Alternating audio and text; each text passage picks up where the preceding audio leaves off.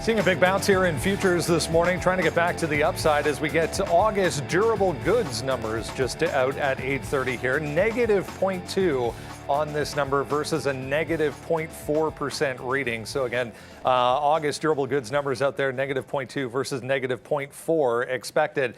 This might be the big one this morning. Coming up a little bit later on, 10 o'clock, we'll get September consumer confidence and new home sales as well. But that consumer confidence number, always a market mover, 104.5 expected. But again, August durable goods there, a little bit better than expected, still downside, but not as bad as initially thought there, coming off pretty ugly close once again yesterday for both the S&P and the Dow, closing at their lowest levels of 2022, if you can believe that. We're bouncing in a big way right across the board this morning as both the 2-year and the 10-year come back to the downside a little bit. U.S. dollar also back to the downside.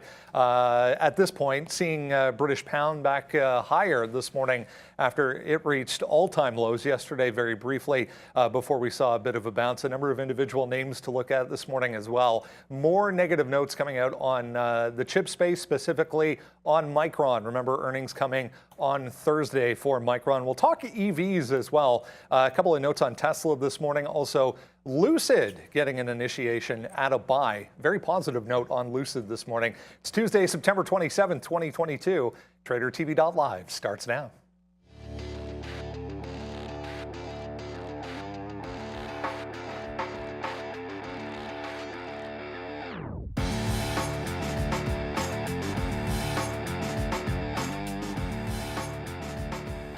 Yeah, finally, a nice board to have a look at here this morning. 1+% right across the entire thing. The S&P, the Dow, and the NASDAQ. It is the NASDAQ leading right now. Off the highs a little bit here, 1.62 still for tech stocks to kick things off. Look at the bottom end. Yeah, good to see as well. Bitcoin 6% right now, Ethereum 5+%. So a lot of the equities related to cryptocurrencies back to the upside this morning as well. Speaking of cryptocurrencies, Fed Chair Powell making some comments this morning in the pre-market here at a digital finance conference related to crypto. So there were a few comments coming across there early on this morning from Fed's Powell, but nothing really moved the market, guys. We're actually holding up quite nicely so far. Yeah, welcome. A little bit of green to start this day. Look, Bitcoin and crypto in general, big moves after market and overnight. So we're back above the 20,000 mark in Bitcoin, in addition to looking at that 5%. I know the markets are trying to rally, but what you did have yesterday was a test of the June lows, some bounces off some major support, and a lot of stock. When we looked at us closing at the close yesterday, a lot of stock actually got to those lows or in front of them, and we haven't breached. So we talk about in bear markets, you can get these sort of relief rallies, and until support breaks, you can get these little bit of bounces. So pretty excited for a few names out there. There's a couple which I'm still probably looking to short some pops in, and some levels that have to be respected in chips, especially with Micron. But yeah, lots booming. I mean, even a runner from yesterday wins right up at that high 69, looking like it wants to take a shot at breaking out. And some of the crypto names are going to get pretty spicy because things like Square, and the Mars and Riots, they all got beaten up pretty bad. So there's some pretty interesting levels to watch from today. If we get a bounce, there's lots of room for those to run. Yo, what's up? Good morning. Congratulations, Playmaker gets a big win from the Dallas Cowboys yesterday. All of our teams now 2-1. So we'll see what happens there. But of course, Bills. I mean, the Bills are still the cream of the crop in that one. I think the Packers and the Cowboys have a chance, but the NFC a lot weaker, of course, than the AFC. But welcome again. Today we are very, very excited to throw down for you one more time. I'm excited because guess what we finally get to do? Finally. Now, is it going to be temporary? Is it going to be temporary? I don't know, but the NASDAQ bumping up nicely right now. The Dow up about 300 points. Oil's up. Everything's starting to go up. So I think maybe today we put the bear away and Benny the Bull. I don't know. We've thought. I think Benny the Bull's already taken somewhere. I think I win, Brendan. Just because we had the conversation. It was like, when is the bull going to turn into a bear? Going to turn into a bull? Now, he said right away. I was like, no, sometime during the opening of the show. So, like, I think I win because the show already started. I mean, it was in the first 30 seconds of me speaking. I don't know the bet. I think he thought you'd sit down and it would turn it before we even got on air. You know what? I think I win, Brendan. I'll give you that one. All right. Either way, Moral it's victory. positive. So a good look, obviously. We got to dust Just make off sure the you're bull, I rebel. think, because it's been a while since the bull has made an appearance, obviously. First segment of the show, guys, brought to you by True Trading Group. As always, shout out to them. QR code on screen. Check them out right now. Let's go have a look at a few things here because it's an interesting look right across the board. Going to be a big day for big tech, obviously, if we get this bounce and sustain this bounce. Very important for big tech to play along. But again, that consumer confidence number coming at 10 a.m. So mark that down. We'll bring that to you live. That one did move the market quite a bit last month. Again, consumer confidence at 10 a.m. But here's all the big ones, guys. Again, the 2-year downside, the 10-year downside this morning, the U.S. dollar also downside, helping this rally out. YouTube page. Yeah. All right. Yeah, we were just discussing the bet and a few other things there as well. But yeah, no, it's nice to see back into rally mode. Look, you're going to get bear, bull traps, things like that when you get these rallies that are going through. Obviously, as volatility continues to be part of the market, you're getting yearly moves or half-yearly moves in one day. Some of these names continue to drop. Like yesterday, what was that drop at the end of the day? I mean, you had Meta drop $2 after just going up $2. Like, it's just some craziness right now in the marketplace. I think you can find pockets of strength and pockets of weakness. I'm going to be interested in trading. I mean, the sticky note has a bunch of names on it, a couple new ones too. We have Lucid on here and Coinbase. You want to talk about crypto as well? I mean, that's nicely done today, up to over 20,000 and still trying to go right here for crypto. Oh, come on, chart. Load. Okay, now, whenever I pull the chart over here, it freezes a little bit there. But here we go right now, 20,300. This is, of course, just a minute chart, so it's nicely above 20,000. I mean, it's only over there by a little bit, but still, on the 1-hour chart, it's a nice bump up, nice support there at 19,000 just happening. A lot of barcoding here, so if this was a trade, sure, you get that breakout at about 19.5 right now. So if we zoom back a little bit here, and we just check out what's happened the last couple of days, crypto right now at this next barcoded level of 20,500. So, you get above that, then yeah, maybe we do test 22 back up to that 23 wick high that was just put on about 2 weeks ago or so when everyone was super excited about crypto. And then the fall comes down like the rest of the world and like the NASDAQ and oil and everything comes right back down. And then now you're getting a nice little bump up here for Bitcoin and Ethereum as well. Ethereum back to 14. So there is some nice little resistance here, but we'll see if it can take down 20,400 and then of course 20,500. So whether or not you draw those lines exactly, it is what it is. You just got to sort of play the momentum in crypto. I don't want to pick specific prices. If you sat there and traded crypto the same way we did here in the market, then maybe a different story. But we're going to just look at Coinbase for that reason. I put down here, let's see what Coinbase does around this 64 mark. So that was the high yesterday afternoon before we had that dump off where pretty much all stocks retreated right back to their day's low, which I was like, that's not a good sign. But then I guess maybe it is because today you're back up here right at that new high there for Coinbase of 66 bucks. Obviously, it's not a new high, but just what we made yesterday before that move back down. So I'm going to sit here, try to trade Coinbase. I'm already bidding. It's lower, right? I'm bidding down here at 64.20, kind of right here in the middle of this range yesterday. We'll see if it can hold that. And then if it doesn't hold 64, we can get out of the way. But you don't want to go to the exact penny, so maybe you level down a little bit, 63.50, something like that. But I like Coinbase today. It hasn't been on my radar in a bit. I did not pay for shorts, but we didn't have to yesterday. So hopefully today we don't as well. But I do want to look long on Coinbase. And if I traded it a couple days ago and it was actually pretty good. It was to the short side though. Let's see if we can pick something up on any weakness. A pullback down in the NASDAQ should pull back down Coinbase, should pull back down BTC a little bit. So we're going to sit there and try to pick some of that up as we're hunting for shorts in AMD. We're trying to go long again in Apple.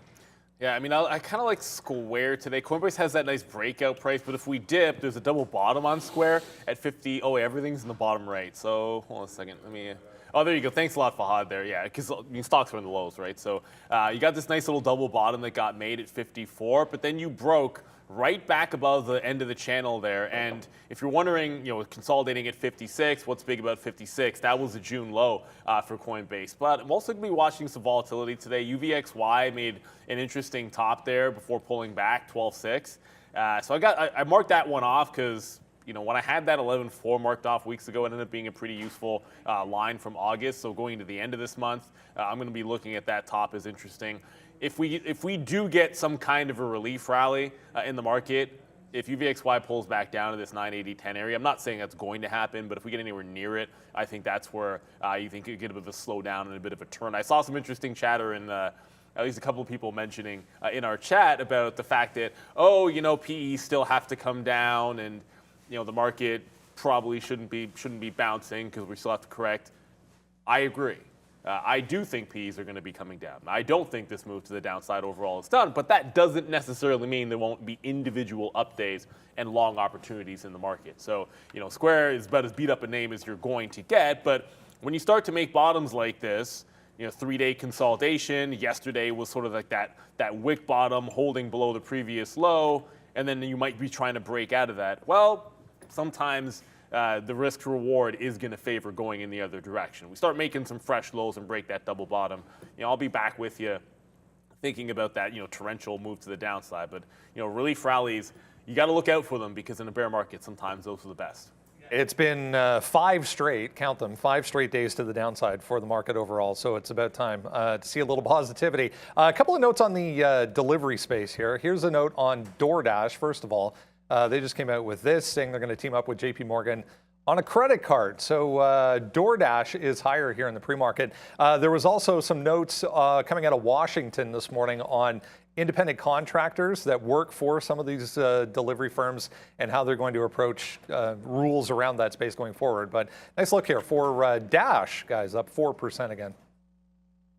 Yeah, I saw that note about them creating that credit card. Obviously, the more money they can get from their consumers, the better it's going to be. But DoorDash, yeah, another one of those names has been hit, and it's at its, I don't know, is it at its 52? Come on, I think it's at its 52-week low anyways. Right now, DoorDash, it just continues to be pretty nasty. Wow, what another stock that absolutely eroded away shareholder value. I mean, like, this was a $250 name. It's now down to $50 as DoorDash just continues to get beat down over and over and over again every single day with no relief in sight.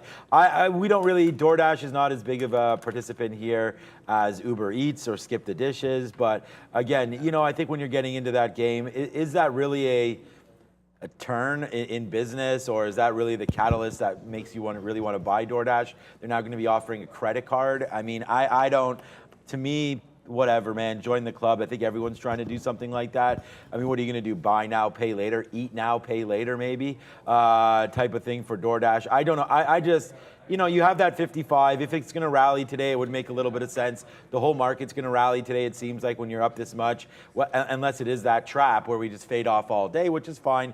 I just don't think that's a needle mover for DoorDash. And again, I don't know much about the business, but you're up 3.69%. Just seems like a lot. I wouldn't necessarily fade it. It's only done a whopping 7,000 shares right now, so very hard to gain, really where this stock wants to go. If you're looking at a 20-minute chart, though, you are starting to break higher. So a break above 54 right there gives you back the last 3 days. So at least there's something there. Break above 54 on DoorDash. For me, I'd rather short that price. But again, I don't, I'm not too familiar with this business or anything about this. But to me, I mean, honestly, man, I don't think that it's a big deal here. They're teaming up with JP Morgan, who is also at their 52-week lows right now. It was yesterday at 104, 105, but bumping up a bit, yesterday was 106, that 106 bottom right there, 105.90, a nice little bump up in JP Morgan. I don't think this is, like I said, this doesn't move the needle for either one of these companies for me today, but it's DoorDash. I'd rather look at Uber. I mean, I think Uber is a much better name. There's way more coverage on this name. It's something that a lot of traders like to trade. It has good volatility. With no news today, it's already done 100,000 shares. This is what Uber looks like on a daily. The reason why I'm interested in this one, it had such a nice move off this bottom 2022. So it kind of got going before a lot of the other names got going. It made its move up to $32, $34 there. So I think in a world where we're reopened, where travel becomes better, where there's more ordering in due to more people traveling, like, I know that doesn't sound like, it's just, when businesses are traveling and things like that, you have bigger budgets, possibly more travel in cabs, more food being ordered. I like Uber down here. I think it's got to go a little further, but Uber breaking the 50 period might be a nice little pickup to buy. The bottom here, 2022. You're at 27 now. I don't think it's the end of the world if you bought some Uber shares. Yeah, I'm just sort of looking at a few numbers on DoorDash. It still looks pretty expensive. I guess 3.5 times at their sales. 20 billion is still the market cap on DoorDash, and they're doing like south of 6 in sales. You're not making money. That's going to be a tough one to get behind. I see the logic of breaks the channel, go to the upside, but I also look at the June low. Like this broke its June low, was a double bottom here at 57, and I look at that like it needs to get out of that channel. Like you have other stocks which are holding those lows, which I think is a better base of support. This breaks out, and I'd almost be looking back up to 57 and say, hey, if DoorDash gets to 57, maybe there's some consolidation and it could slow down and run into a sell. I mean, Uber, I love that look because this was one of the ones like right at the end of the day yesterday. We were looking at least I was looking at some of the names that got beaten up and what was falling more than the rest and made those big bottoms on volume. Not everything did more volume at at that close there, but Uber broke those lows, broke 27, and now you've got yourself a wick bottom at that same 27. Like it's rounding out into a bit of a break. I just felt like it was a more convincing bottom on Uber. And overall, I mean, I'm not going to pretend like, there we go. I have to hit it twice for that daily chart to go. But overall, I'm not going to pretend like it's a super strong chart, but things that didn't break the lows or didn't get to those lows are a little bit more enticing to me. And this has a chance to reclaim a higher low today above that 27, maybe rally that 50 period. So just a little bit, I think it's a little bit better of a look than a DoorDash today. But now that it's on my radar, if DoorDash got to 57, heck, that looks like a pretty interesting short up there. Yeah, here's that note I was mentioning from Washington coming out this morning from the Department of Labor. This is not the first time, obviously, we've heard this chatter coming from them, but the Department of Labor going to look at how independent contractors are dealt with, I guess, in the giga world, and whether or not they should, in fact, be independent contractors or actual employees with benefits. So again, not the first time they've had that conversation. JP Morgan, the latest to gang up on Micron here ahead of earnings coming up on Thursday. Chips have been weak for a couple of weeks here, but JP Morgan, the latest to jump on the back of Micron, guys. Yeah, Micron, look, as long as it's below that 50-60 level that we're identifying yesterday, and it gave you that spike at the open, pop and fade, couldn't quite get through it. It broke the floor. You're still in the bottom of the channel, and because of the negative catalyst, I know we're looking at a lot of names that have a chance to break this out and probably looking for some relief longs to be short, but as long as we're holding below that 50-60, they do still have to report. No one's really expecting it to be good. If it wasn't for that hang over its head this week, I think maybe I'd be looking for a little bit more of a long, but if we're below that number and we test it again, I'll take my shot. Got to get it close to that. I wouldn't short it now because you're 67, like 60 cents away. That risk to reward doesn't make sense. But if it actually pops up, test that 540 to 560 area, get the same curl that we did yesterday, I'd be looking for the short in Micron. And the other end of that coin, I think there could be some long opportunities in some of the other names out there, whether or not it's your NVIDIAs of the world. This one looks interesting at about that one. It's at 125 right now. I don't know that if you see the double bottom, you probably don't like it at that 122. So I would look more to where it had this little consolidation at 24s. But my first look is going to be pop and fade on the chips until they break out. That's going to be Micron and the other one, Intel, because I made that mistake before on getting away from sort of shorting Intel, and it gave that spike right into 27.75 where it broke down on Friday. Until those levels break, 27.25, 27.75, 50.60, those two names, Micron and Intel, I still want to be on the short side of them, just given the way that these have been trading. You still want to think there can be some longs today, but those particular names, and Micron in particular, until those earnings come through, I want to look to short in front of support. All right, we'll dap it up a little bit here. We take a little bit out there on a third out of Lucid. These are for the sticky note players out there that went long off that note there. So 1460, we talked about being long in the pre-market. There it is right there, out 74 for Lucid. So bless you for all the sticky note players out there. You already know what's going to be coming up right now. There's Lucid. We talked about being long in the pre-market right here, long in pre already. So hopefully you guys did that. And if you're with me, I took a little bit out let's wait to see what does happen there. But I like AMD. It's been weak every single morning pretty much for the last little while. It's been weak early in the day. Let's look to fade any sort of a rally on AMD. So because we're here in the chip space, let's look over here quickly. You have that 69 level, which is the one that I'm talking about here, right here. So 69, that bottom there is 69.50, 69.30 or so. We've ticked up to around that 69 mark. You're only at 68 now, so I'm going to start to short around 69 if I can get it, and then basically use 69 as an out early, and then, if it turns out that we're right about that level there for 69, then, we can get back in or play the long on a break. So let's just wait to see what happens here for AMD, but I really like it. Yesterday, we traded it a lot. There we had the long early. This was the day before. I always trade this stock, obviously. So we had the short, then we had the long, then we ticked that short right there at 69. So this is the short that I'm looking for again right here. That was yesterday, right there, 68.75. Everything, like I said, things were starting to cruise, and then at about 3 o'clock, we've just got crushed down to the 52-week lows again for AMD. Now that you're up, I kind of call bullshit on this one.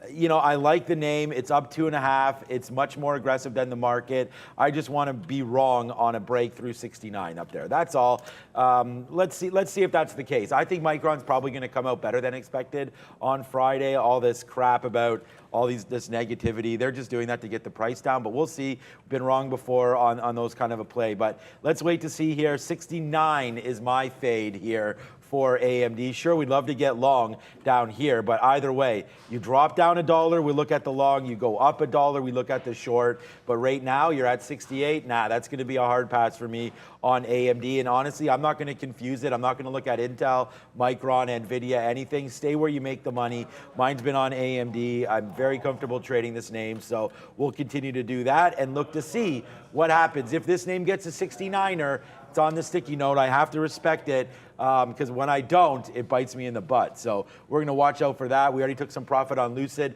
Next target for Lucid is going to be near that $15 mark. So we're long at $14.60. We just took a piece out right there. That's a third. That gives us cover back here to $14.25. We are going to talk about Lucid, so I'm going to stop doing that right now. A few other things of note here. AMC, guys, up 4.8% right now in the pre-market. Nice look for them coming off that preferred share note from yesterday, obviously on the APE side. There's also ARC, I saw, popped up about 4% here early on as well. CNBC was tweeting that Kathy Wood was supposed to be on this morning, apparently, so just a heads up. There's also this name, which is an ARC name as well. CRISPR up on an FDA note saying they're going to agree to a rolling review of their blood disorder therapy for CRISPR. So light volume on that, but worth a note. Hertz as well, new EV charging deal for Hertz with BP announced this morning. Again, pretty light volume, but keep those in your back pocket as well. Here's a look at some analyst moves for you this morning. Some travel names on here to the upside. It's been a while. Hyatt, 3.6% higher. Here's Snapchat, Lennar, PepsiCo. Keurig, I saw, was doing some volume in the pre-market as well in the downgrade. Domino's, State Street, nothing too exciting, guys, on the downside. Oh, not really. Interesting downgrade for Domino's Pizza. I like Pepsi, but probably not a trading vehicle. Snap's interesting, to be sure. I want to make one note, because when you mentioned AMC up that 5%, and I'm going to make this slight adjustment for myself when I'm trading. Ape's up 10, and it's a matter of when looking at how these two have moved in relation to each other since these Ape shares have come online. And yes, I understand they're going to be diluting them, but the up move's just a little bit more violent in Ape. And that's just the reality. Yesterday, when AMC was going, Ape went and continued and broke out the high. So I think this is one on the up days, or at least when it's strong, this is going to be the one to go for. And then if you're looking for down days, I think that's going to be still in AMC. So I think that's just an adjustment that I want to make, because when I was looking at the reversal, it's like maybe I'll give up the shorts in AMC. Ape continued to go, and eventually it came back downside, but just got to respect the upside that Ape has been putting in here. Like, it broke out at 360, got another 10% to the upside, and tempt fate by flipping. Oh, there you go. Whereas AMC in that same moment attempted the breakout. It got from 85 into $7.85, that is, into $8. And then when that reversed, you can sort of see the relative weakness that AMC's put in there. So yeah, it's up right now, that 5, but I know which one I would prefer if I'm looking for longs, and it's likely to be APE. I understand it mostly means AMC has more room to run to the upside, but the proof's in the pudding. This was another one of those names that was, there were a few names that were weak going into the close. I don't know how many charts were as clean and straight to the downside as AMC was. So this one really did stand out for how weak it was yesterday. Could mean that there's a bit of a bottom that got made here at 7 even, but that just makes the appeal of a break possibly on APE a little better. Yeah, I didn't really look at APE or AMC. Yesterday was a great trade for AMC, and unfortunately, I even paid for the shorts and didn't do anything about it when we broke through that 750 area. Now you're just making a move again to the downside for AMC, down to that 680. Yesterday was completely nasty. Now you're making that move back up. I always think that you want to fade past levels, so that 750, it's not going to look good on a daily chart, but it's right there, that little bottom there. So I think if you can get anywhere near the 760 today, probably an initial try for a fade. But like I said, I haven't been looking at AMC or APE for a while. We've just been sort of sticking with what we've been doing. We're on a kind of a great heater the last couple days, so we're going to keep doing that. Just stick with the plan. But yeah, AMC yesterday was missed at that 750. We paid for the shorts. We looked back on it at the end of the day and was like, oh my God, what have we done here?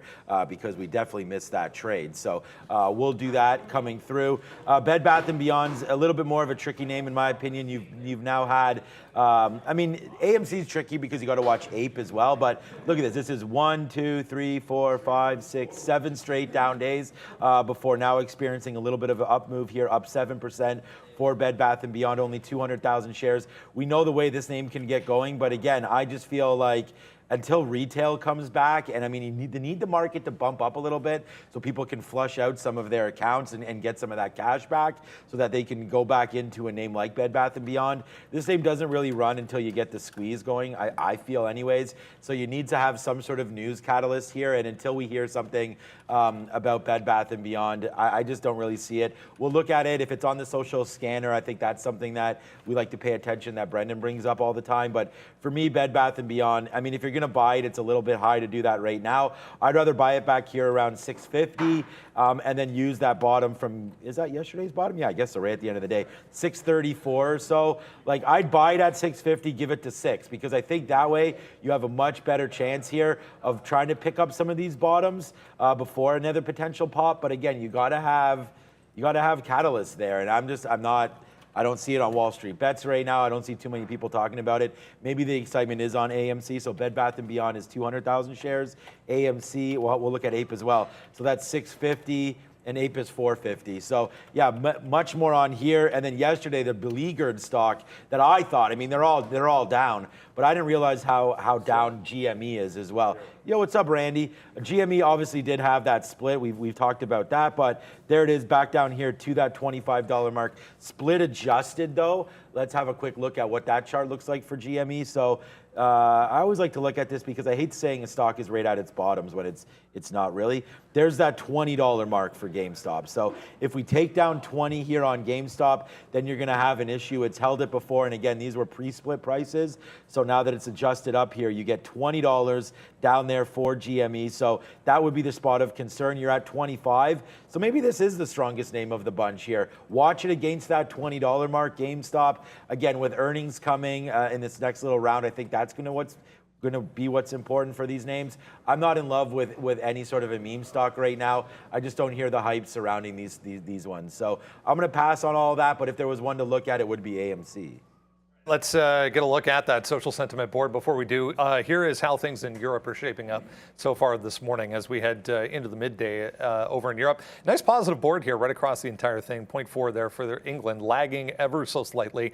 Everything else, Spain as well, almost break even, 0.15. Everything else nicely higher on the day following what happened over in Asia. Also a positive day for the APAC region, but nice bounce anyways for some of those. Here it is, the social sentiment board for your pre-market viewing.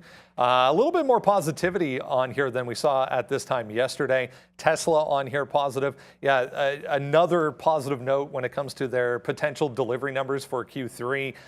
Ape on here as well to the upside after what happened yesterday. That's Rumble. I know it's tough to see, but RUM back on here upside. Mara on here. We'll touch on some of the crypto names in a little more depth coming up. APRN, AQST, HKD, and Apple at the top. DWAC as well back to the upside today after a negative note yesterday. There's AMC, obviously, SPY, AVCT as well to the downside, to name a few. At AVCT, it seems like it's there almost every single day. I know a lot of people are looking at that one. Also, this ATXI, bit of a mover. I know there's some chatter on social media moving ATXI. Remember they had the reverse split. I think it was Trader Pratt, and actually I took a trade myself when it was like 50 cents, but it was during the midday show when it was trying to break out, and then they did the reverse. I want to say it was 15. It's like 50 cents to 77, 50, I don't know, it's something along those lines. But it's on the move once again. Sometimes these things just sort of level off for a couple of days. It gets some sentiment behind it, whether on social media or otherwise, bouncing off this 350. I just think it has trouble. $6 makes some sense to me. I think it has trouble getting through or to that $7 level to the upside. I'm going to see what the price is on some locates for this one. But the volume picking up pretty heavily here in the pre-market.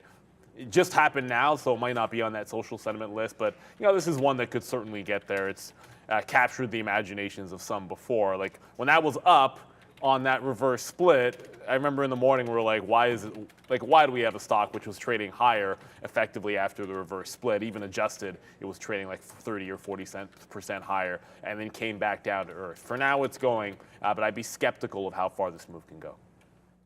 All right, just booking a guest for tomorrow's show. I'm not going to announce it until it's confirmed, but we should be able to get something pretty interesting for tomorrow. So I will just send this email right there. Okay, good. So that should be fun. All right, I thought you mentioned Apple a little bit, didn't you there, Brendan? Yeah, okay, so that's right. Okay, so that is what it was. Okay, so right here, look, the market can't go anywhere unless Apple goes with it. We know about that. Look at this dip down in the NASDAQ right now, though. It's a nice little fade back in. Yesterday, Apple was the #1 profit name here, and it's just going to continue to be looked at by me. I mean, yesterday we hit this long. We actually waited for it to make this bottom down there at 150. We actually hit it on a 151 break, plus we had some bids down here at 150 supporting that. So we actually had this move yesterday. Our best out was 153 when we broke that 50 period. We talked about that, so it was a beautiful move to the upside before getting faded pretty much all day. And then you get that late day bump, and then that end of day sort of move back down to 150 again. I thought that was a horrible move back in yesterday, but at the same time, look where we stopped. We stopped pretty much at every stock's day low. So we have another clear view here of what Apple wants to do, and I think it wants to support that 150. If it doesn't, you don't even have to hold it too far against you. That's 149.50 was yesterday's bottom, so that happened real early. But look at the move that happened early in Apple yesterday. So like yesterday at this time, you're cruising around 150.50, right? It drops $1 before ripping up. And we focused on the long yesterday, okay? So remember, it dipped down $1, we waited for it, then hit the long. So if I'm gonna look at this again today, it's very, very similar move, right? So here's Apple cruising around here. You could drop down $1, which brings us into the same area of 152-ish, right?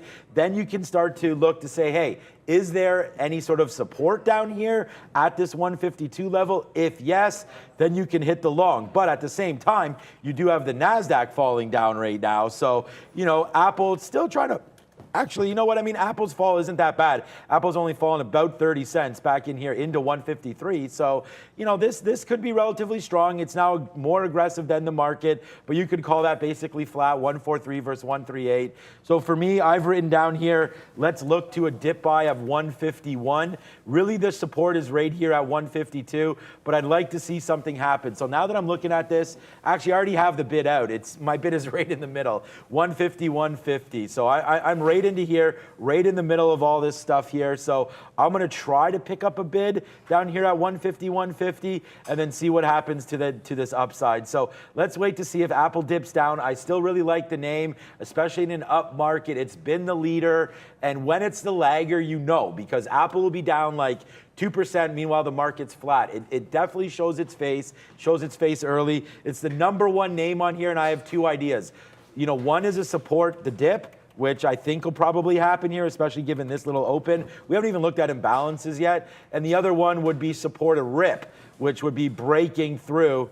That's good. Yeah, support the dip and the rip. So right there, if we break through 154, which is the high basically from yesterday. I mean, we got up there. We got to 153.50, but I'm looking at a 154 break there on Apple as well. So just like we hit 151 yesterday, we'll see about hitting 154 today, but the market's got to be screaming for that one. So that's it, man. I really like Apple. We will talk about AMD. We did that a little bit. Lucid, we're already in, and I sort of did a Coinbase talk already. So my four names are getting ready to be locked and loaded.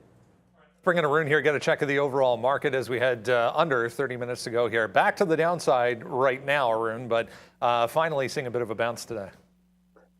Bounce, we were so close to that. Well, not so close, but we were definitely looking like we were going to take a look at those June lows there around 36.40. Now we never went below 36.60 by any by meaningful means. So here we are coming back up into the top end of the area that we kind of bounced off yesterday, that 25.30. I was looking at 25 yesterday, but that range extended a little bit, 25 to 30.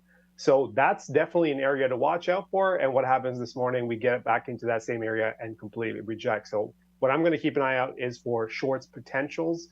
I want to see how this sell-off or this little drop from the 20s handles itself in maybe the low evens, so 05 going into the evens. If we can't really get a bounce going, I'm going to start looking for shorts here. And we're going to use 40 as the top.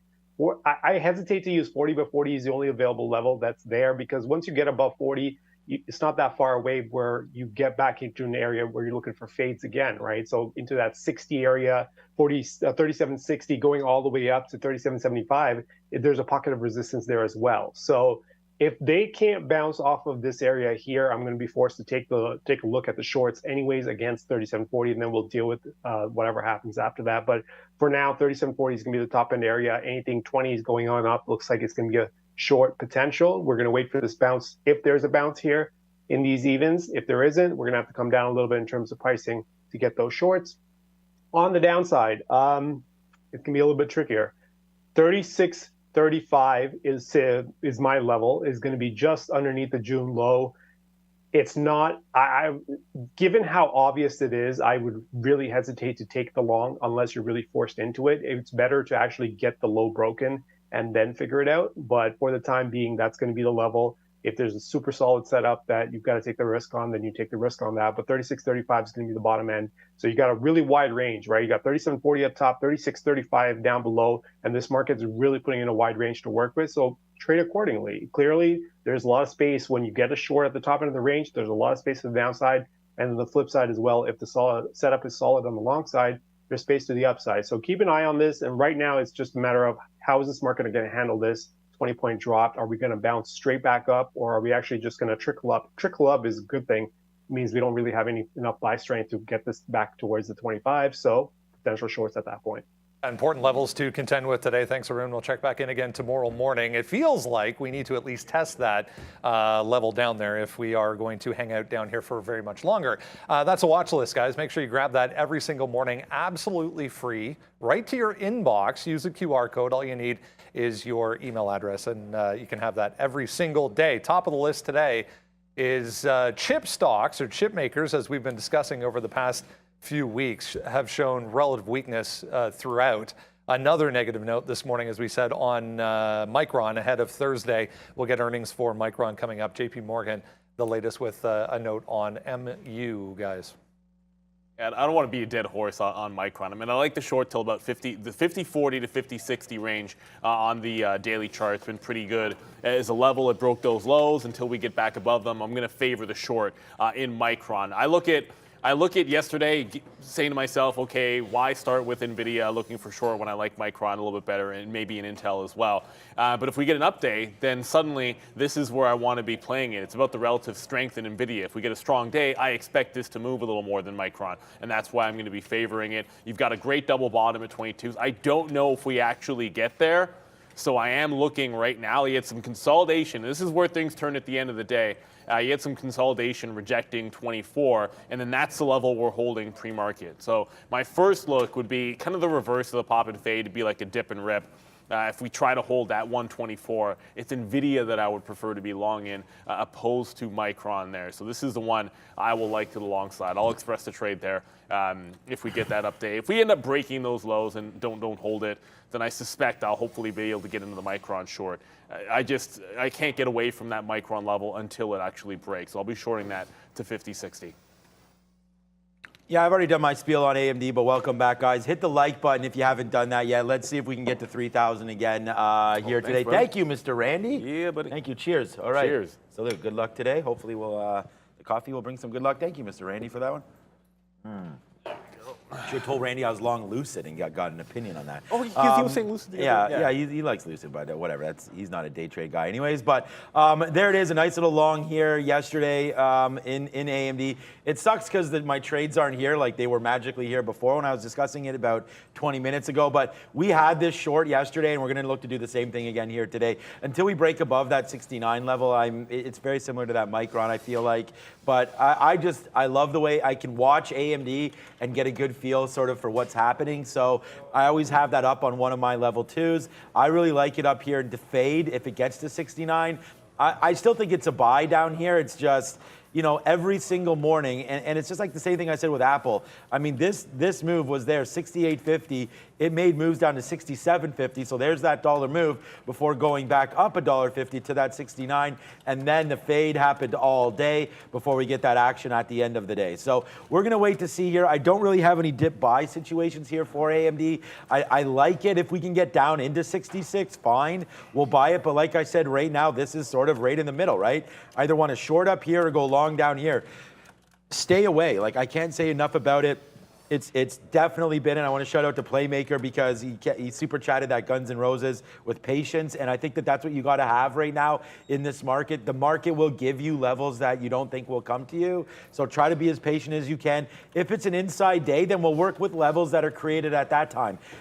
Like 67 could form out to be the bottom, and if it is, that's fine. It's just right now, I'm not seeing that as a bottom. I'm seeing something more around 66.50, so on a move back down, do I want to get long this name in front of 66? Sure. And now that I'm looking at this, I mean, the market's up today. If we do get a dip down here in AMD, I find that it'd be really silly anyways, I would think, that it takes 66 bottom here, especially if the market stays where it is right now. So, yeah, I think this actually makes a little bit of sense. Let's put a bid around this 66.50 area. So, again, $1.50 higher. We're already waiting for the short at 68.80. So I'm already waiting at this level right here to get short, just like we did yesterday, basically to the penny. So if we can do that, we'll get out if it takes 69, and then we'll figure that out. So that's that. We'll wait for 69, and then we'll also try to buy down here around 66.50 or so. So these are some key levels for me. I'm going to be sitting there waiting, and yeah.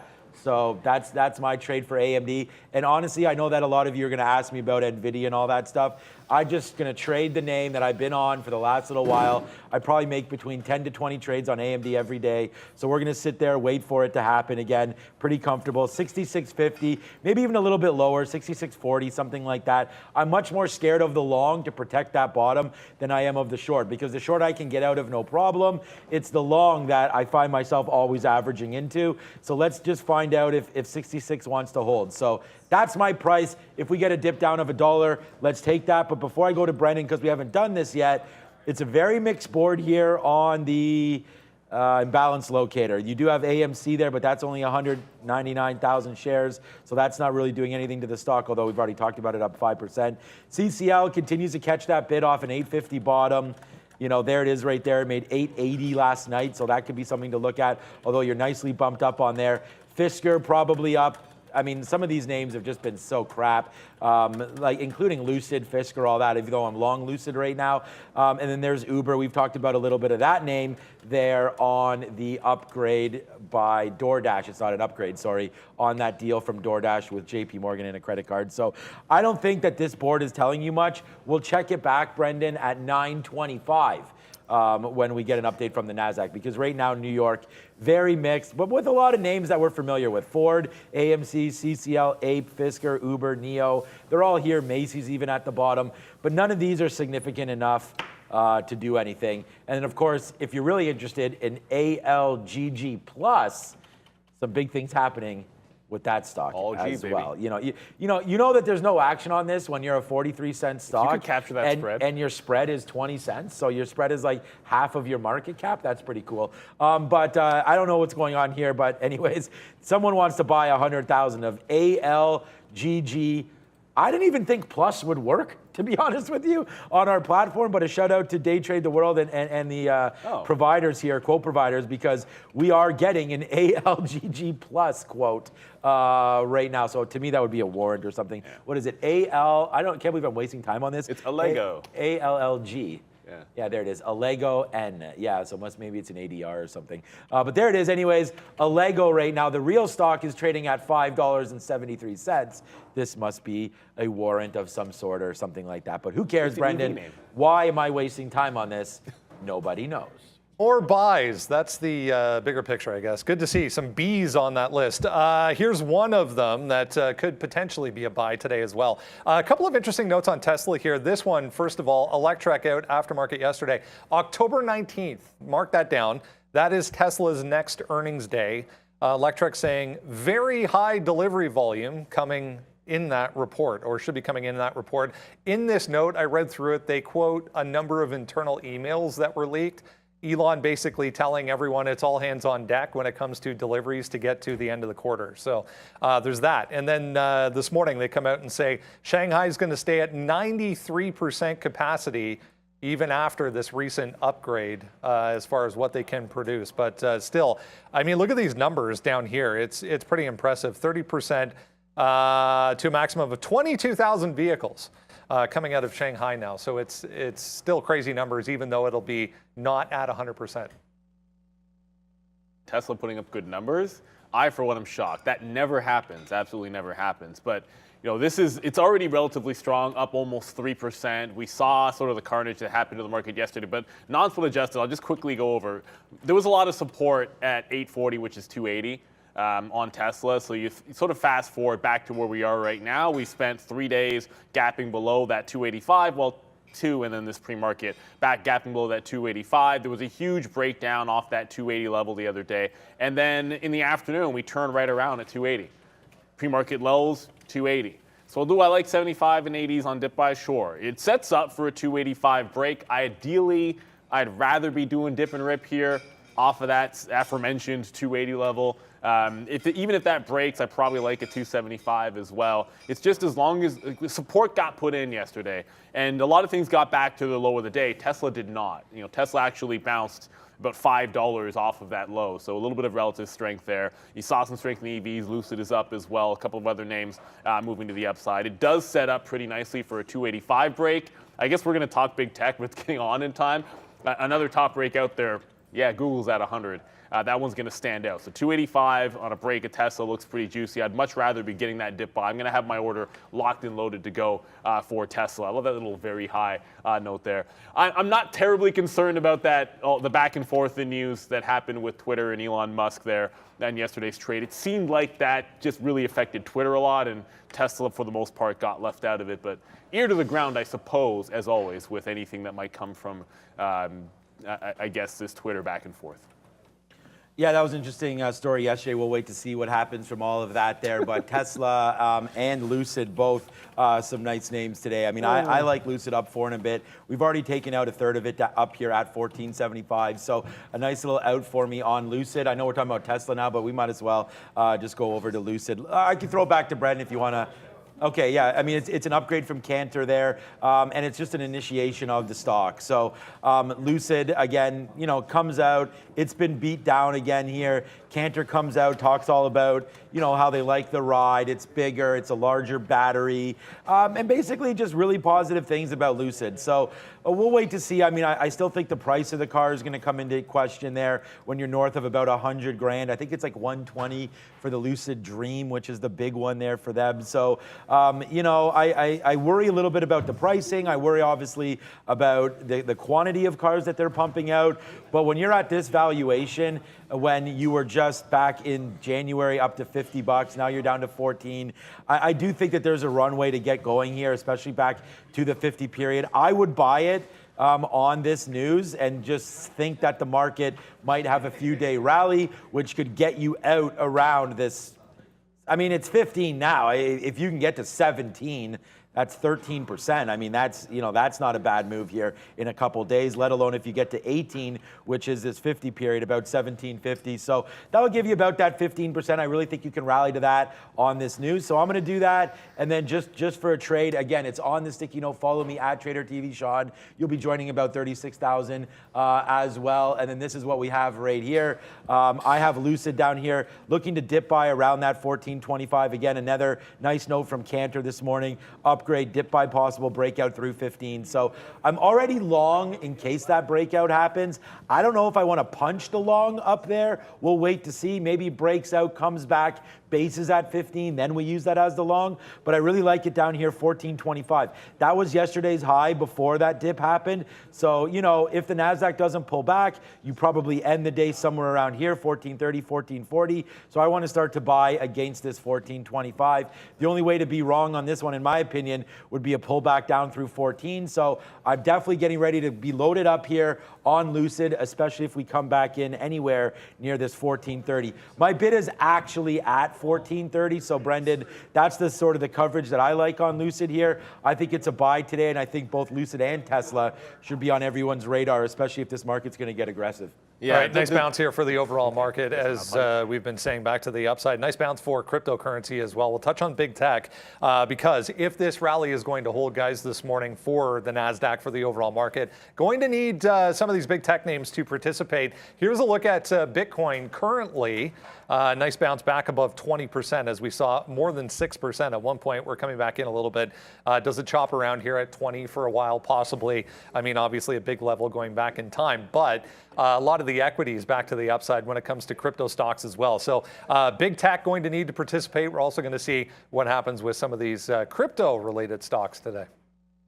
Yeah, the only thing I was going to add to Lucid is I'm only looking dip buys in some of these names. I didn't see a clean breakout. It had a channel. It had a big channel, 1390 to 1425. I think that's the area I want to buy in front of the top of that. And if it breaks it, then I want to look at another shot inside the channel. But in terms of big tech, I mentioned that Google was getting to that $100 level. This is it in the pre-market. I think that's going to stand out. It might be a little bit crowded when it gets there. But look, we like even dollar breaks around here. It's actually fading a little bit more than some of the other names which are at the top. So once again, Google some relative weakness, but it's got a great 98 floor on it. It manages to hold up for a couple of days, Friday and yesterday included. So I kind of look at that as a possible bottom here if we do get a bit of a dip. I like Square, Block I should say, which is still on the New York. I've already hit enter, so I have to hit it again. I like Block as a name that has a lot of room to run to the upside. Got the double bottom at 54. On the daily, that previous low at 56 is exactly what you're challenging now. So, at the open, if we can break out from 56, I mean, just to yesterday's high, you've got $1 to $1.50 worth of room to the upside, and then maybe a tight stop in that 50-50 range. If we do fall first, I want to give this one some room to be able to get down and test that double bottom on Block here. I know it's that 3% to the upside already. It's just what's happened to this name. Nice consolidation, but this has been, a lot of things have been a straight arrow to the downside without much of a significant update. So I'm starting to favor the idea that if you do get a nice little update here, you could easily see $4 or $5 out of Square, maybe get back to that 60 level. So I like that one at the open through that 56, give it to about 55.5. Coinbase has a breakout as well. I just like looking at Block. PayPal's another one you can maybe look at. I just think there's more volatility potential here in Square. Yeah, I mean, Square's a great name to trade. I think you can even buy some Square for the longer term. I think you might be in a little bit of a trap today to be buying positions for longer term. I feel like you could still come down. I mean, I've been talking about price earnings for a very, very long time. We got the earnings last Q. It wasn't the greatest. Sent some stocks, wielding down to the downside. I think you're going to get that again this time around, especially with a name like Coinbase. There's no way in hell I'd be adding this to my portfolio. I would much rather just buy crypto, and that could be a complete disaster as well. Wow, Rob. Do not mess with the bull. As you know, what do they say? You mess with the bull, you get the horns. Is that what they say there? But we'll wait to see here. He almost knocked the bull over. If that would have fallen over, that could have been like he jinxed the market. That's what I'm saying. That could have been an omen right there. He also got like some wood clippings on them. Yeah, if the market goes down to and you guys are long, I'll send you Rob's personal information and you guys can figure all that out. But right now, so if Coinbase does fall back down again, it's on the sticky note today. I like the name down here too. I'm already bidding Coinbase, but I'm not bidding until 64.20 or so right into here. So if we can get Coinbase down here to 64.20, 64.30, and then use a little bit of a bottom spot here of 64 flat, I think that could definitely come into play. So, watch out for Coinbase. If you take 64, I think you could give it a little bit more room, maybe to 63.50 or so. But again, if you're going to watch Coinbase, you definitely want to watch Bitcoin, which right now is falling back a little bit. I just want to look. We only have a couple minutes to go here, so I'll zoom in and just make this real quick. We just bounced off that 20,400 area to make a move down basically to 20,100. So I'd be a little careful here. Crypto's pulled back all the way almost to some of these levels that we talked about earlier. So watch out. You're trying to hold 20,100. If that breaks, probably coming back down here to 20. I mean, it's only $100 away at that point. So I would say you definitely want to be on watch here down to 20,000 for Bitcoin. So if that does happen and hold, I feel like Coinbase should also hold down here. So I'm looking at 63, 64 for a buy in Coinbase. That's where my order is. If we get long, I'll be, what I'll be like? I'll act all surprised, like, oh my God, I'm long Coinbase. And then we'll deal with it at that point. So 64 break. I'll probably put my stop in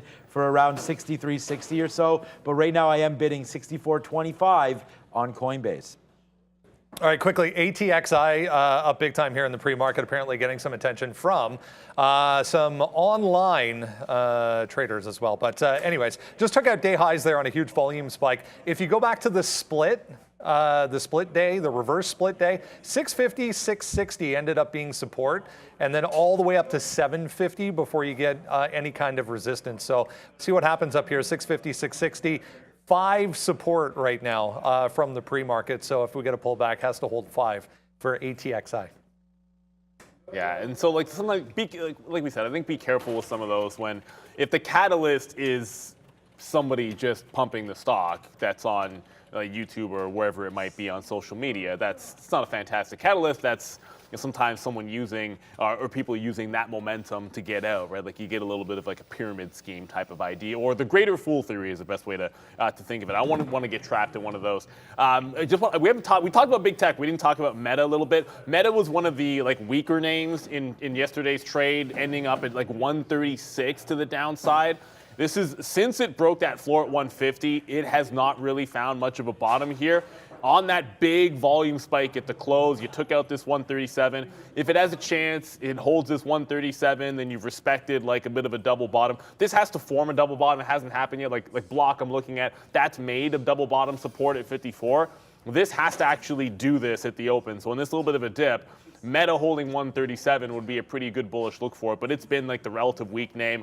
If it pops, because it's been the relatively weak name, I'm not going to ignore the 142, not just because I like the number 42, but yesterday's high, go back into Friday at the open, a couple of days in a row rejected that price. So if we get to 142, I would be looking for a shot at a curl trade in Meta. But look, I still think it's pretty interesting if it can hold that 137. At some point, if you do get a relief rally, some names have a little more to go than others. This would be on that radar, and it looks like it might be testing that 137. So that does hold at the open. There could be some longs in there, but this has been the weakest name. I need to see strength first. I see Meta, it's sort of grinding back down. Only now 1% to the upside. I see Tesla, it's holding near those highs. So some relative strength over here in Tesla, to be sure, and some other names as well. Here comes that, already starting to come down to that 137. It's going to test it right away at the open, Meta. Yeah, I'm going to look at a new name too. We only got, here, let's look. I mean, the NASDAQ must have came out as sell, so we'll just leave that really quickly here.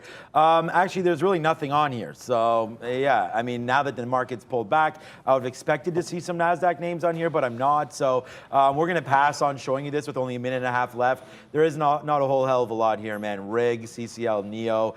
Pretty basic for the day with buys. Looks like more buys than sells. The only sells we have is PHK and some VYGG plus. So I'm not going to go on a little rant about those plus names again. Okay, so another name that we've been trading a lot recently is going to be Amazon. Yesterday we kind of flipped over to some longs on Amazon. We had some good trading.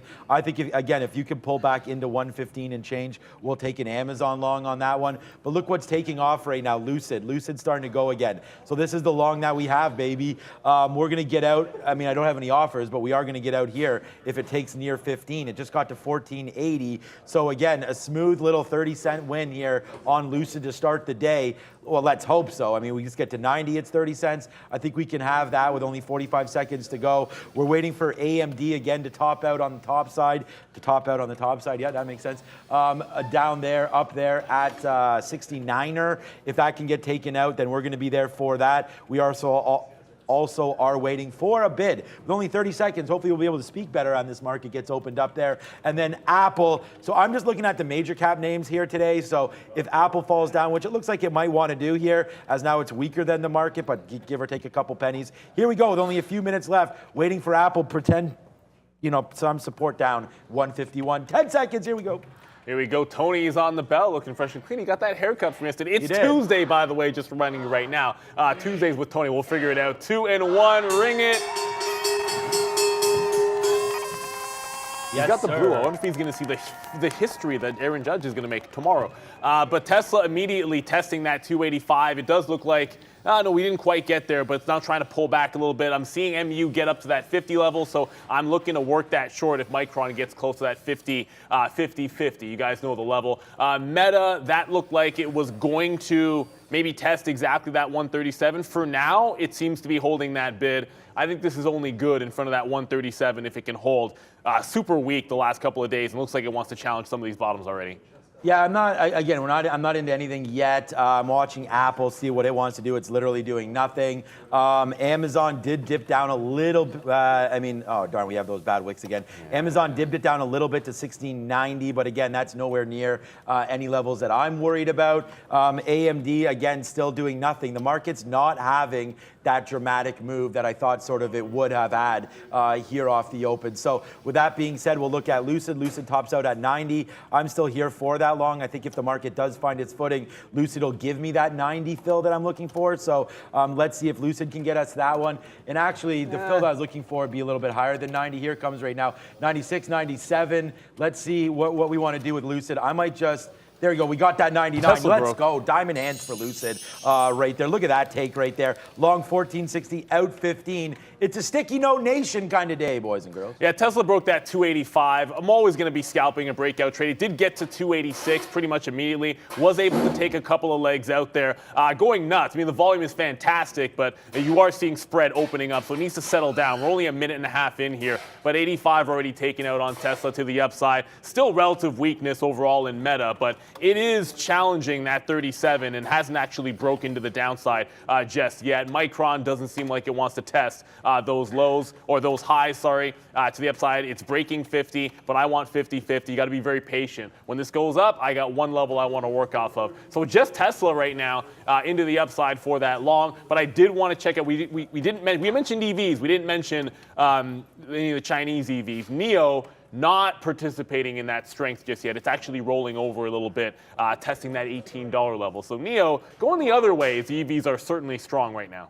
152. Yeah, I was just looking at Apple here. I want to play that breakthrough 154, but I'd also like to get longer if it does pull back down, right? So a couple names to look at here. So we'll try to buy some quarters on Apple if it does dip down back to 153 quarters right now. Not unfortunately, just nothing's really happening. We do have a huge breakout right now on Lucid. So yeah, buddy, we're going to do a little bit of dancing on that one. We're just going to go 1 for 1 so far today, as nothing else is really hitting, man. Microsoft upside as well. Everything's just cruising right now. I think the most likely trade for me is going to be Apple. I mean, yeah, that's a good call. Let's see Coinbase.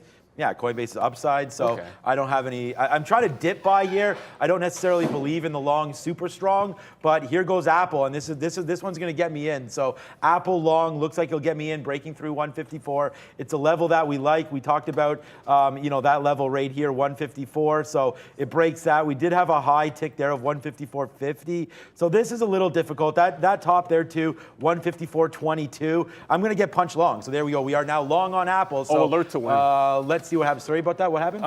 Alert to win. I mean, I set myself an alert because Win got to 69 yesterday and rejected. I was shorting it off of that 69 level, but again, it's about to test the top. I probably just jinxed it because it looked like it was imminently breaking 69 even, and then the second I go to it, it's gonna decide it wants to have to fade a little bit here. So it gets above that 69. I put my stop in, but that's a value of sort of having alerts, double top. This was up like significantly in yesterday's trade, super strong name. As I went over there, Meta might have just done the dip. It never got to 137 even. 137.50, it looks like it wants to bounce up there. So I found myself only in Tesla, partly because I expect these crypto names to move. This is block at the open. I mean, it's just, 50 cents inside the range and no breakout? That's not what I was expecting. I thought we'd get some more movement out of some of these crypto-related names. A bit of a disappointment. Tesla's still in the money a buck, so that's at least working. NEO, I think, still bucking that trend. And looks like I'm getting very close to getting that Micron trade. It'll be Meta that'll frustrate me. Square just finally broke to the top, but Meta came real close to that 137, now breaking the upside. I'm not chasing that long, but finally, Block decides it wants to move. Yeah, we're, again, so we just got out of a little bit of shares there on Apple because we did make that move. Our best outs, our minimum outs are 14s and 13s. So here we go. Give me that 19. There we go. We get a 19 as well on Apple as that's really starting to get going here. Now back up to the upside. We talked about this, man. Pick your poison. Stay with me over here. Like you're looking at some of these sticky note levels. Please, guys. Like there's Lucid. We've already hit that huge long on Lucid. And then there's the Apple 154 break. I mean, if you're just going to make one trade, that Apple trade right here is good enough. And I know that you guys probably trading it in options. I know it's a little expensive for me. Price is not an issue on any of these stocks. It's more just an issue for risk. So just be careful there if you are trading Apple. We talked about that 154 break, so maybe you have 154 calls. It's now nicely moving to the upside. I think you can get, now that I'm looking at this, like on a 20-minute chart, these highs right there is just 154.50. So I feel like, that might be a spot. Not that we're going to turn around, but that could be a spot to look at here. So I'm actually out of a third now of Apple as we just got into the 20s there. So my target really is 154.50 to get out a few more of that. AMD's trying to go as well, making that move to 69. So I don't know if I want to short AMD and long Apple. That doesn't make much sense, but we will try AMD up near that 69 level. Yeah, pretty clean to the upside already. We finally got that break at 56 on Block since the open. It wasn't even open. That's a problem on the NYSE. The second it opened up, the stock opened up and there was an opening print, we got the break at 56. It's already headed halfway to that 57 mark. I think there's room to run. I want to be engaged in some dip buying if we get a chance to do so. So Square working, Tesla working. I got my first entry into Micron because it wants to test higher. Always talk about being patient, allow it to come to your level. This was the curl yesterday. We break out from here. I want no part of this short, but I said I'd be short this at these prices and these prices alone. And this was a name I'd pick on. Brendo? A tough week for some of the Chinese names. Here's Pinduoduo, guys. Still not a red candle on a 3-minute chart since the open here. PDD straight higher, up 5% after what happened going back to last month as well. Very strong so far. Yeah, wow, okay. Yeah, we're just talking about Square taking forever to open as well. Okay, so another name to look at there. Let's just go back to Coinbase, see what that's doing. Still 66.70, not much. We're still waiting for Apple to go as well. AMD, Apple, Coinbase. Let's check on Amazon quickly. I see that ATXI or AXTI 683. Is that halted? AXTI is because it's not. No, it's just not moving right now. So no, that's not the right name. Is it AXTI? ATXI, I thought. Yeah, I typed in ATX. I didn't find it. ATX. ATXI. There it is. Okay, so yeah, this is the right name. Up 10 million shares, still trying to go right now for ATXI, up to 650, still trying to go. This is a name that could easily halt. Big time movement here. You've seen 750 before, so let's watch out for that level here. For ATXI, still trying to move as we're waiting out for Apple, waiting for AMD to get a little bit more spicy as well. But there's a nice little name on the NYSE American for you guys today. ATXI starting to run a bit. Yeah, and there you go. You guys probably heard it. That's right. My allergies are killing me. They're doing some work here next to me. So always trying to improve the show. Always trying to improve the show by getting some rocket chips here.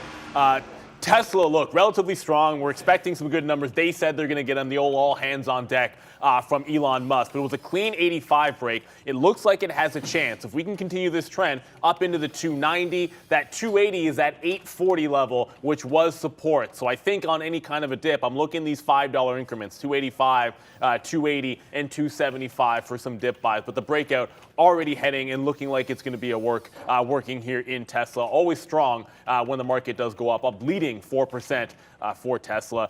Just coming back over to what is not going to end up, well, I shouldn't say that just yet because it hasn't actually run my stop on Micron, but it's very close. It looks like shorting this one might not work out. I do have my stop above that 50-60. I like to give it usually a few shekels, 5 to 10 cents. I don't know why our position board's not on there. I guess the next fill we get, it'll update. But if we do break out from here, I have to give up on Micron. I guess the next fill that we take, it'll show up. But Micron's trying to head up. We did wait patiently to be able to get that first spike in and not short it right away. But this looks super strong.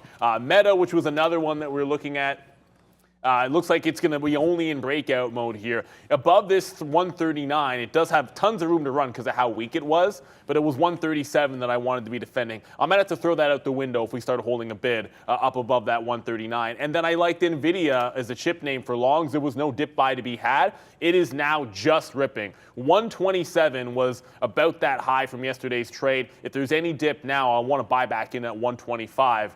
Otherwise, could just be looking at a break on NVIDIA pretty clean here. All right. I mean, I'm just sitting here literally just watching Apple do exactly that damn thing that we thought it would do. Apple with a nice move to the upside right here. We just got another piece out. I mean, it's right at that 40 level. So, yeah, we're really hitting this name pretty hard and pretty good here the last couple of days. So there goes Apple again, putting us right, close enough to our day goal here on 2 trades. I mean, look at Lucid right now. 1 trade in, 1460, boom. Nice little move to the upside for Lucid. We're now in the money on this name 3%, right? So nice little move up, although it's up 8%. We were in down here when it was up 4. So a nice little move there for Lucid as that continues to go. Apple continuing to make dreams, not nightmares, turn into reality right now. So nice little move for Apple. Give me those 46s. There it is. Another out for us. There's the 154 long. We triggered that obviously on our sticky note, and it's going to continue to work here for us as now Apple, wow, holy shoot, man. Apple is just leading this whole damn market to the upside. There we go. Get excited, Brad. Here we go, man. A nice little move to that upside as you take down that 60. Man, we're smoking one today, man. The money's coming out here. It's a nice trade for us on Apple. Let's see if it can hold these highs. We are now in about 40% of this trade still here on Apple as we took some out at 50. That was our target. It went right to it. What's up, Beat? Early halt here, guys, for Livewire. I mentioned this late in the day yesterday. Harley-Davidson's EV division, remember? Livewire done a deal. Deal is done, I should say, with the SPAC. So LVWR just halted upside on volatility. And I do remember that. And look, always watch out for, we get those early rallies on those SPACs when the deal gets announced, and I think sometimes they can end up being fades to sell that news. I did trigger into NVIDIA on the break of 27. It's not the dip buy, so it's a relatively tight stop when taking a breakout trade and chasing it a bit up. Micron, no, it did not stop out there. So as I get that quick in and out, trying to take that break, Micron actually holds up and rejects breaking through that recent high. Tesla's still going, but I got to show you the targets out here. Like 290 is where we closed on Friday. I like that 290 level for an ultimate target. It's a couple bucks in the money. Block as well, dragging higher. It's having some trouble getting through 57. I think this could be an interesting line in the sand for Block. Got to respect that. And Meta starting to show some weakness as it comes back into the downside. That 137, I think that's the only level I want to respect. Meta not as strong as the overall market. It's actually lagging by about 0.4%. But Tesla and Square, those ones all good. I want to add Meta, but it has to be off 137. I'm not chasing that one up. It's been relatively weak. And then we're 15 cents away from Alphabet and 100. So, the market's breaking higher. Alphabet's trying to get going. It just has yet to break that magic 100 number. Yeah, 138 for Meta is a pretty key level there. You're above 138 now. You're at 138.70 and change. We did take out another piece there when we broke through 50 on Apple, but I mean now I just don't want to give back some of the money that we already have in place here for Apple. But the market should continue its highs here and make new highs. Is what I was going to get to here. 115. I mean that's a big move back up, man. You're up 2% now in the Nasdaq. Imagine if we were down 2%, the kind of stuff that we'd be screaming about. So we'll take another piece out right now on Apple. It's the upside doesn't get celebrated enough, so maybe we do fade out a little bit here. Lucid has pulled back nicely. That was 15.15 there as the high for Lucid. So we'll pull back the chart and figure out where there's a new dip buy opportunity for Lucid. But let's go over to Brennan and see what's up. A couple things. Fed's Bullard making some comments currently, guys, so just watch the market again. We get consumer confidence coming up at 10 a.m. Bring that to you live. Here's DoorDash as well, 4.5%. Big volume spike through 53 there as we take out day highs, guys, on Dash. Yeah, I remember that Dash used to be short. I mean, I can't get my eyes away from Google because it's just sitting here 99.90 right into that 100 on a dime, and it's just holding this channel. You can see in the pre-market, it just kept touching 100 rejection for the greater part of the entire pre-market session that we were on. So this break is going to be spicy when it does come in, and Meta is just, it just continues to show relative weakness, but that 137 is still going to have to be respected. If it holds that, I think fair enough, it can be a good long. Micron still seems to want to hold out. It does not want to break hard. My stop is in. I've got the short on. It's the only short that I'm in right now. If it wants to hold these highs, fair enough. But you got to have an out because this market does seem to want to head into that upside. Checking back in, I mean, Tesla's flying, Lucid's flying, NIO's still dying. Still, it just broke that 18 level to the downside. It looks like the Chinese EVs aren't running with the rest of them. No, not running with the bulls. Okay, so yeah, we turned over our bear into a bull, so that was a good move today as we've sent the markets up. When we turned that thing over, man, the markets were up about 1.3, 1.4, up 2% right now. And Apple, we only have those two trades so far today, Lucid and Apple, but they're both huge. And we just got another piece out when it went back to the upside there. So we're getting lighter on Apple. Now, unfortunately, we only have 25% of our position left on Apple. It could break back down below. We are going to try to respect some of these levels if it does break. Unfortunately, we're looking to get short on AMD. That can come through too. 153.50 for Apple there is definitely a spot that we want to look at. That's the 200 period coming into play again here. 152.60. There's the 50 period at 153.50. Plus you got VWAP. So I'm going to try to buy some 153.50s here on Apple. We're giving a little bit back on this long, but still we captured it out. We gave our target at 154.50, so that's already come and hit. So good trade there for us with Apple, but I want to wait for this 153.50 to come in. So that's going to be my load up spot. I like Meta up there or down there to 137, but we've already sort of talked about that. And then we just missed it. We're trying to get short at 80 on AMD. So again, 68.80. Here it comes for AMD. We're going to take a little bit of a short and then get out if it breaks through 69. So well-structured trade here for me on AMD. There's 69 right there. So if we break above this on the 20-minute, then we're going to get out. But right now, AMD, we're just going to watch it. I feel like I might miss this trade a little bit because maybe we should be short right now. Let's give it a little bit of room. See if the market wants to go back up. Let's be patient and wait for 68.80 on AMD. Patience sometimes creates opportunity. So let's wait. Hopefully we don't miss it, but we're going to try it here, 68.80 for AMD. Yeah, and that ATXI just looking, that was so close. I almost processed the wrong short because there's AXTI and ATXI. Make sure you don't get them mixed up there. So thankfully, we do have that. You have to confirm when you pay for locates. Otherwise, I would have just paid for the wrong one. It's still halted, indicating a flat open. When it does open up, this was the level that I was interested in. It's like, oh, if it gets to 7, I think it has some trouble in here. Didn't really like it to jump in front of the sword right away, but I'm going to get involved in this one if we do get that. Yeah, just open back up. Oh, not going to be really quick here, but just open back up above 7 even. Looks like it wants to challenge these highs that were made on that split, reverse split, obviously. Oh, it's going to halt at 780, so hands off. Forget about that. Looks like it's going to halt. I don't want to be shorting if it's going immediately to an upward halt. I'm not going to go long up here either. I'm going to be looking for the fade on the second reopen, but I do have to pay for those locates. Tesla getting real close to that 290 mark. Going to have to slap a trail at some point. About $3 in the money now. It continues to run. Super strong name here in Tesla. However, Google 100, I mean, like, the market continues to scream, and Google continues, or Alphabet continues to reject that 100 level. A lot of times, the first thing I'd be looking for is just fade in front of it then, Neil. Why not go short and scalp it, which I have not been looking to do because I've been looking for those longs. You're going to have me convinced if it doesn't want to break when the market goes, then I'm going to take a shot at it. If I can get something tight to 100 where I'm only risking 10, 15 cents, I can always reverse into the long if, in fact, 100 does break. But, yeah, Alphabet doesn't want to go.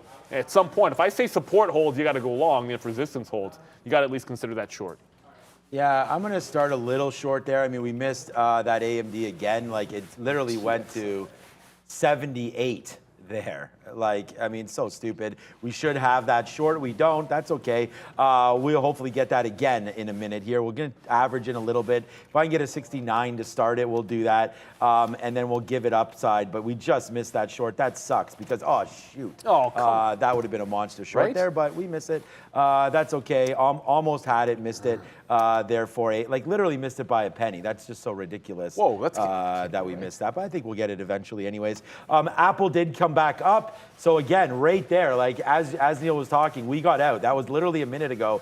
154.48 or so, we got out as Apple made that move to the upside. So we got out of another piece. So here we, as if AMD, you gotta like, be kidding me. As if that happens there. Like, we actually were going to put on shares there, obviously, as that was the call. Oh, that should be 50 cents in the money now on AMD, but we don't have it. So we're going to look to average into Apple down here. We're getting pretty close to that one. Don't tell me I'm going to miss this by a little bit. But there we go. Apple coming in, Meta coming in now as well. So we've got a couple plays happening right in front of our face on this move down. Meta, new position long. Let's see if we can dap this one up.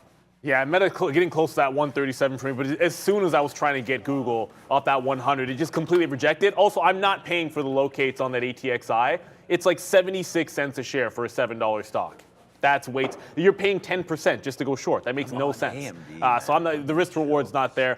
Bit of a curl already starting to happen. You saw with the market coming back in, so I got my first legs out on Micron down here. I'll take some out in front of 50 because yesterday it held this channel for the majority of the open. You can sort of see, like, when it started to break down, it held the consolidation until about 11 o'clock when it fell down. So I want to make sure I'm rinsing and repeating inside the range and then giving it some chance to work back into the downside. The market is starting to come in heavily here. I'm looking still for some support in block. If it can hold these lows, pre-market lows, that's where I'd like to reload. I still have a piece of it. And Meta, 137, is now on the bid. Was that Brendan?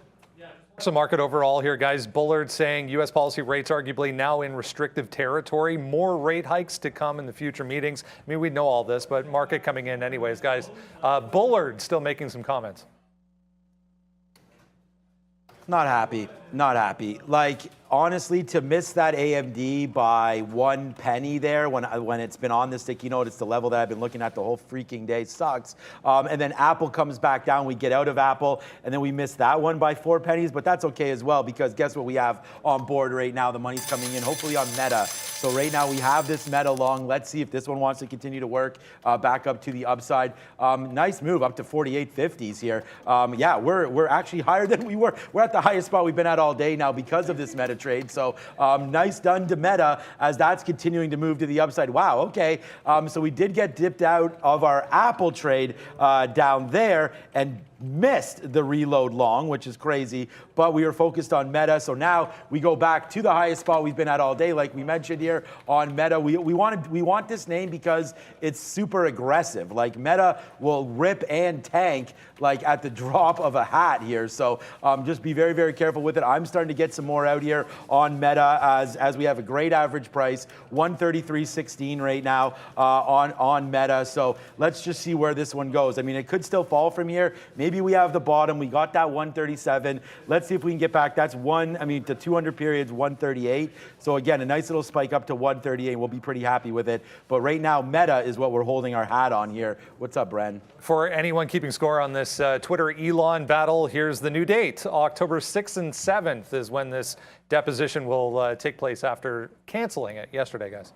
Definitely good to know. I mean, we'll keep our ear to the ground. I said have to if I'm going to trade some Tesla there, but Tesla coming back to the upside, back to $2 in the money. Missed a dip buy there because, like we said all morning, looking for that 137 on Meta. It bounced exactly off of it at about 06 on the way back up, grabbed it. I'm going to work some out in front of 138 to be sure. Got to take your profit and run where you get a chance. Google, look, I feel like this is going to turn into a fade for me on Alphabet. It keeps going back and forth. You know what I'm talking about. I think this is going to turn into a fade for me. If we pop back up, we don't break 100, I'm just shorting. Alphabet to short as long as it's below that 100. It needs to break that level for me to get excited. So as we pop back up, I will wait very patiently for this to give me that entry into the short side of the trade. It just feels like that one should be on the short side. NEO here, man, I'm telling you, it just continues to flounder. Continues to go down. I mean, even when the market was going up, this thing could make a bit of a bounce. I got to look for some shorts in NEO. I'm going to look at that 18 level. If we can bounce back up to 18, I'll look to short off the pre-market lows. But all kinds of weakness being shown here in NIO, despite the fact that you're seeing relative strength in Teslas of the world. And I got to respect the fact that if we don't get through those highs, Tesla's probably going to have trouble at these highs. So I'm going to look for that 288. Do not want to give this one back up by getting greedy. In a bear market, don't get greedy with your longs. Pay yourself out when you get the chance, especially when the market shows some signs. I should cancel that one first. Shows some signs of rejecting these highs. So if we're rejecting the highs, fair enough. I can get out of Tesla, and then if the market goes higher, there's always further breakouts and dip buys to be had. The day is just still young. Man, that's hilarious. I just got out of my Apple short there that I wanted. Or I wanted that as we got into the position and just missed that buy. But Neil's 100% right. Let's go, man. The money is just spitting out here on Meta. So you got to take your profits when they're there. I agree with that. So let's take another piece out at 69. I mean, just a monster winner here. So pretty happy with it. Again, we upped our shares on this Meta play. We waited for that 137. So it's a nice trade for me. We're just getting, I mean, again, I don't know. Like, I don't know where this market's going to go. So let's just keep on getting out of some of these shares here for Meta, not Apple. For Meta is what we want to do and get out of there. So now we're short a little bit into Apple against that 153.80 there. I don't know if that's going to be the right play or not, but we're going to just keep on trying to get out more and more of this Meta. Meta went all the way up to 137.80 there. We talked about that 138 level. Maybe that's going to be a play to coming through. Unfortunately, though, look where AMD goes again. Like, I got to pay attention, man. That went to 67 when we're waiting for 78 right there on the upside. But we did just take a little bit of an Apple short there. Let's just take a piece out. It's back down here at 50. We'll take a piece out, and there it goes back up to the upside. I'd rather this market rip because really it's Meta that I have on board. But if Apple wants to fade out a little bit, we're going to short this one against 154. But I still like Apple here. It's just I'm in a small position. Let's see if we could just scalp it out quickly. I'd rather watch Meta go to the upside and then wait for AMD to do a dance as well. So right now we're good, man. We're at the highest spot all day. Let's just keep that momentum going and throw it back over to Brennan and see if there's some more news on something. Big pop in oil here, guys, on significant volume. These are the futures, so huge volume coming into the futures for oil. Russia apparently going to propose that OPEC cut its production by 1 million barrels a day at their next meeting, so that caused that spike there. got to watch Oxy because there was some levels that came into play that I think got ran away from. I didn't get into it. But the ES just put a wick high. You'll see me now out of Tesla. I think there's going to be some reentry points for some of these names, but you got a wick top on the ES and now testing back toward the low. So I want to make sure paying self out. It is getting close to 10 o'clock where I love reevaluating some of the ideas at that time and then working back into them. I always felt that Block had a little bit more room to run. And look, it put a wick bottom as well. But you know the way I prefer to try to get into these things is allow it to test the low and on the way back up. So on the way back up, I try to get some more shares of Block. It did not go. I do not need this turning into a false break. If it can't get back above this 56.30 and hold a bid, then suddenly you've got a false breakout on Block and you're trapping longs, and I still have a piece of this pie. So if it breaks the lows, want to get out. If it can hold that bottom, I want to wait until there's a bit of a curl. The short idea I liked, obviously Micron's going to start coming back in and working as the market is going to be falling, and I need to find something else, which Neil's not giving me that entry point just yet. And of course, Alphabet doesn't seem to want to spike anywhere close to that 100 either. So a couple of ideas I like to the short side, but I do not want to be chasing them shorting on the lows of the day. Not when we're range bound at the open. Like the first half an hour has been inside the range. So shorting it at the lows of the day, not really my cup of tea. I feel like that's a good way to get burned. All right, yeah, we're definitely not shorting anything right now. I mean, we have a small trade on Apple, but again, it was more just like, let's just see if this wants to take 154 again.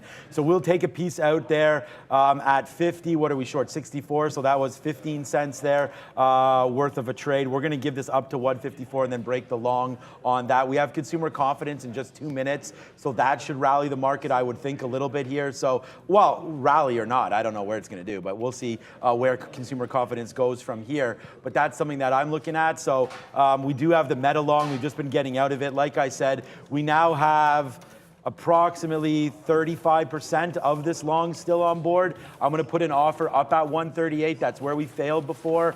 So let's put an offer there in the mid 80s for this name. I mean, those are our best outs up here is 80. So we'll see if we can get that here with only a minute 15 left. We'll see where that one wants to go.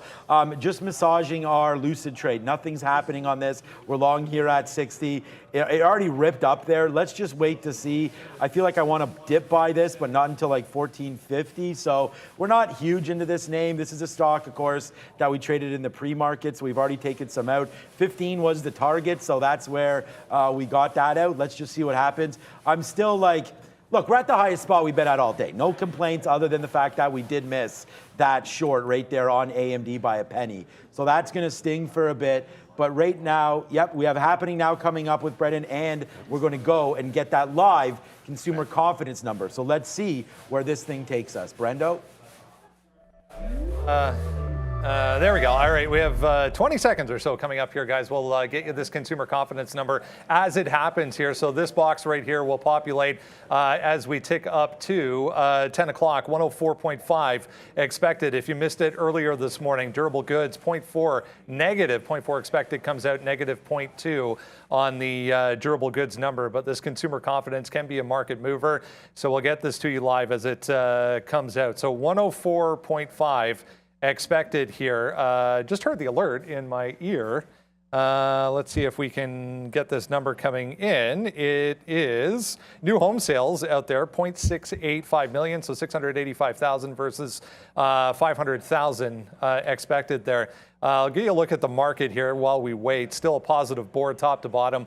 1% for the S&P, 1.4 for the NASDAQ, 1.5 to 1.8 the Russell and small caps. There it is, 108, so higher than expected. 104.5 expected, comes in 108 on that consumer confidence, guys. Let's have a look at a few things we were discussing pre-market. If you joined us, Tesla. Yeah, Electrek saying very high delivery models or delivery volume expected this quarter for Tesla. Apple, big tech, needs to lead this market higher if it's going to. And Micron on another downgrade. There's a look at Tesla downside, 3.5% still higher on the day. And Micron, guys, coming back to the downside as well. Back over to you. And the market's angry at this. Yeah, I don't know why the market doesn't really like this, but it doesn't matter, man. You don't want to fight the Fed, fight the market. All of these little innuendos stay true here today. But we're going to go long. We did get triggered in to our position here on Apple. So we'll take a little bit out on this as it starts to go back up to the upside for Apple. We were able to get a nice print. No, we didn't. We actually missed that print on Meta. I thought I got that on Meta, but I didn't.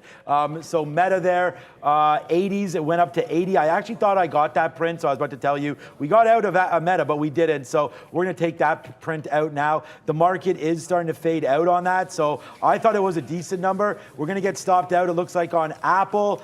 Maybe not. Our long is right here, 153.30. So, you know, if Apple gets stopped out, then we are stopped out. And we're going to wait to see, though. That number, never a good idea to trade around economic numbers. It's just this fell into us here on Apple. So that's, you know, our level was sitting there. We talked about that price. There it is. There's the break. You stay disciplined, and you get out when it breaks lower. So Apple breaks lower, fine by me. We got out on that one as it's just touching some of these levels. This is a game changer, right? Yeah. We talked about that consumer confidence would be that key. So let's see where we go now on the market. It looks like it's a lot lower. Meta trying to break that 130. Meta's all good, man. If this breaks, fine. We don't really lose anything on it. Meta's been a great long. That's why we're really light on it. There's the out on Meta. So 15-cent hit, we're able to absorb that. Let's see about getting back into some of these longs. Apple needs to take a little bit higher, though. Let's get it back above 153 before we go long. Yeah, my Meta didn't quite trigger there. I mean, I didn't put it exactly at the even dollars. I 10 cents lower, but I got to get to this one because you know it's going to happen. You always know that there's going to be a bit of a rug pull. I just went to see what the price of locates were on ATXI on the last halt because it approached 10 even. Forget about it. It opened up and immediately into a downward halt. So I think there's a chance like maybe it'll support that original halt price at 7 even, but it'll be open volatility halt. So you give it another couple of minutes, it'll be back open at 10.05, and then you can see if there's a bit of a dip. But that 7 level, that's going to be the big one. Watch out for this ATXI. Going to be a wild one, but always watch out for these pumps, because usually, eventually, they dump. It's just funny that what a rug pull. It's just funny because like that AMD, guys, that was crazy because we just missed that short, which would now just be like cash money. New home sales plus 28%, so that's good. Consumer confidence 108 versus 103. So this is one of those situations where good news is bad news because, again, if these were all horrible, then it makes the Fed less likely to raise, right? So with these numbers being good, the Fed's going to like pat themselves on the back and think everything is all good again, but it's not. So let's wait to see what happens there. Meta retaking 137. Some of these dip buys might be in at some point here. I think I'm going to try Meta one more time. Yeah, at least, well, two things first. One, that'll obviously mean that the short of Micron is going to pay off because if you're in a short when that just happened, I mean, the market spiked down. It's going to be to your benefit, but always wait and be patient for the levels because that came so close to breaking out of our target area but not doing so. The only long I got left on is going to oddly enough be Block, right? So Block just bounced off that pre-market low. Let's see if it can get back to VWAP. Clearly, we've had a bit of a seed change there in the market. I'll pay myself into VWAP. If we get back up to that 56 area, it's going to be worth taking some profit on this name. We just reclaimed 3,700 on the ES. Broke down below 3,700, reclaimed to the downside, I should say, but we're not really breaking below some of the overnight lows, let alone getting to where we were yesterday. But those get taken out, and the rug pull could be ongoing. It was a good thing we got out of Tesla. I was just sort of looking at it. It's like we're barcoding. If it's going to go higher, then there's always the next breakout on Tesla and rinse and repeat. Now it's challenging that 285 again. So sometimes you got to take the profit and run, move on to the next. Alphabet, obviously this one headed down. We're not going to see that 100 anytime soon. Should have just immediately jumped in and shorted it, but I was really just looking for those breakouts. This one obviously just never came. And NEO, if you want to short the pop, then the stock actually has to move up a little bit for you to be able to get short. This is almost red on the session. As the EVs started flying, this has continued to drop. And Pinduoduo, which was, that was like the cat's meow. That's a horrible saying.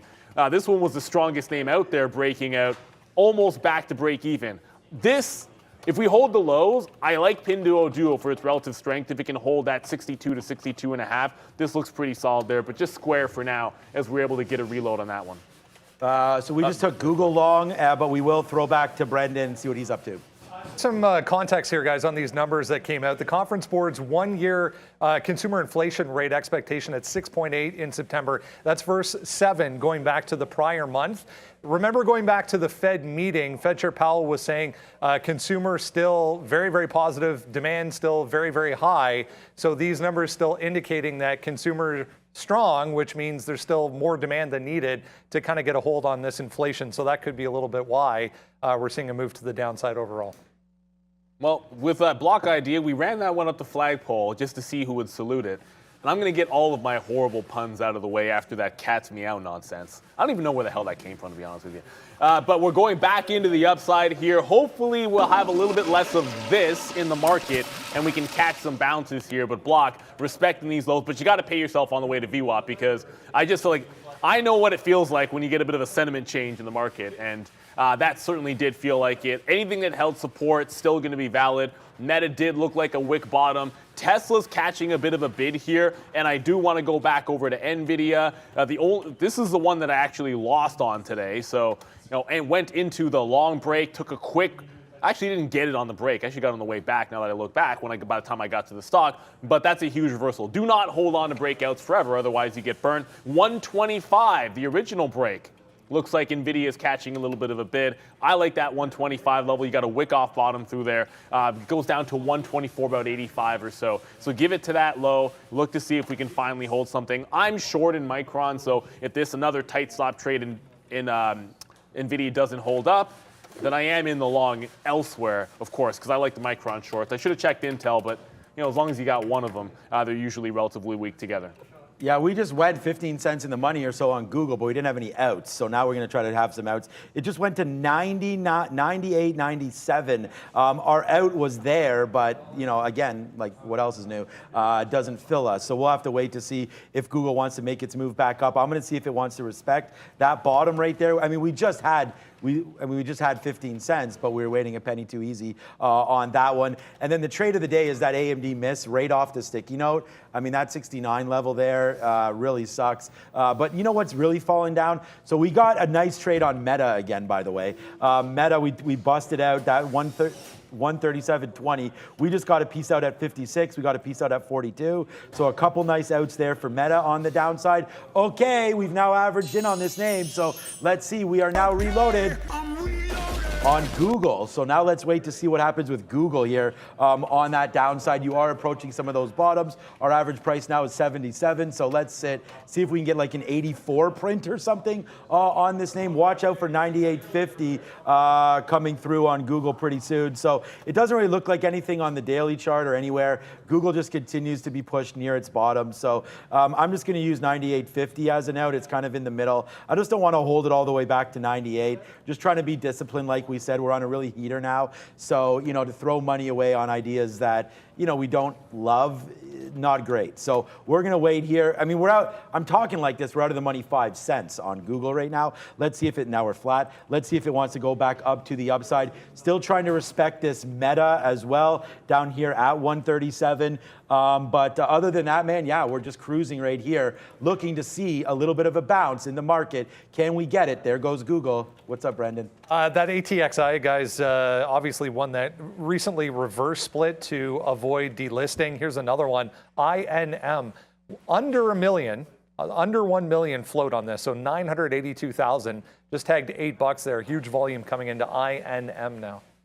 Yeah, and that ATXI, a 10-minute halt, obviously. When it doesn't open up within the 5, and it obviously means it's a 10-minute halt. You never know which one it's going to be, to be honest with you. NVIDIA, which I just got into, I had to zoom in because we have some crazy wicks on that chart. On the way to VWAP, I want to pay myself out because, look, you just broke or tested the overnight lows on the ES. So I think there is a chance that you could have another one of those flush days. So any long bounce, you want to make sure you're participating, but also paying yourself off as a day trader. If we do get this spike, and why am I waiting a couple of cents higher? Give me a break.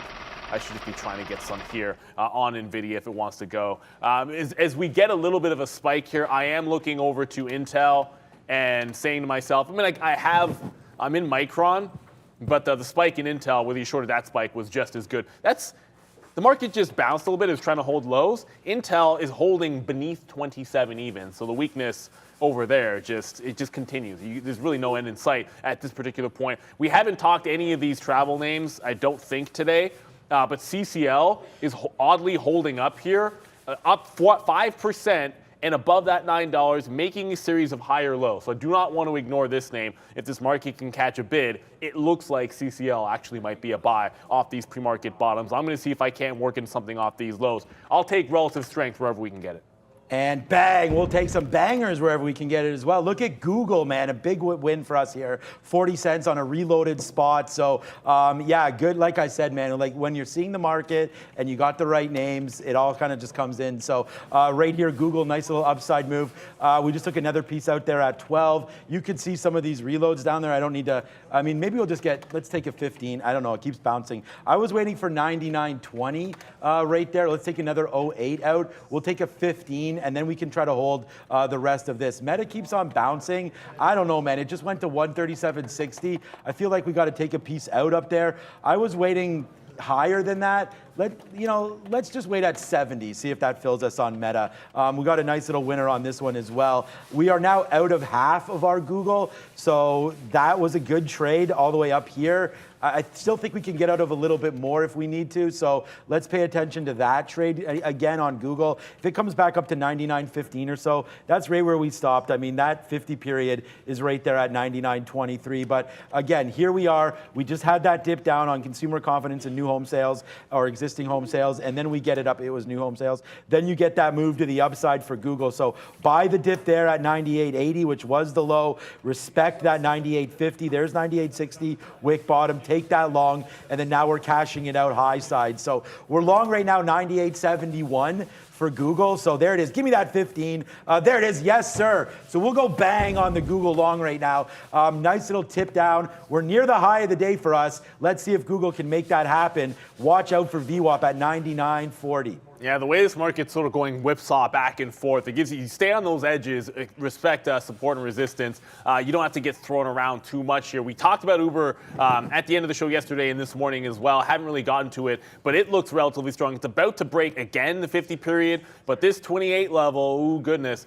You got this 28 yesterday's high. You had this nice little channel up to about 28.50. This is another one I want to put in my pocket. It looks pretty solid on a 28.50 break, and I'm going to have that.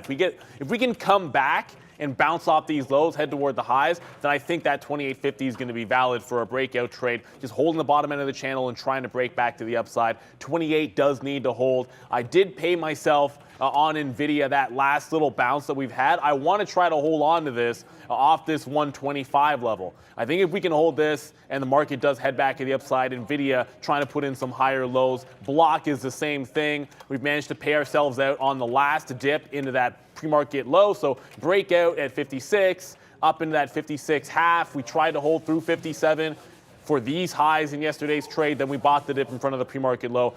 Already scalped both out, so no need to get too crazy with it, forcing the trade action there. But Uber, this one needs to be respected. I like CCL. I want to dip just a little further to get me along. Otherwise, I want to play 28s into 27.90 on Uber or a 28.50 break. This is one that deserves our respect, up 5%. Brendo? This one was out a little bit earlier, but wasn't really doing much. Here's Novavax up 8% now as the company gets more orders for COVID vaccines over in the UK. Just took out day highs there and 21 on volume there for NVAX. All right, NVAX, beauty. So we just got another piece out of our Google. We'll look at NVAX in a minute for sure. We got another piece out of Google, but I think now the market can do some work back upside right now. We just hit those. I mean, pre-market bottom, sure, backed out 6 a.m. or so, but we just hit that 11,400 on the NASDAQ. Maybe now we can retrace back up to the 50 period. If we do that, then we'll be well lit now because Google's starting to make that move back up to the upside. So I really, really like what we're seeing here with Google and that action. And then, by the way, we did another bang up trade. We're only red on one name, and it's actually Apple because we didn't. we got hit on that move down. But Meta, I mean, well served for Meta. We did get taken out there, but that's on a reloaded spot, right? So Meta, definitely a nice little trade for me on the upside here, as that's now 55 cents in the money, and we've been taking pieces out, but you're right at that 50 period. So again, I feel like we should take another piece out. We'll sit at 75. Maybe we'll get that, maybe we don't. Up to 74. Come on, one more penny. Don't do us dirty again. We did miss that AMD trade. Maybe that does come back in. All right, you know what, Meta? Like, sometimes you just got to punch out of these trades, right? Because now look, oh, that's, again, miss it by 2 cents, whatever. There we go, whatever. Now we'll take it out at 68 or whatever that was right there. All good, though, happy with it, but still, not a great trade there for Meta to get out, but we got right back in, and there it goes. A nice little respecting of the upside for Meta. Lucid, again, another name. You can only buy so many dips, man, and unfortunately was not focused here. My Lucid bid is still there. It's still down here at 1446, right into this level. So we actually missed a Lucid. It didn't even break 50, so that's definitely a name to be considered on right there for Lucid. So, pay attention. We'll look at that one, see if we get some money over there on Lucid, especially if it does reload itself back down near 50. The one that's kind of struggling, even though the market is kind of holding up, is going to be Google. There's a nice little pullback. Let's get a piece out for Google. So we got a 93 out there or so. And I'm also just offered 99s on that break. So we'll take some more out here on Google. If it fades back in, then we'll reload it. I mean, why not? I still like that 98.60 bottom. So far so good here today. It's been a fun day. We're still down a little bit. Not down, we're net up. But we're down on one name only, and that's going to be Apple, which has just taken back 153. So that kind of sucks. We should have respected that bottom down there, 150, but I didn't really have that targeted. I was looking down here for 151 as a possible bottom. So nothing so far on Google, but hey, lots of trading still to come. It's only 10:17. Yeah, exactly. There's plenty of time to come here. Now, Brendan mentioned Novavax up that 13%. Got to respect the strength that it has here. There's plenty of opportunity if this wants to hold. I'm looking at 2050, right? 2050 to about 21. That'll be that channel. No need to draw the lines. It's kind of obvious every 50 pennies. If we hold that channel, there's still room to get to yesterday's high, 22. Friday's high up there at 22 as well. So I'm going to be buying dips in Novavax. And look, you find this kind of relative strength. This is what I'm getting at between that 2050 area. With this kind of strength, I just like the upside. We already saw someone in the chat was mentioning how strong Sava was. I mean, you can put these two in that bucket if you want to. Fair enough. We know what they can do when they run. If it gets past 22, I should say the other end of that coin, there's room to the upside. If I see 25, that's where I'd be looking to fade this one. I talked about CCL's relative strength. It just gave me the dip buy in there, so we picked up 925.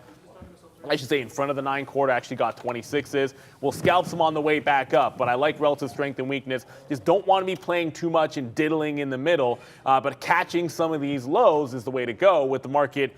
Now back to that 3,700 mark, so some of these longs starting to come in. CCL was the only new one that we put on. Not really getting in. Didn't get Uber because Uber didn't really come into my price, but CCL, that gave us the entry off that 925. Now off to the races, up 5% on this travel name. Let's not forget where they came from. Pay yourselves out on the way up. This has been a beaten up sector, to say the least. They've been not relatively weak. I mean, they've been stupid weak the last couple of days. But now catching a bit of a bid today up 5%. I like that stupid weak. Yeah, I mean, you don't want to get stocks that are too stupid weak, but I got one that might be stupid strong off that bottom. Google, it just ripped up again, man, and we got out at 11s there. My target, I do have an offer now at 25 just to see if that can come through. But the market, I mean, again, like I'm still with that. Let's get out another piece at 08. Like I'm still with that idea right now of getting out, like on pops, when I don't know if that's going to be the right play or not. But it's worked so far on Meta. It's obviously Lucid, whatever. We didn't get that reload on that one. So it's worked on Meta. Meta, we just got out on all of these pops. So what happens when you do that is you do miss those heroes. What I mean by that is like when it does finally rip up, you only have a piece on, but that's part of the trade, right? And that's what I've been talking about lately, really sort of improving my trading and taking some of these fills when they're there, loading up with more shares, really respecting levels a little bit more than we were in the past. So that's one thing that I've sort of changed up for my game. So we're doing that over and over again. Now on Google, we only have 20% left. Why? Why? Because the 50 period is right there. It doesn't want to break 99.20. So every time it pops up, we're just getting out. And then when I get nervous, I'm like, well, we're still 20 cents in the money. Might as well take another piece out. So that's what we're doing. We're preserving capital. Like I said, this should be green. I think it's going to be every day this week. It's only Tuesday. But, we're now on a 3, 4, 5-day win streak doing this exact same stuff. So let's keep it going. We'll hold for that dream, meaning VWAP for most of these stocks. I do have another offer at 99.20 in case we do crack that 50 period right here. So some offers to go on Google. And then Meta. Yeah, I mean, let's just see if we take VWAP. I think Meta's going to be strong. It's not right now. It is relatively weak, but we are almost out of all of this trade. So let's just see if the market gives it to us. Meta on a bump. Maybe it goes, maybe it doesn't. Lucid as well, trying to relook at 15. We got to go over to Brendan for a segment I have no idea. Small cap recap. Small cap recap with Brendan. Hey guys, yeah, only one really in focus so far today as far as volume is concerned. We've been touching on ATXI, the main discussion on social media so far. Missed the initial halt to the downside. Did a good job though. If you didn't catch that break at 6, did a good job of avoiding the long. This thing may not be done yet. If you go back to pre-split levels, so pre-reverse split levels on the daily chart, 10 and 11 probably the next stop to the upside if this thing wants to continue, but it did break nicely to the downside, which got me involved there versus this halt level. So we'll see what happens here at ATXI. ILAG, another blast from the past, popped up this morning. Didn't really see anything on this, but 24% still, not really doing much, kind of grinding along. 265, 285 was pre-market highs for ILAG. Guys. And I want to thank Mr. Westermeyer there for the super chat. Said you're bag holding Oxy at 62. So a couple of things. I don't think $62 really, that shouldn't be bag holding necessarily because Oxy's at 59. And it's got some support. Like it's got support 10% from where you are at that 55, 56 area, which has been fantastic on the daily chart. So I'd say respect that. If you've got it long, look, if you have too big of a position so you can't risk the 10%, maybe that's what you're getting at there. But that's where your support's been. And it's been bouncing. It's in the midst of a curl. I think you can get back to that 50 period. It's just you might run into resistance once again. There's some chop there. So if you have too many shares on, A, have a stop. I think 55 makes some sense because of the daily. But B, if it gives you an opportunity to trim, and then hold a more reasonable position for a swing, I'm assuming you're swinging, then the technicals could support that if it gets back up to 62. I never got the day trade entry off that 55, 50, 56 because it never got there, but the stock clearly, it's got support and you've just bounced down into it. It's got the 200 period as well below there. So it's not as if it's without support down there. You just want to make sure that you can actually hold to it. I don't know anybody's risk parameters and it's not my job to tell you. I can just say looking at it technically, there's some room for it to run back up to that 50 period. Yeah, I mean, and that's, everyone trade, obviously, as we always talk about it, please trade your own book, and you will be rewarded handsomely on that one. Understand your levels and everything, and everything will be good. And diversify your bonds. Yeah, exactly. You got to diversify your bonds as well. All right, so Google, I was waiting for 20, but again, it only got to 12 there, so I'm going to wait to see if that can give us a level for Google. A new name that I think you can buy, and we've talked about this a little bit here, is going to be one of my favorite names, and it's just going to be Shopify down there. This was a nice bottom at 28.60. Again, if you're going to look at Shopify yesterday, right into, and again, these are just some of the levels that I'm trying to find every day. It just came right in, and I missed this one, right? Came right into 28.70, 28.60, which was those highs again there for Shopify. So, if you're gonna buy those, you kind of give it to 28.50. So right now you're about a 1-to-1 to risk to reward. So getting it back up to VWAP at 29, probably a decent spot there for anybody looking at Shopify. I do think that 28.65, if it dips back down in there, I am gonna buy that name. I mean, we've been lower on this, so we'll see where it goes. But I like Shopify here at this level, 28.65 or so. I like it. Let's see if we can get that back down in. It's just right there. Like I said, it's yesterday's top. I like it. I don't know if it's going to come through now as we're well off of that level, but that's another one. It's Shopify, and that's starting to go as my eyes are looking for something else here. As Meta is now 75 cents in the money, and there's that break that we wanted to. So yeah, we'll floss that off, man. No L's here for Meta, as Meta right now taking off Let's go Meta. And then we did get that. Yes, sir. First time today. Shout out to Sharif if he's around. There's that money, because there's Google, man. You're not going to, honestly, this is another one of those NFTs. A move down, buy, scalp wants to take off. We're just stone cold chilling. Let's see if we can make a little bit more money on this name.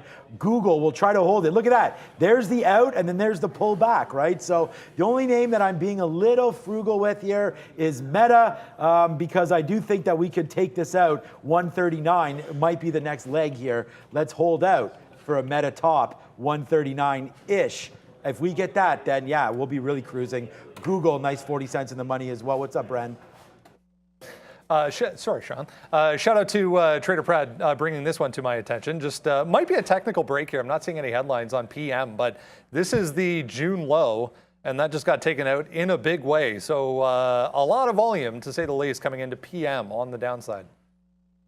I think I heard Brendan say something. Obviously, market coming to the upside here. So like Aaron Judge is obviously doing, or maybe not doing just yet. CCL bounced off that 925. It's now broken VWAP. I want to respect the 950 every quarter to 50 cents on this stock. You know, sometimes it runs into resistance. I think 950, you get there, you might go sideways for a little bit. I got out of NVIDIA on that pop, so that one obviously worked out. But, you know, I can show you that. But I also have to respect that we are testing back higher on Micron. Now, we haven't got stopped out. I have to adjust my stop order because I've taken some shares out. But we got one wick bottom on Micron at 49.75, and now it's working back into VWAP and failing. So I think this one stays in the bucket as a short. So just like yesterday, it tries to go, not really as strong as the others. I might look for some re-entries here around that 50 and a quarter if we get up there. So respecting some of these other highs, but that's another name. If it gets to 50, 60 at any point, I'm going to be out of it. I got the CCL in the dip buy. The other one that we're looking for was Uber.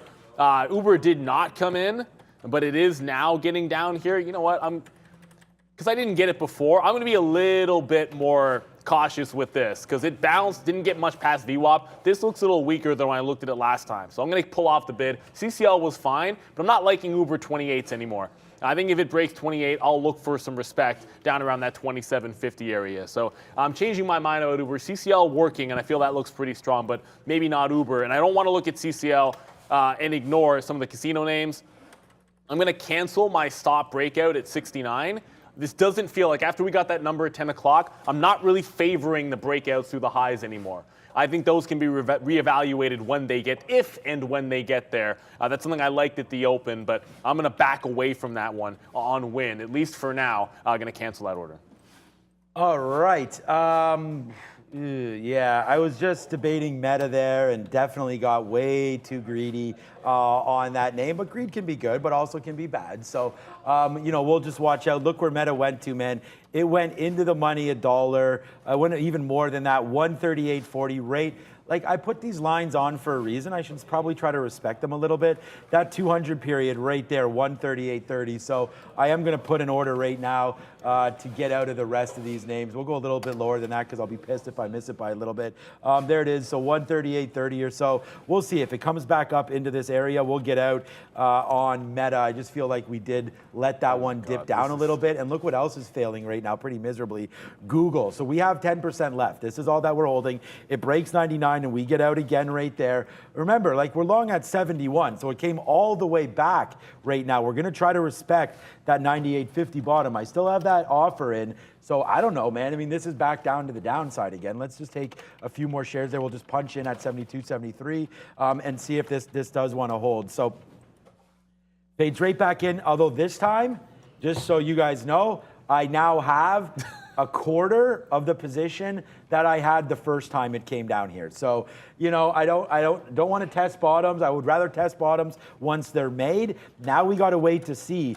Like, my next bid will be around here, man, 98.60 to reload one more time. Sure, it's working. We just punched it in, and it's in the money about almost a dime now. But yeah, this trade, we're going to wait to get a little more greedy down here, 98.60, see if it holds 98.50, because honestly, there's really no levels here. You know, this name has gone to 97.50 before. That's really the bottom. So it could do that again. But hey, there it is, a nice little punch in for that. If we can take 10 cents, Let's do it.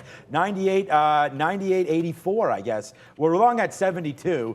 There it comes back in. We'll wait for 15 cents there, up to 84. But Google is a reload down at 98.60, and then we'll get out for 10-cent hit if it drops much below that. So right now, happy with this trade, but looking to get a little bit more against 98.50. Yeah, and we're going to go with finally ending this trade. We'll do the slap shot because I know there's some preseason action going on for hockey, so we'll get some of these new ones in there. But bouncing off of that 925, we just got to 45s on CCL. I said I want out in front of 50s. The market is trying to bounce but holding these low, so I want to make sure we're paying ourselves on some of these. But CCL is going to be out for me. We're not done with this by any stretch of the imagination. I think I want to be back buying some dips off 25s, looking at the opportunity for a 950 break, but I think paying yourself here makes some sense. I've gotten away from Tesla because initially that was a breakout trade off 285, and when it tested 85s, it's the 80 that I wanted to see. It's still holding 85. So I think I want to go back to the well on Tesla. I got to get rid of that wick at some point. I want to go back to the well respecting this 85 level. Still relatively strong, up 4% here is Tesla. And if we get a dip back into that 85, I want to be back into that party. Ooh, it's already time for one of our favorite segments. It's 10:30. Let's get the crypto update from Brendan. Hey guys, yeah, we'll give you an update on how things are shaping up here. We did get a bit of a bounce on both the 10-year and the 2-year once again. So yields higher, equities come back to the downside. We're also seeing some of the crypto markets back to the downside. Here's a few headlines we showed you in the pre-market. The first one, big jump overnight and early this morning. Had this thing, BTC that is, up about 5% to start the day. We got well above 20,000. I'll show you the chart in a second. But what a bounce for all of these names, crypto-related stocks. Back to the upside in a big way this morning as well. We are coming off at this point. Interesting note here this morning as well out from Cambridge University talking about this move towards a more green environment and how they are still struggling on the mining side to come through with that. Here it is. Bitcoin back above 20,000. This is 20,000 right now. Trying to hold 20,185, getting back above some congestion areas from earlier in the month. That was an hourly chart. Here's the big board from Binance. Shout out to them. Yeah, still red, unfortunately, but up 5% here for BTC, leading the way. Ethereum, not so much, 1385. That's well off the highs. We're up 5.5% for Ethereum in the pre-market this morning. Solana having a nice day. Dogecoin having a nice day. Polkadot as well. 3.25%. Polygon, Matic, 3.6%. So green, anyways, top to bottom for crypto markets, guys. Back to you.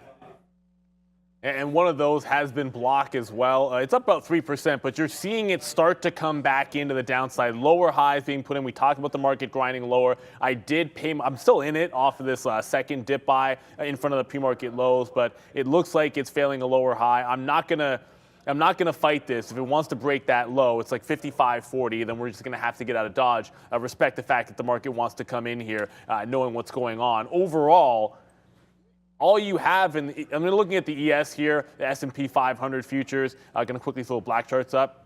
You tried to break yesterday's hops. You rejected it. You got a wick top at the top. You then broke like the sort of early morning lows with a wick bottom. This is why we want to wait for this. Well, we got the CCL and we're looking for dip buys at key prices. So you can find something off the lows and then you're shorting off of those highs. That was the idea with Micron. Now, if we put in a lower high, clearly then you have a bit of a trend forming into that downside. I lean towards the weak names, or at least the names that I deem weak. I grab the reload in Micron here. If it fails this same curl, we can head back down toward the lows. But if we break out, get past like 25s, then I want to re-engage this at the high. That's where I like to short. That's where I need to be waiting for, certainly that high of the day. But if we want to hold a lower high, Micron is at least a name that I deem relatively weak and I want to jump over to. You can look at Intel for that as well. I kept looking at NIO, but didn't want to force anything, shorting off the low of the day. It gave one tiny little spike here to 1775. You got to be real quick if you're on the trigger if you're going to be able to get that. Looks like it's trying to put on a bit of a recovery in NEO. Managed to hold positive, but it's been one of the weakest names that I've been able to see. And I see you there, whimsical, solid. CRM is strong. I'll look at CRM. Haven't looked at that since last week. I like that one. 151 was the key level last time I looked at this on CRM. So as I go over to it, what's the high? 150.65. Yeah, so it still needs to break out that 151. That could be interesting if it gets through that top, but relatively strong. I just don't see it really doing a heck of a lot for a day trade just yet. This needs to break that 51 level. Great if it does, but I'm not seeing it just yet. Yeah, no, come back after reloading the coffee there and realize that we missed Meta by 4 cents as we were at 138.28. So now let's get a little more aggressive. I mean, it just keeps on ticking to the upside now. I don't know, like I'm sort of debating, do I just take the out rate here on that or what? Because it is trying to fade out a little bit there for us on Meta. So we'll try to get it now. 138 in the teens. Right now. It's actually going to be 18. So let's see if that print comes up to the upside there. We did average into our Google, and of course, we almost missed that one by a couple pennies to get out now on Google. So here, oops, wrong chart. There it is. So we did talk about taking a 60 bid right there for Google. So now that it goes through the 70s, we'll take a cut. There it is. Now we'll take a couple more outs. It looks like we'll probably get our out on Meta as well. But yes, sir, this is a good day for us here as there goes a nice little trade for us on Google. We talked, yes. Wow, man, this is what we're doing. This has been a very, very profitable week and a bit for us as we've switched up our game plan a little bit here. Google continues to make that march. This is weak though, man. I mean, look at Google. Stop, I gotta stop this. There we go. Do we get Meta out? No, we did not. Here, let's watch Meta together so I can get pissed. It just went to 138.16 there. I'm at 18. So let's see, can we get a magical 4 more pennies on Meta to the upside? And there it is. Spit it. That's the dollar official right there on Meta as that is continuing to make not new highs, but new sort of levels out right now. I feel like this 137.50 probably needs to get bought. Meanwhile, we are still 20 cents, or we're just now 20 cents in the money on Google, of course, as that happens. So we will say thank you, come again on that one. And what a successful day one more time here trading. It's only 10:37. There's a lot of days still to go. Market's only been open that 1 hour, but what a profitable one it's been here so far today. So, again, thank you for watching. Make sure you hit the like button. We just reloaded that Google trade real nice. We got out of that Meta real good there as well off of some of these bottoms. So hit the like button. Let's see if we can get close to 3K. This is the first time. I think we asked once in the pre-market. We're only at 1.5K. 7,000 watching right now. Let's get that at least to 2 right now. Thank you so much for watching. Follow on Twitter, follow everywhere. We have shorts going out. We have TikTok, we have Reels, all of that. So make sure that you follow us. And again, thank you so much for hitting that like button. Yeah, thank you guys for sure. And I was just talking about Win a couple of minutes ago, sort of saying I didn't want to just blindly take that 69 breakout long. We talked about it yesterday. We kind of talked about it this morning as well in the pre-market. But you have a wick top. No chai tea. And it was just, I wanted to see how we traded into it in the market, not really getting back to those highs, still feeling like it wants to go downward trend. So there's a wick off top. I like wick off tops for rejections. I still think this is a relatively strong name, but 3% versus, the CCLs of the world are looking stronger. CCL did break 50. I did grab that breakout on CCL, but it'll be a tight stop when I'm taking a high.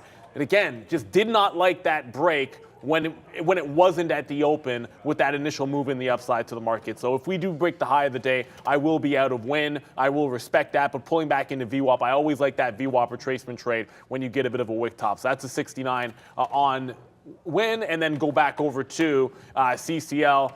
It could be a wick off top. I thought this was relatively strong. It is relatively stronger. It's up 6.5%.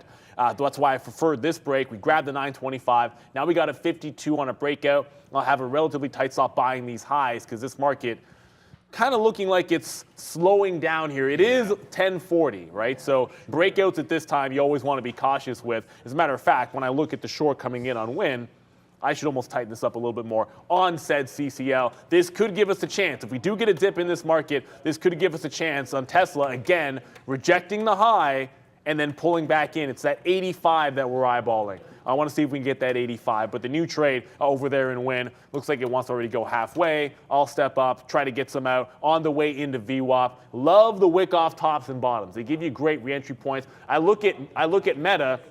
137 was the level I said need to hold. It broke. I got out because we had paid ourselves. It's fine. It won't be like a bad trade, but re-entering it on these wick bottoms always makes sense. It's the same thing. Wick tops. You short them. You have to be able to see them. That's the problem. When it happens, on Meta. You got to be on the level too. Yeah. Right? Because it'll wick and then you're right back above. So you got to jump right back into that trade. If you're somewhere else and your stop triggers, you don't get it. But if you're watching the level two, those aren't, I don't want to say they're easy trades, but it's an easy setup.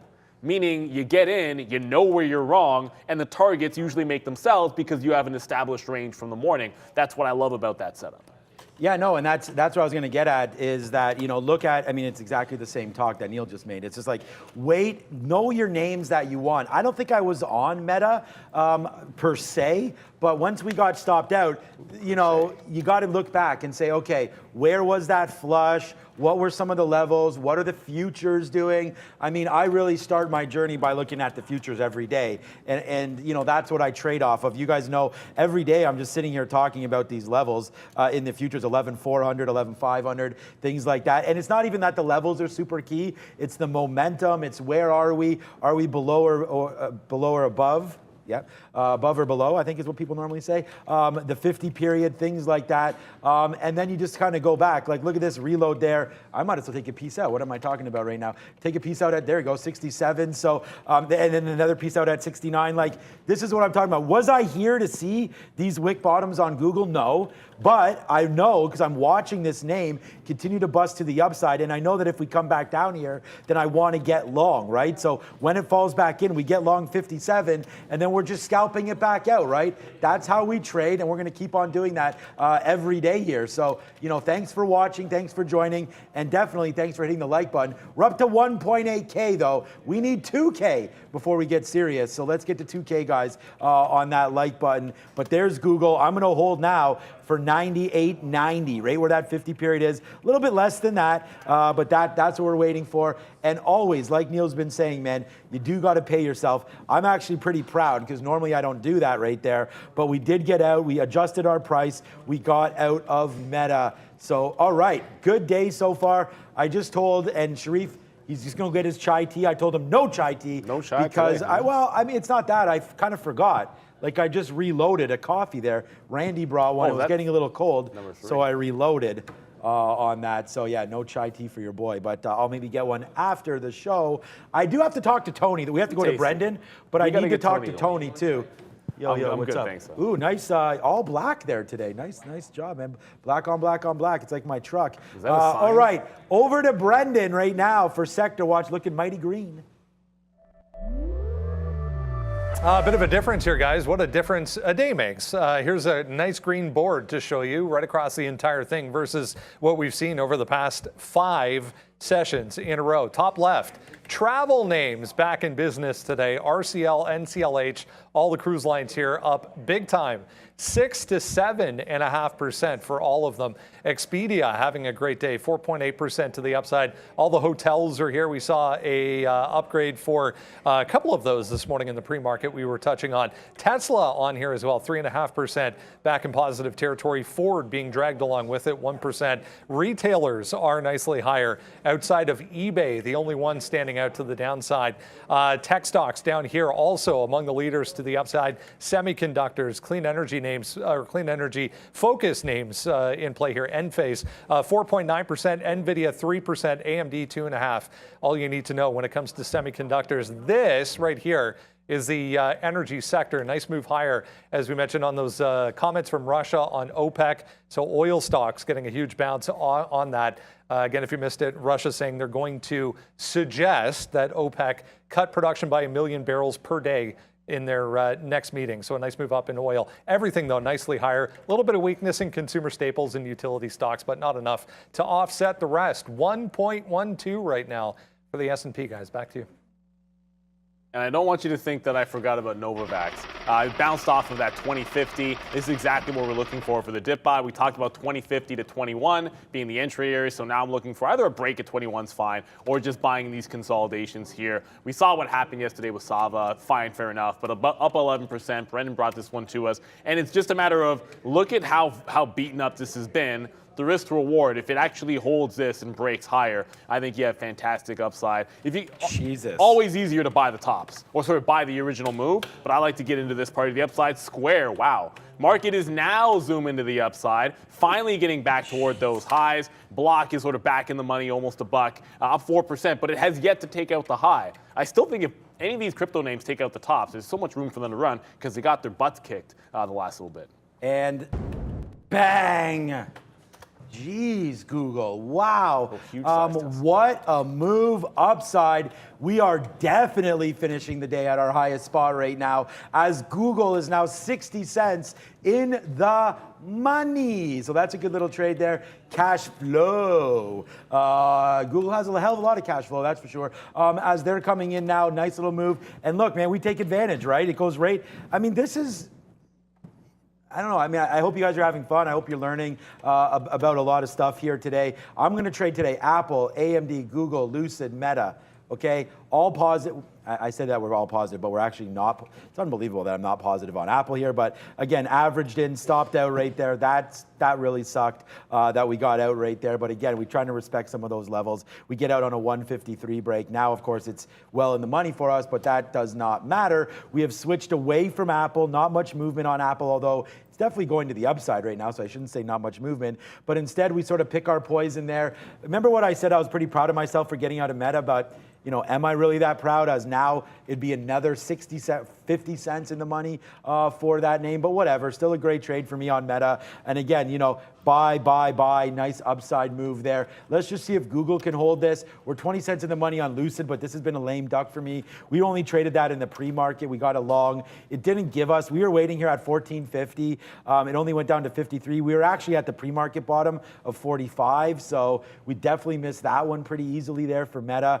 So one name that's coming back up. This is the trade that we'd missed. So we had already missed this by 1 penny when this happened earlier, the 68.80. We were waiting at 80. It ticked to 79. That sucks. But it fell down, got a bottom down here. Now I have to rethink. I don't have the offer anymore. I don't have anything here on AMD. So this is like a rethink now because the market's bouncing back up. We're trying to hold some of that. We were up 2% at the high, right? But now you're above the 50 period. We're starting to like slowly inch up. Some of these big candles to the green side have happened, obviously to the red side as well. So this is a push and pull market. I just, right now, I'm kind of happy with the positions that I have. Looking for more, fine. We'll always be looking for more positions. Win, I mean, how high did Win get yesterday? Did it get to 70, Neil? 69 was the top. 69 is the top again today. Okay, that's exactly what I was going to look at again. So there's Win on that double top action again from yesterday. So we always go back, like whenever I'm thinking about what to trade, just like Neil went back to Square, we looked at that yesterday as well. Win again yesterday with a big move, obviously, on that Macau. Tour groups allowed to revisit Macau again. So, you know, there's that 69 high, and you want to look at that again from today. So, you know, some of these levels still coming into play. My eyes still on Google. Unfortunately, we only have 30% left of this trade, but we did get most of it out there on that nice little level there of 11, 12, 13. Let's take one more piece out and then hold 20%. So I'm just going to take a piece out right now. It doesn't, honestly, I mean, the higher it goes, obviously the more money we'd make, but I'm going to take a piece out there. It's not super strong. It is relatively weak versus the market. I'm going to love Google and just hold the rest, see if we can't, you know, get that relative strength kicking out now to the upside and see if it just wants to join the party a bit. That is Google. Yeah, and speaking of that strength, I just want to come back. In the pre-market, I was sort of showing you, I hadn't really looked at this or at least shown you guys UVXY, but when we made this top at 12.6, volatility obviously making a big high and reversing off that. That's why you're getting a bit of an update here today. We did test that. It's one of the reasons why, looking for some of those longs. We bounced, we got to 1250, you had that harsh rejection, you're still sort of trending back into the downside. So I don't want to be too over aggressive with the notion of a short. You're into that support at 12 even. That's why I think you can respect the fact that you could get a bit of a bounce. Tesla's on the front of my mind right now because it's trying to take out this 288 level. It's gone 3 times. It's broken this 288. It has yet to get through 288.40. So a bit of a rejection on this breakout in Tesla. And this is a time of day where I don't necessarily favor the breaks. The last trade we did take was getting into NVAX, obviously. I didn't get second fill at VWAP because I bought it after it bounced. Now it's heading back up toward those highs. I want to respect some of those highs, see if we can't get some out and pay ourselves on the way up. As Novavax up 12%, but now it's looking like it wants to make that nice bounce play for us. When we did grab that short, it is getting to VWAP as the market's bouncing up there again. I don't know that it goes all the way to VWAP, so I'm just going to take it and run. I thought we'd get a little bit closer, maybe even test down below VWAP, but the market once again running higher. So we'll take our profit and run on Win for the short trade. Yesterday we loved the long. Today the short just set up for us. Brendo. All right, I'll show you some pretty impressive moves once again today, guys, on the currency markets. We did see initial weakness coming into the U.S. dollar, which has most of them higher once again today. But, and I caution because we are seeing a bounce back here right now for the U.S. dollar. 1, 2, 3, 4, 5 days to the upside now. An inside bar so far on the daily chart. But if I drop this down to an hourly, you'll see we are turning back higher again. For the DXY. So a lot of the gains that were on this board early on this morning have gone away a little bit. 0.17 still for the euro, higher about 0.1% for the Canadian dollar, 0.8 for the pound. What a day that was yesterday. All-time lows briefly got back above them, but we're trying to rally. 0.8 for the British pound. Crypto's at the bottom end here, 5, 4, and 1% across the board. So dollar strength potentially coming back into play, guys. Got out of win. Yeah, dollar strength. I mean, that's not good for the market, obviously, as we continue to talk about U.S. dollar. Also, the 10-year and the 2-year, like, didn't it go to 4.3 or something, the 2-year? And it moved something like 22 basis points yesterday, which is like ridiculous. It was so low the time before. So I'm going to throw to that now, if that's cool. So tomorrow we do have, at this time, at 10:45, we have Jordan Freed coming through here. If you come to my screen as well, we do have it. I think Brendan might have something as well, but he is the CEO of NFT.com and the chairman CEO of Immutable Holdings. So again, if you want to know anything about NFTs, tomorrow's going to be the day for that one coming through. So we're pretty excited. He's going to be up there at the big desk with Brendan. So Jordan Freed coming through tomorrow, Brendan. That should be a good one for sure. Yeah, we're super excited. Whoops. Not it, Lucas. I hit the... Let's try this again. Wait for it. There it is. Hey-o. Boom. There we go. It's been a while. 10:45. Yeah, make sure you're here at 10:45. Fun fact, as Justin was saying in our chat here this morning, it was exactly 1 year ago today or tomorrow that Jordan was on the show the first time. So we're happy to have him back. We'll discuss. Yeah, it's been obviously a challenging market environment for the NFT world in general this year, along with equities, along with crypto. So we'll get Jordan's take on it. Yeah, NFT.com. Jordan Freed this time tomorrow, guys. One of the things we try to do on the show for you guys is bring you interesting guests, bring you different perspectives. That's what it's all about. That's what Trader TV Live is all about. We only have about 6 or 7 minutes to go until we're throwing you over to Mr. Chai Tea in the all black and Trader Pratt. But we still have a little bit of time here. The second these are real wicks, believe it or not. The second I got out of win, it did pop another 20 cents down through VWAP and then wicked right back above. So, you know, that a lot of times that seems a little bit bullish. I did also go over to Tesla. It looked like it was rejecting that high, that 288. So I jumped in, gave it to the high of the day. You'll see sort of overlapping. I got to clean that wick up at the open. That 271 is kind of crazy. So you'll sort of see here, it broke back down below 88. I gave it to the high of the day, got right out. We've gone long once successfully, and then we tried the short at the high on Tesla, which is not going to work out. I'm still in Block and Novavax. Did pay myself some amount of Novavax on the way up to the high of the day, but Block above VWAP. So it looks like it is holding these pre-market lows. If we get back down there, I like the reload on Block. You know, it'd be great if we never got back there and just continue to run higher. Fair enough, but that's where I like it. If it breaks the bottom, I get out of Dodge. Do not want to see this break some of those respected levels from yesterday's trade. And Micron, we did go for the reload, and Micron got wicked back out. It didn't give me back into that 50-50 area that we love, so I respect that wick top. If I'm going to hunt for another short, I'm going to stick right back to where we started, and that's going to be over in Micron. Up 2.5%. Good for Micron, but if the market can't get back to those highs, then I'm going to like shorts in Micron until it breaks its high. Yeah, no, a big shout out. That's so crazy that Jordan was here a year ago tomorrow. Literally, like, how does that even happen? He reached out to me on Twitter saying he was in Toronto and he'd like to come through. So we were like, yeah, like Neil said, man. And I think it's interesting. NFTs has sort of been a thing of last year, at least of the last 6 months. Kind of haven't heard too much about them. So let's go check in with Jordan tomorrow. Again, the CEO of NFT.com. So, I mean, You tell me who else we can get for NFTs. I think we got a banger for you there tomorrow. So that should be really exciting to come through. But it's 10:55 now. I've just canceled everything. I will reload Google if it comes back down here. But right now we're just cruising at the high spot. We still have 20% of this. I don't have any offers out now until nowhere basically. 99.50 looks pretty good. I feel like I can hold that. We've done a lot of damage on this name, so now it's kind of like wait and see. Will it pop? Yes. Fine. If not, we'll reload it back down here and then maybe get stopped out at 98.50.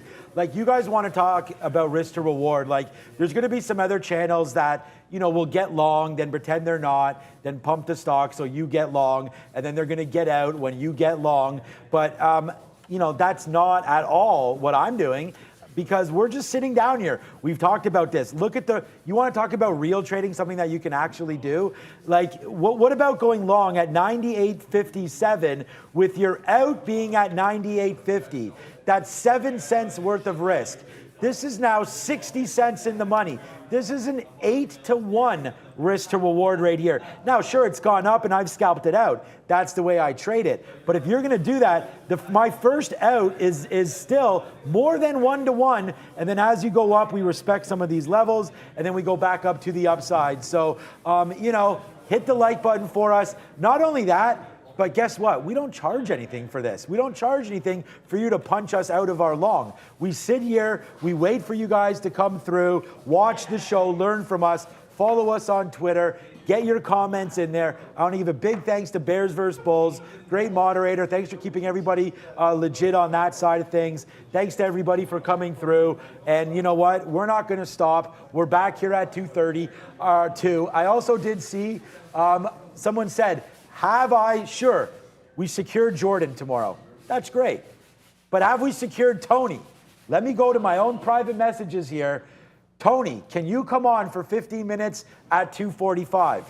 What does Tony say? Sure thing. Tony, Tuesdays with Tony are back at 2:45 today. So get ready for that. Get that bumper ready, Fahad. It's Tuesdays with Tony, and it's at 2:45, and that's what's up.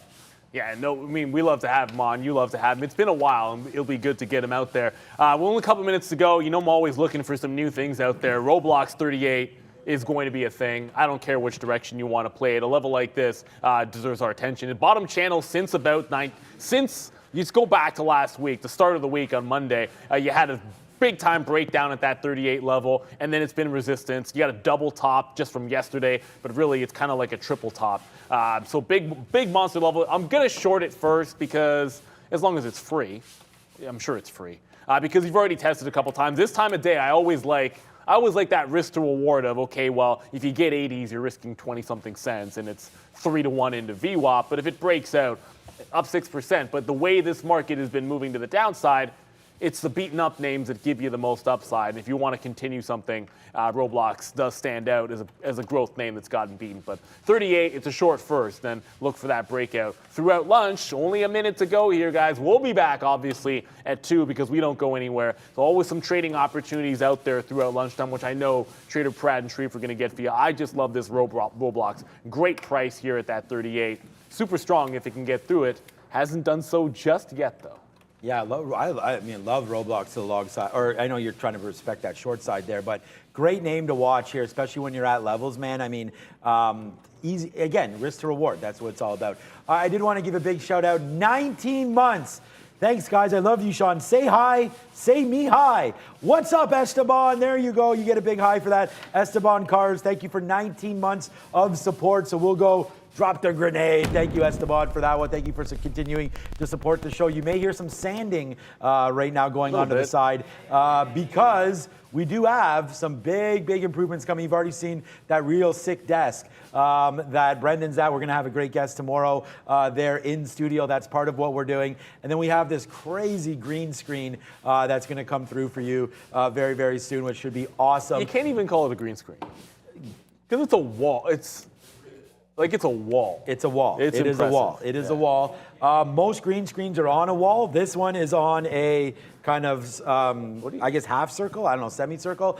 It's going to be awesome. It's right beside us. We're really excited for that. All the cool things we're going to be doing. Trade of the days on there. You know, some of the market watches that are happening now. All of this kind of stuff is going to be going. So again, thank you for all the super chats. But wow, it's already 11 o'clock. I mean, this is why we do this, man. I have so much fun every single day bringing these names to you. We've got some big winners today. Google's now 60 cents in the money, and I mean, look at Google officially breaking right now through the range. This is why you do hold onto some of those. So there's Google right now, just taking down VWAP. It just went up to 25. I'm going to hold. I'm going to hold for 40s. That's where my offer is. So let's wait to see if we can get that. But yep, okay, we're ready to rock and roll. It looks like there's a lot of communication going on. So anything you want to say here, Neil, before we wrap this up? Oh, just remember Roblox 38. I'd like it. It's about to break. Well, it got the 90s here. It looks like it's going to challenge that top. I'm short, but that 38 breaks out. There's lots of room to run to the upside. As we send you to Trader Prad, Sharif, kill him. Let's go. Well, we want our viewers alive, but you know, we're gonna kill the markets, baby. Let's go. We're gonna put some damage on the markets. Today has been a pretty wild day already. I have a lot of theories. My tin hat is on tight. My forehead is barely even no oxygen going to my forehead right now. But we're loving it, baby. The market's going into the, as you see it, the red direction a little bit. 11,500 right now as we're talking, rejecting on the market. You know, let's do the intro a little bit. I'm your boy Trader Prad. This is your boy Sharif. We're here to destroy the markets for you on Trader TV Live. Yes, sir. There's a bunch of small cap cappers doing a whole bunch of stuff today. INM, ATXI, APRN, GROV. They're all live. They're all moving. Even Sava is moving to the downside. So we got a bunch of stuff to trade today, Prad. Yes, sir. I want to start off with my futures trades, which have been, so I was looking for a possible breakout on the futures off of yesterday's high. It was right here, 37.30s. So I started scaling in before 37.30, and it was actually working out well. But at the end, 37.30 rejected. The market pulled back. You got the economic numbers, which came out negative a little bit, and also that pushed down the market. Then I was just battling the longs, and I said, you know what, screw this. I'm not dealing with this anymore. I'm just going to take the 3,700 short, started taking 3,700 short, got into a little decent winner to the point where it made up for a little bit of my losses. Still down on the futures though, but I'm not upset at all because I've had better trades on the board today on the equity side, which are absolutely saving my day, and you know, no complaints anymore after taking some damage on the futures. Sadly, 11,500 cannot hold on the NASDAQ market to the upside, and previously, like I showed you, the 37.30 area not holding on the upside either, not breaking out of that, but failed breaking out to the 37.30. Now coming back down, we went under 3,700 on the S&P 500. All factors just telling me to stick into my shorts and look for more short positions. So here's my best trade of the day so far, Philip Morris. A brand new position that I punched into not too long ago, I think right before the show came on, was going to be McDonald's. So McDonald's over here is $1 in the money. So let's take out some more size on McDonald's, and that should help us with our board over there, populate our board. And you also see that we're actually short Apple, baby. We are short on Apple because we were waiting for the market to reject that 11,500 on NASDAQ. Let me show you real quick before we show it to Sharif. 11,500 rejecting, pushing back on NASDAQ, which means Apple most likely will be doing the same thing, pushing back down. A clean little Apple scalp short off of VWAP. Yeah, big boy trade there for Prad. I'm still waiting for my entry on ATXI. You know, it's pulling back a bit here. I was just testing it here to make sure that the orders were executing. Nothing, I mean, all this stuff is like baby shares here, nothing really affecting my P&L, but I'm looking for that $9 dip. I'm thinking maybe right in front of that 50 period, I may take a long. There's also this level here, the halt level. It's a little bit below 9. So, you know, there's a bit of confluence between these two levels here. We'll see. But definitely ATXI is the one that's got my attention out of the 4 that I mentioned earlier. This one was a bit of a halt fest, actually, going from the pre-market. Started around like that 940 mark. It started halting. 3 to the upside, 1 to the downside. So a whole bunch of stuff has happened here on ATXI. Careful with this one here. Even though the spreads are a little bit tight, it does seem to move all very quickly, actually. So look at that dip from 10 right down to 920 in a matter of seconds. So this one will rip your face off if you don't have stops set in and levels identified. So make sure you're careful with ATXI, to be honest with you. APRN is also the one I'm also looking at. There's INM, but INM seems to have slowed down a little bit, but it's below VWAP, so it's not as interesting to me as it was earlier. APRN is New York, or is it Amex? Oh, no, it's New York. Okay. Blue apron, baby. Oh, that's true. Let's load. I got to spam the enter button before it loads here. There we go. So decidedly above VWAP. VWAP currently at 505. It's trading at 527 right now. Looks like high of day. What's that? That level 2 is nice, too. Yeah, you like that, eh? Yeah, it's you know, it's not that thick for a $5 stock, but it's coated. So I'm looking for a dip to key level here. I feel like lately my better dips have not been on taking the high of day breaks or breakouts, but more about taking dip trades off key levels. That's just what I've been noticing lately with these small cappers and my style anyway. You may have a little bit of a different style that's successful for you, and kudos. So I'm looking for a dip trade either off that 525, or if it breaks the 50 period moving average decisively, I'm looking towards that 505 or 510 area, wherever VWAP is at the moment, Brad. Yeah, so just watching the market bounce from 3,700. So we're going to get out of our Apple shorts right there. And we can get back in once again if it pops back to 154, 154.50. I sadly don't believe in the markets move up north anymore today, even though we are green on both markets. The NASDAQ up 1.32, the S&P 500 basically up 1% at the moment after bouncing off of 3,700 and pushing back to VWAP to 3,710. Until we really break that 3,730 high on the market, which happens to be yesterday's high, I will not be convinced, sadly, that the market has the power behind it. Blind Jedi, our Discord moderator, and I were actually having a conversation before I even got into work. And, you know, as we always do, he shares his levels with me. We say good morning to each other. We have this fun little routine with each other where we like start talking about the morning prep. And in that one, I told him, I don't know, Blind, you got to be maybe, that's his name. I know, but I like Blind how you Jedi, said that's it his that name. way, But yeah. I don't know, Blind, you know, maybe this is a bear market. You got to be prepared to watch failed breakouts of highs happen. Buyers are scared. New buyers are scared because they're watching the market come off 11.1% in 10 days, right? And then the old buyers who have already taken the damage in the market by buying the tops and buying the dips or whatever, they're also scared and they're worried about their money. They're worried about constant raises in the interest rates and inflation going higher. So where are these buyers actually coming from for the market to break out of 37.30, which is yesterday's high, and continue going higher? That being said, I do believe that this market is bound for a bounce. I also do believe that this market will set up somewhat of a pizza slice pattern, right? Which is create a higher low and a lower high, create this nice little wedge pattern from the highs and the lows over here for us to see which way this market's going to break out off eventually. We've yet to test the actual low,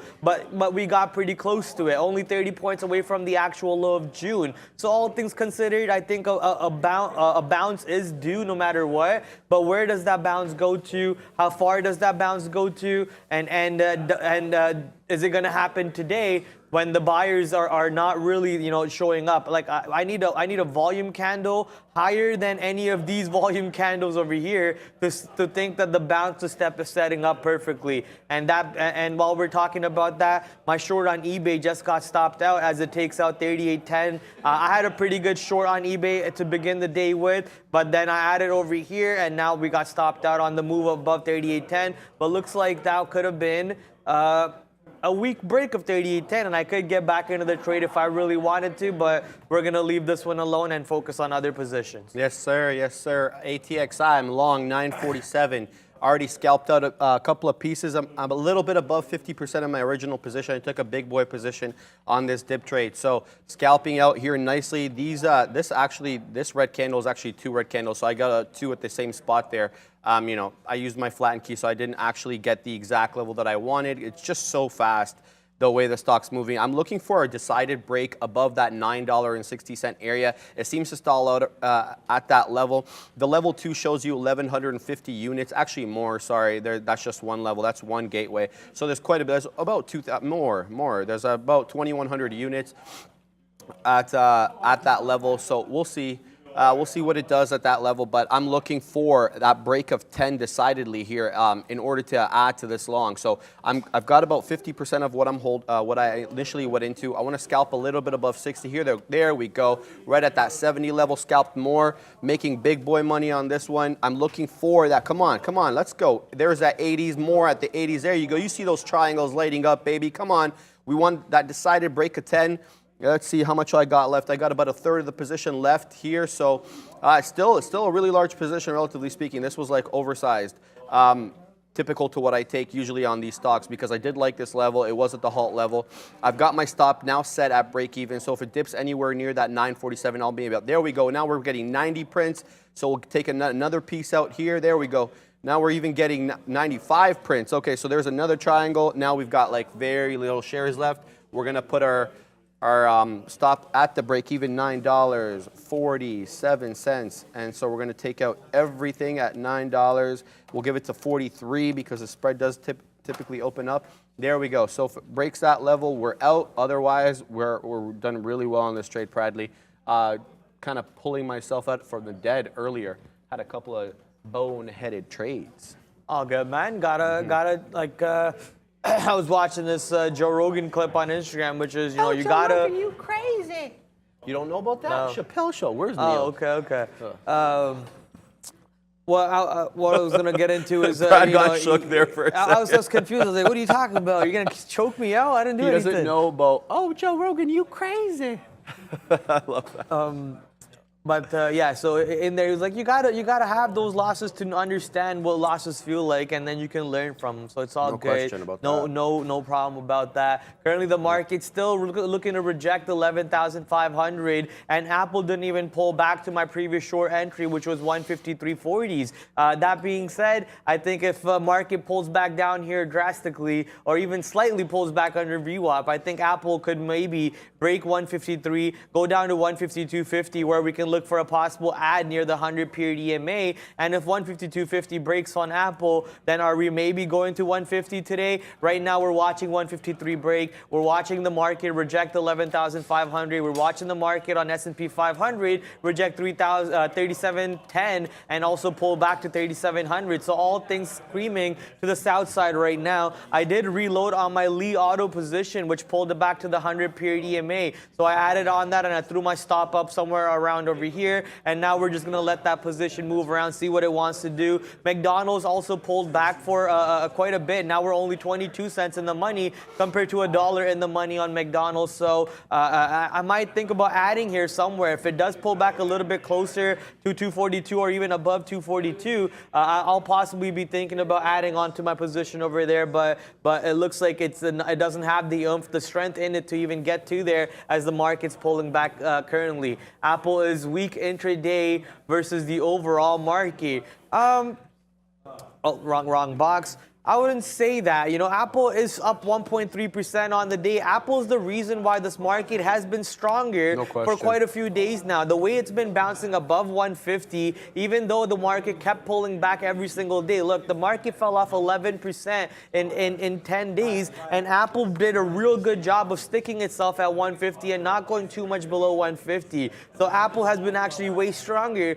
than the overall market, and a lot of people, analysts, have actually credited Apple's strength for saving this market from a complete doomsday event, because Apple being 11-12% of the market, if this really starts to come off, then it'll have a big weight on the overall market too. But here's the move that I'm looking for: a possible breakdown of 152.50 short. If 152.50 breaks, we could have a 50-cent move to the downside on this bad boy. So let's see if we can capitalize on that short real quick. We're not going to give it too much wiggle room over here. Let's see if 152.50 can break right into 152.50, and if 152.50 breaks, then maybe we can take that break to add to our position and go much lower. But this would require the NASDAQ market, sorry, not NASDAQ, the S&P 500 market to break 3,700 over here to the downside, which it is not looking like it wants to do that.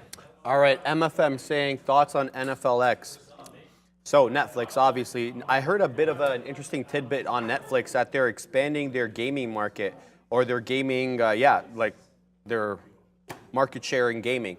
So apparently they're opening, I believe, a new gaming studio. Where are they doing that again?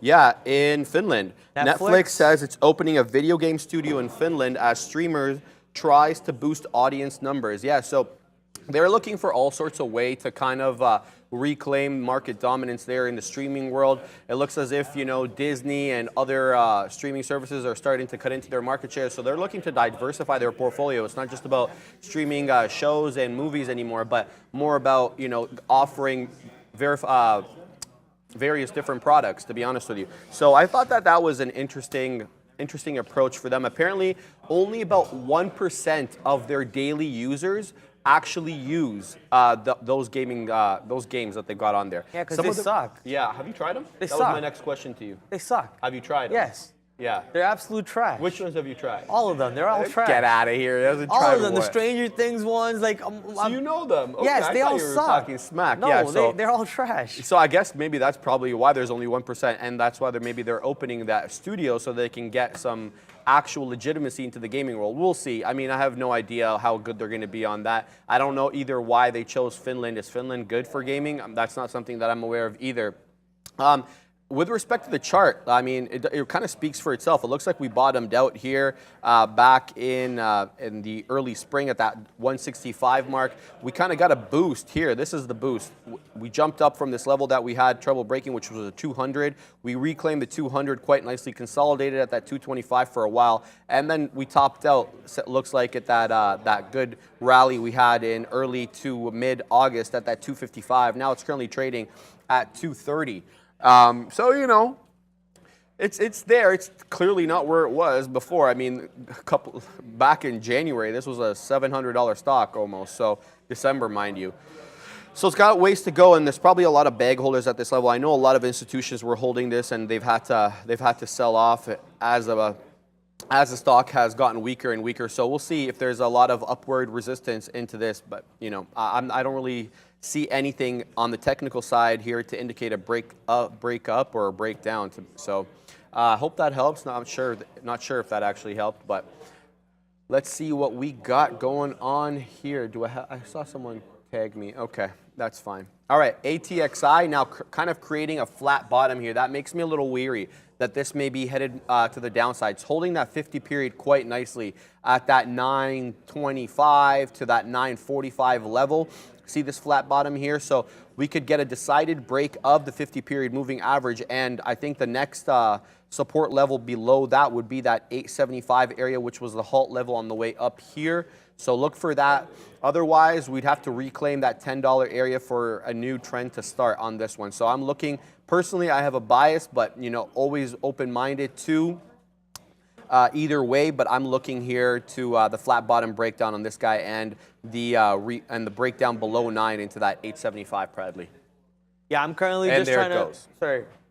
No, I just wanted to let him know there it goes. I'm just trying to, you know, finesse my way into an Apple short here as the market did reject the 3,700 to the downside, and NASDAQ looks like it wants to pull back too. So we're short 152.41 with all of our ads combined, and now we're looking for a 152. What is going on? We're looking for a possible 152 break to the south side over here. Already 10 cents in the money on Apple. So let's get that flush going. Let's get this flush pushing back to the south side. We have seen the markets go from being 1% negative to being 1% positive. So my point is, it is easily also possible for the market from being 1% up to maybe going flat to also maybe going 1% negative. The question is, though, if where did the bounce come? And if the bounce comes, is the same areas where they bounced off of yesterday, around 36 to 36.66 or so, and the NASDAQ, or not NASDAQ, S&P 500 market really trying so hard to stay above 3,700. It's now pushing, trying to get back above 3,700. So there you go, Apple triggering my stop. I didn't want to give it too much of a leeway room just in case the S&P 500 market did come back over 3,700. But the fact that it's not really pushing above 3,700 the way I would like it to. So we're going to try and get back into Apple over here. Try to keep the risk management tight on this. So that way when the win comes, it's going to be a big win. And if the loss happens, we just take a quick 10-cent loss, and I'm okay with it. There we go. But now we're back in the money, another 10 cents. So it's just going to keep on fluctuating this way. I'm just going to have to keep on trying to finesse my short orders over here on Apple as long as I see the market rejecting 3,700. UVXY also pulling back to VWAP at the moment. So if UVXY fails VWAP and doesn't go below VWAP, that means market most likely going back to the north side, and that means Apple most likely going back with it. So just got to manage your positions, manage your orders. Li Auto not doing anything for us. It did pull back a little bit to the point where it looked like it was going to flush with the rest of the market, but it is just stuck around here. It's positive on the day now, but basically flat on the day, right? It keeps on flirting with the positivity and negative side for Li Auto. Just like we told you guys, ATXI, flat bottom breakdown on that. That $9.25 got broken quite nicely. I took that short at 9.11. It's gone against me a little bit here, but that break of the 50 period and the close below it kind of gives me a little bit of an intuition that we're headed to the downside here on that one. So even though my entry was a little bit wanting on that one, I would have liked to have a higher entry. I still do believe in this pattern and that pullback into the 875 area. Obviously, I have to have a backup plan. I can't think that I know what the market's going to do. Any one person doing any one thing with enough buying power can switch the direction of this stock. So you gotta be okay with the fact that you don't know what's going to go on. You have a hunch and you try to trade with your edge, but you got to be okay that the market's going to do anything that you want. And that's a little bit of a tidbit that I picked up from the book that I'm reading, which is Trading in the Zone. Very good insights into this book. Now I'm deep. I'm chapter 8 into the book now, so almost I would say about 3/4 of the way done the book, and now it's actually getting to the nitty-gritty about how to apply what you've learned in the book. So I'll be sharing that with you guys in the next few days. Hell of a book. I recommend it if you guys really want to make trading a full-time career, and if you're struggling sort of with the psychological aspect of it, which I think probably upward of 90% of traders have that problem. Now back at break even here on ATXI. I'm still looking for that $9 break. That's what I'm looking for here as a confirmation that the trend has changed and we're going to go to the downside. So I have a 902 profit taker based on this one. What's that, Fahad? Social sentiment, he goes. Okay. All right. We're going to send it up to Brendo at the big desk with social sentiment. It's social sentiment. Hey guys, yeah, green market, green board to show you here as far as what is being discussed on social media so far today. There you go. Nice look at the overall market. The SPY leading the way, by far the biggest so far in the session. And again, if you're seeing this board for the first time, the size of the individual stocks on this board just represent the frequency as to mentions that are coming across on all social media platforms. There's AMC back in the green as well. It was red initially. Same story with Ape, green on the day. There's Tesla having a nice day. ATXI, AVCT, it's been on here all week. Little penny stock that does a ton of volume, gives you all kinds of scalping opportunities. NVAX, INM, a big mover today on volume. AMD, AQSD, just to name a few. Rumble, gray. If it is a gray box on this board, just means there's no clear direction as far as the mentions go. Top right corner, I wanted to mention Lucid up here having a big day along with NIO. SoFi popping up as well. So this has dramatically changed since we showed you it in the pre-market. There was a lot more red, so good to see, guys. Green market, green sentiment for once. Yeah, Brad and I just talking about that book and how we comprehend. He says, and I kind of agree with this because I do this with my with the articles that I read at night for today. I have this option on Microsoft Edge that lets me that reads aloud the articles to me. Oh yeah, so I Microsoft read it. Sam, baby. Yeah, that's my boy. Yeah, I read it and I listen to it at the same time, and it helps with comprehension. So he was telling me, no, that's kind of his gig. This one is a bit tricky, ATXI here, before I send it back to Prad. You know, we got that breakthrough, we got a bottom wick even below 9, but now it's kind of like, you know, moving sideways, making me wait. I still feel like it's setting up for a low break here, especially the fact that we're creating lower highs, not so much lower lows, but we are creating lower highs. So it is a compression pattern downward, to be honest with you. So I'm still looking this short on ATXI. I don't know if you guys will have this available for short. I'm pretty sure that it's going to be hard to borrow. What is the float? Give me 1 second here to look at the float on ATXI. What is it? Jeez. It's a 709,950 share float. This is sub 1 million, guys. So this is what we call micro float. So super easy for this one to move, and that's probably why it's moving like really aggressively from like $9 to $9.50. You can see the moves here. I don't have to tell you. So tread carefully with this one, guys. Luca sends me a screenshot right now. He's taking a day off today. He sends me a screenshot saying drinking several spos a day actually links to apparently a longer lifespan. And I go, bro, these are the same people who said milk was good and then they said milk was bad. Yeah. These are the same people who said egg was good and then egg was bad. Who cares? Just do what you want to do. Do it in moderation. Enjoy your life, Luca. Enjoy your day off. And he goes, yeah, you're right. You're right. So enjoy your day off. I want to talk about Apple now. Let's go Apple. Apple 30 cents in the money, 20 cents in the money, dropping off with the market. We're going to take some size off over here as a quick little scalp. That's all we were aiming for us to do over here. And then and maybe if 152 breaks, with the S&P 500 market breaking this double bottom that I'm noticing on my second screen. Let me show you. There you go. Bang. Double bottom off the day's low. Today's low, actually. Yeah, today, intraday low. If that intraday low breaks like that, come on, are we going to break and go lower? Wow, what? Then you hold on to your shorts on Apple. Hey, what's up, Justin? You hold on to your shorts on Apple and you ride that bad boy to the downside a little bit more. Can we get a 152 break? If we get a 152 break, you know what? I'm going to throw out an order right now. 151.9, 151.99. I want that much size. Screw it. Let's see if we can get a 152 break over here to the south side as the market takes out the double bottom. Now the market, which was up 1% on the day, wow, we were turning to the south side. So we got that fill. We got Apple breakdown 151 now. We're 30 cents in the money with our new ad. Our new average price is 151.31. Clearly this market might just turn red, ladies and gentlemen, just like my shirt color. So be ready for it. I wore red for a purpose, all right? I pre-planned it. I am Pratsadamus. I am your man. The Bears are in power. We're in bear market.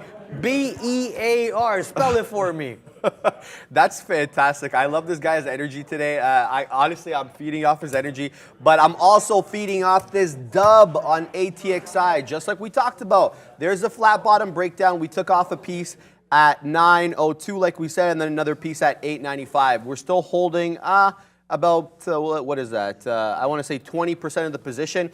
I've got my out at the same out. I'm not going to change it because this could be a false break. There we go. We're going to get out of that. So the other piece there we take for an L, no big deal. Two pieces were profitable, and then about 20% of the position unprofitable. Hey, that's the way it works. You know, it's a 710,000 share float, so it can move from 880 to 960 in like just that quick.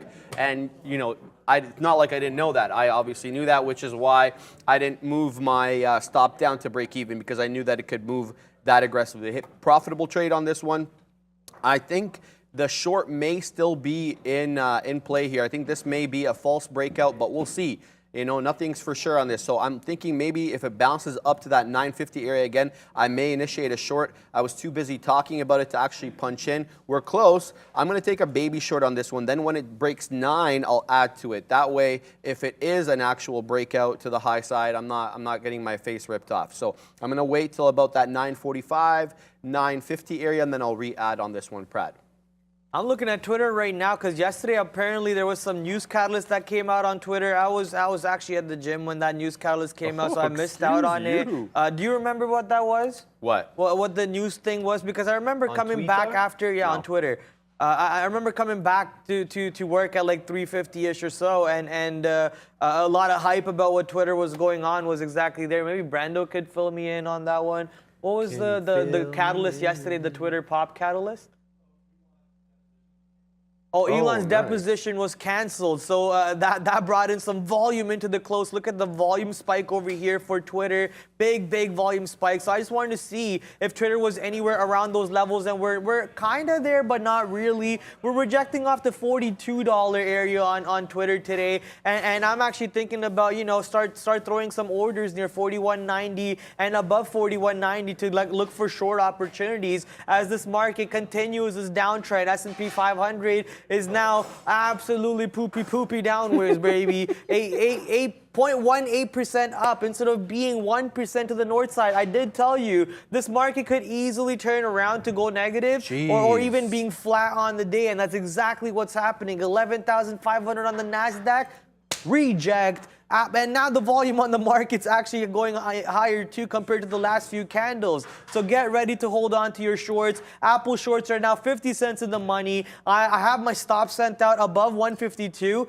I got scared thinking that I was going to get stopped out for a second, but now I don't even have to worry about it. Let's take some profits on this bad boy. Apple ringing in the cash register for me. Philip Morris ringing in the cash register for me. And so is McDonald's. McDonald's now $1.73, $2 in the money for McDonald's. I might as well go get some McDonald's today. Is it a cheat day type of day today? I might as well go buy some McDonald's today. That's funny. Yeah, there you go. I haven't seen anybody trade McDonald's in a long time, but you're reigniting that stock. Awesome.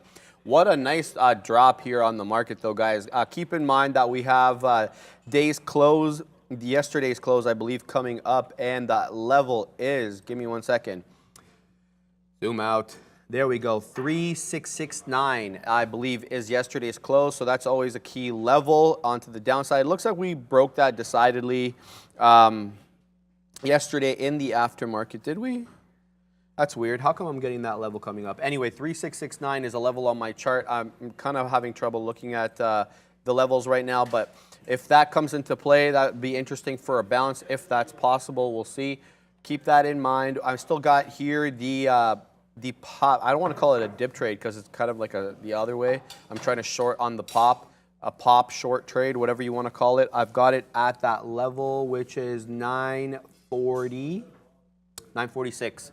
It's kind of a bit below it, consolidating sideways here on ATXI. So I'm looking for that pop up and then a shoot back down. I'm still seeing, you know, lower lows and lower highs being created on this stock, save and except for this one pop right here, which stopped me out. But otherwise, the trend is lower, and I'm looking for a move back down, to be honest with you. It kind of extended on the day now, up 165%. So we'll see with this one. Let's see what else is going on. Looks like Sava is making a bit of a move. Let's switch to the other chart here and have a look at Sava. Oh, APRN made also a nice move, too. We'll talk about that one in a second.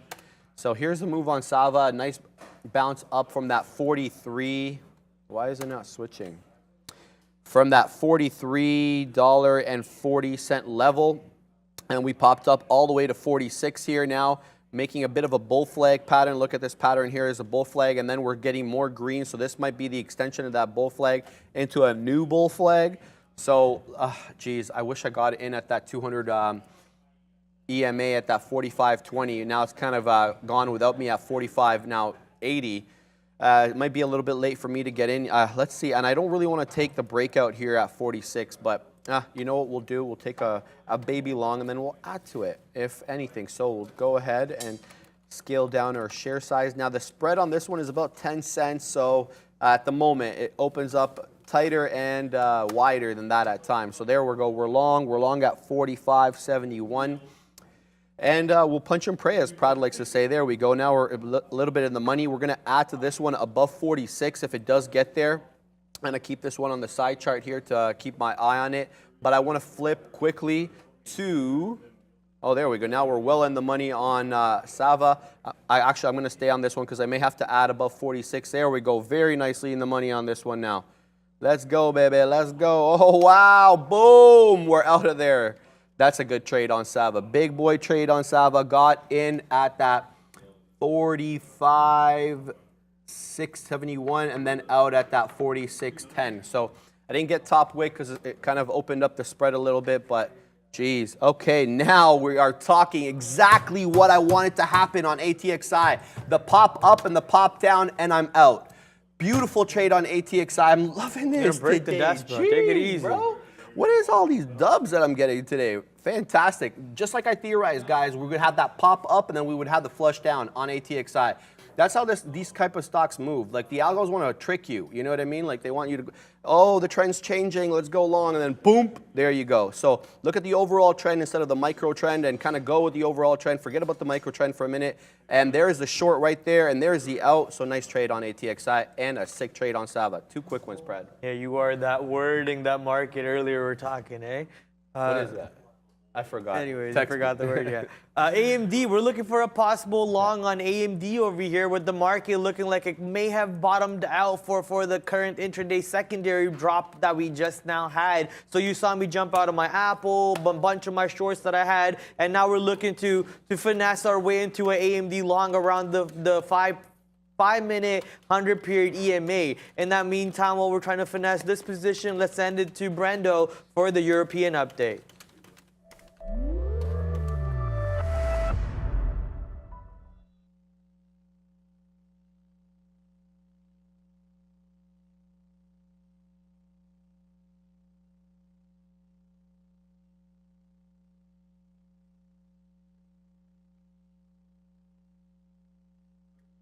All right, Brendo's going to fix his mic there real quick. Go ahead, Bradley. You have anything? Go for it. No, go for it. I don't really have anything. I'm just waiting for AMD to pop over here, but the market could have another drop in it with the fake little pop after it. So just getting ready to manage my position, keeping a very tight risk, not willing to lose too much on this position. Like I mentioned earlier, I'm having a killer day on equities. I had a little bit of a sour day to start off on futures, but equities made up for it more than well. And now we're just looking for opportunities for the rest of the day. UVXY did manage to go all the way towards the high of day, the previous high of day, and then that's not UVXY. Come on, Pratty.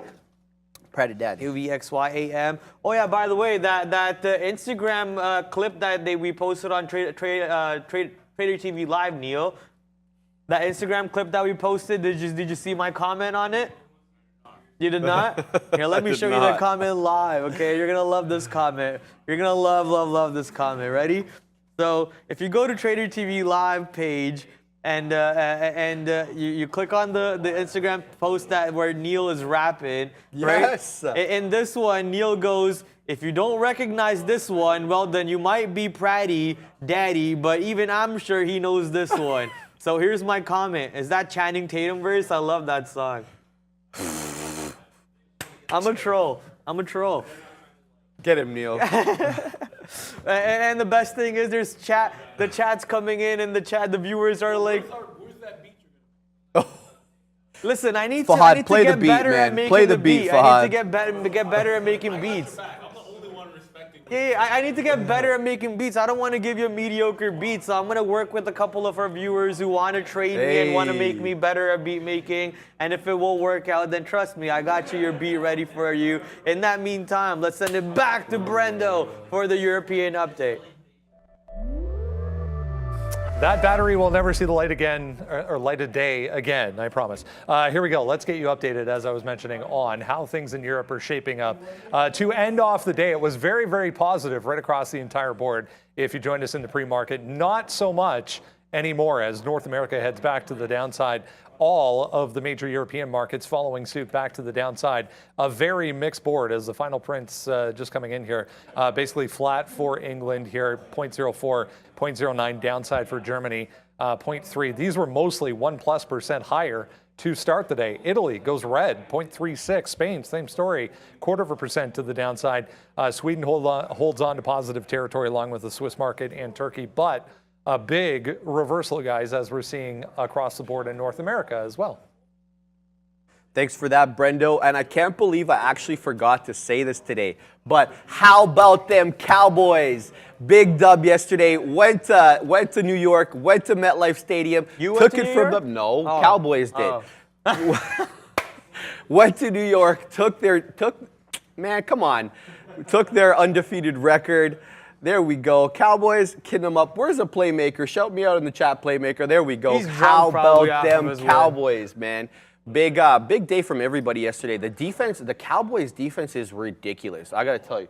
I mean, even Neil agrees, and Neil hates the Cowboys. So, Micah Parsons, D-Law, everybody was on point yesterday. Even, what's his name? Diggs at the end there with the pick to end the game. So, Everybody This is your stepped boy up. Playmaker right here. Hey, there we go. That's There's your the boy man, Playmaker eh? right there. Yo, go to the screen. Fod, get that shot. There That's your we boy go. Playmaker right there, Playmaker baby. looks like a dangerous cat. With his cowboy shirt and his cowboy shoes I didn't even on, know they all- made cowboy all shoes, man. Game prep. Hey, yo, Fahad says, I'm pretty sure that's Fat Joe. Nah, that's not Fat Joe, bro. That's our boy, the Playmaker. Come on, There you put some go. respect on our boy's name. He There you does go. look like an absolute Terminator, though. Look at that gold chain around him, all ready for his retirement coming up in a few months over there. Yes, And I'm sir. sure you're going to enjoy it, my guy. I'm sure you're going to enjoy it. Yo, he's in the chat. There you go. He's in the chat. Yes, sir. And I also want Playmaker saying, good thing CD Lamb redeemed himself after that drop. He not only redeemed himself, he made one hell of a catch, one-handed for that 2-point convert. Yeah, but he didn't do anything when I had money on him. Yeah, I know. Brad was obviously Week not one, very that happy was. That was about week one. Anyway, look, are we going to win the division? I don't think so. I think Philly's a really good team. Philly is a complete team, to be Was honest that with you. Eagles? Yeah, Eagles? yeah. The Eagles are good. They're a good team. They got a really good quarterback, Jalen Hurts. He can run, throw. He's kind of like, he could be a Josh Allen. He's a little different, obviously. Neil got offended real quick there when I compared Jalen Hurts to Josh Allen. Obviously, he's no Josh Allen. Josh Allen is football at the moment, but Jalen Hurts definitely he's up there. He can play. But yeah, Cowboys couldn't be happier, man. Right on, brother. I wish I saw the game yesterday. In my head, it's only Sundays. No, it's not Monday also, but maybe I need to get into that little bit of a routine. As long as your team won and you enjoyed, that's all that matters. Currently, my team is not winning, and my team is AMD. AMD longs looks like they're going to fail on us. I'm getting ready to jump out of this position as the market pops don't really have any oomph behind it. So I'm just going to actually take that loss here. These market pops don't look like they have any buyers coming in, and we're actually creating a lower low and a higher low at the same time on both of these markets. So I think the best thing to do is just stay hands off on the longs a little bit extra and just wait for the bottoms to come in around 36.66. If those bottoms do come in, we can try those longs over there. I do believe this market will be ranging a little bit longer sideways until we actually get that relief rally long. And there goes AMD, man. Oh, wow. Thank God I punched out a little bit earlier instead of taking 10 more pennies of damage on that position. Let's go look at what the scanners are showing us at the moment and what positions are maybe worth looking at. Apparently, GRAB, G-R-A-B, is moving around. Let's go take a look at GRAB. Grab, that $3 level on Grab is always so interesting. But right now, look at this level on 270. We got 12,000 lots on 1,200 lots, on 270 on GRAB. If that level breaks, maybe the stock could easily just nosedive to $2.56. But if that level doesn't break, then you could expect a little bit of a bounce coming in off of that size over there on the NASDAQ gateway but it's only like what? 200,000 buying power, 2 million buying power. Let me just quickly do this. 1800 times 2.70. That's only like, 300,000, 200,000 buying power. So I could wipe out that level if I wanted to and then force the stock to the downside. So I'm not going to trade off of that level. I got you. Sava continuing to make moves up here. I believe it is at high of day. Let's zoom out here and get a better picture of where. No, Sava's not at high of day. So it looks like we made a bit of a higher high in the pre-market, but that is the pre-market level. That is at 47.32 level. Let's zoom out a little bit, make sure that I'm accurate on that one. Yeah, but after the bell, I'm pretty sure that this is the, so we're, okay, one sec here. So this is 932, this candle is 932. That will make Sava's high of day at 46.89. Looks like at this peak here, we went to 46.80, so we were like 9 pennies off the after open high of day on Sava. Now pulling back in closer to that 46 level at the bottom, but these are two bull flags, and that's kind of the idea that I was looking at here. This bull flag I missed because I was trading ATXI, but this we took one long and we got out here, but obviously there was more to the upside. Here's what my technical analysis book says, and this is like not a hard and fast rule, but it is a rule to have in mind, so that the initial move on the first bull flag will be mimicked on the second one. But I haven't found that to be the truth in most of the trades that I've been in, but have at least a target. So basically what I'm trying to say is if this is the initial move on the first bull flag, that 43.62, and this is the peak 45, so say 46 here. So then you have, let's see, how much is that? So that's $2.40 of a move, okay? Now this one is supposed to be also $2.40 of a move, but it's not. This one is from 45.20 up to 46.80. So that's a $1.60 move. So I haven't found that to be always the truth, that the same distance will travel in the second bull flag as a first bull flag. So perhaps a way to get around that is maybe to wait for a second red candle to close and then get out of the trade. And so if that had been the case, I would have got out here. And these are rules kind of like that I don't even follow, but I'm trying to become better at. So by here, I mean that 46.58. What's up? No, you're good, you're good. Yeah, 46.58. That's what I would have gotten out if I had followed that rule. But I was obviously too excited here when it went my way, so I punched out flat. That's obviously a rookie trader mistake. I hope to improve on that. ATXI continuing to make lower lows, and I do like that. Look at that spike down. What a thing of beauty this thing is here. Wow. I'm thinking we're probably going to see somewhere around 8. Current level of VWAP is at 789, so not too far away from 8. But what makes this one still in play, and what the fact that you have to be careful, is that it's still on everybody's radar, up 150% on the day, and it's above VWAP. So it's got two things going for it in that regard. So don't think that you can just ride the short all the way down to zero. It's not going to work like that. Yo, you like the AMD long here? Sean's long less. AMD guys, and Say so is less. Prad. So if you're looking to follow what they're doing, Sean's long and Prad's long Yeah, AMD. me too. I've tried it twice already at those low 40s, low 50s. But I just keep shaking myself out when the market shows me the slightest red move. So I just had to ask for some confirmation from a more expert trader over there, which was your boy Sean, the People's Trader. So I got back in for the third time over here. I usually try a level twice or 3 times and then I give up. So I think this is worth one more try. If this one doesn't work, then I'm just gonna bash my head into this table and give up on it because like I don't understand how this doesn't happen. Right, but we'll keep on trying. We'll keep on trying. We'll look for the right. I mean, look, I'm not even down on the stock today. I'm barely negative on the stock, and that's because our risk management throughout the day. We had a quick little long that we got stopped out. Then we got right back in, and we got a winner out of that, and then we got stopped out on the last few shares. This long got stopped out. This long got stopped out. So the trade ended up being flat on the day, and now this long might either add to the negative P&L on AMD a little bit, which would not even matter. Oh, my legs. I should be laughing at somebody else's pain, but when it has to do with like working out pain, I think it's great. He's in a whole lot of pain here. I'm just laughing it up. Going up and down the staircase was killer. Doing legs on Monday was the dumbest thing I could have done. I think I'm going to move it to Friday. It's never a dumb idea to do legs. It's never a dumb idea to do legs. I'm going to move it to Friday because Saturday, Sunday, I sit at home and play video games. So there's there's no exercise, no up and down the staircase, nothing, right? So I think I'm going to move it to Friday. And he says no. Why? Why no Friday? Because you don't want to be static. I agree with that. You want to move it? Yeah, I would agree with that. So you're saying Monday leg day always? You can do it Wednesday if you're really... Sunday? But yeah, oh man. And then when my legs got pushed down just now, that one killed a little bit. Guys, PXMD, you'll remember this one. We've been trading it for the last like month or so on and off. It's making a move, guys, up 45% on the day now. Now we're making newer highs. I believe, let me just zoom out, make sure we're at day's highs. Oh yeah, we're very much at day's highs. Look at that top wick here. Careful, I see a bit of a double top at that 319 and 318 level. So yeah, we'll see how it acts around there if we can break that level decisively and continue to the upside. Let's see what kind of moving averages it's respecting or levels, so we can see maybe where we can get a dip trade possibly. I see a good possible dip trade around that $3 mark, maybe a little bit below into $2.95.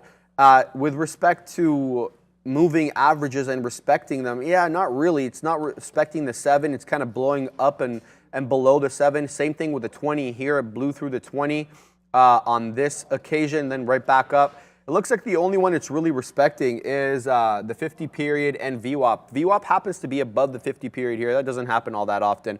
There we go, breaking through that level. We talked about that 319 and 318 level. Looks like the new high is 321 on this one. This one's a bit of a slow mover. I mean, you're not going to get too much range. It looks like we started the day out at 225, and we're just getting to 325 here. So you will have to size up on this one in order to kind of make the same money that you would make on, say, an ATXI or an INM or whatever. So PXMD definitely on watch, up almost 50% on the day, Prad. Yes, sir. We're going to head over to our watch list. Where's our watch list? There we go. What? Why am I signed out? Let me just sign in on the other screen. Oh, I'm not. I'm signed back in. Awesome. Thank you, Google, for debating me. All right, so here we go. We're going to go to our watch list. We're going to pick the Lucid. Was it the Lucid one that I want to talk about? Yeah, I think it was Lucid, the EV one. Lucid Motors got an upgrade overall. I believe it was, yeah, by Cantor Fitzgerald. Getting an upgrade, and that's from our watch list. So you can get watch list prep or our watch list every morning before 8:30 wired out to you if you sign up for it. The link is in the chat. That where is it? Bears vs. Bull will be putting in the chat, or you can do ! watch list anytime and get the link for the sign up process for our watch list. Every morning we get this beautiful outline of exactly what key details to look for in the market, in specific stocks that have catalysts behind them too. Today the chip sector had catalysts behind it, hence they were to the north side, but now pulling back with the market. Sadly, AMD right back into the pre-market ranges, but still up 1.6% on the day. Nvidia also up on the day too, even though it is currently at the 125s, around the 100-period EMA, and this 125 level actually held for Nvidia so much longer than what's it called? AMD has been trading around the 100-period EMA. So I'm going to try an Nvidia quick little long, give it a little bit of a risk under 125 as the market's now pulling back to the exact low a day. And if the market can bounce off that low a day, we're going to have Nvidia right now bouncing like the way it is. Let's go, Nvidia. Instantly 12 cents in the money as soon as we punch in. We have the exact same size on Nvidia and AMD, but we had to fight for that AMD position a little bit. And now we jump back in with extra confirmation that Nvidia and the market might just be able to bounce off of those lows. If that is possible, we can maybe get a double win on this chip stocks. PXMD continuing to go to the high side here, so I'm no longer concerned about a flush off this double top at 318, 319. Looks like now we're trending into that almost 330 here. I think we topped out at 328 or so. Yeah. So PXMD looking really strong here, showing up now. It's number one on my my scanner with respect to after market open. So it's not the number one from the earlier in the day, but from 9:30 onward, it's definitely the highest of the day, up 53.5% now. So it's fluctuating every now and again. It's changing a little bit. But yeah, PXMD, I'm definitely looking for this one long. I just kind of feel like I missed the boat a little bit. I mean, I should have probably punched in a little bit below that 320. I didn't, so too bad for me. But I'm seeing here in the chat, some people saying BABA.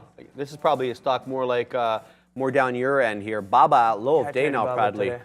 What's that? I traded BABA today. Yeah, well, it's now at low of day and continuing to make lower lows. We'll talk more about that after we get back from Brendo, who's at the big desk with Sector Watch.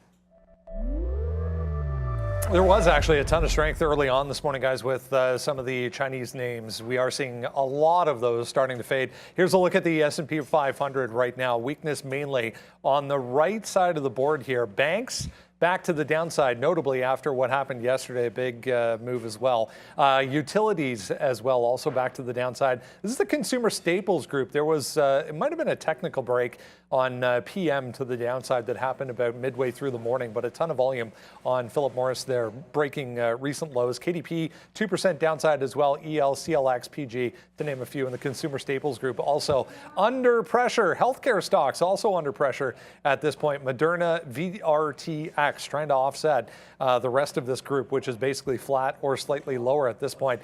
This group here still holding up nicely. That's the energy sector, still 3.5% basically right across the board for most of these as oil ticks higher. Material stocks also following suit, but the rest of this board becoming very, very mixed as we speak, even including consumer discretionary names. We mentioned all of the travel names in here, including the cruise lines that are all nicely higher still, almost 5% for all three.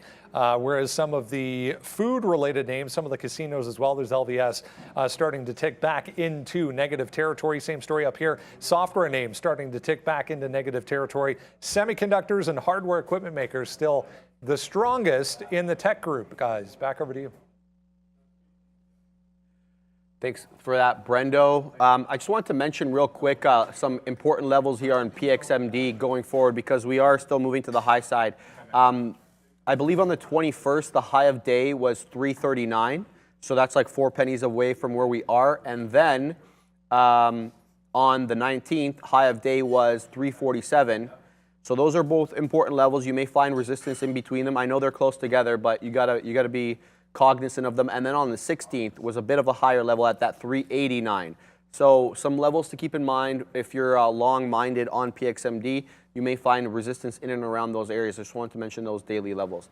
But it looks like the market here just took a turn for the worse south. Let's look at the futures. This is the MES December contract.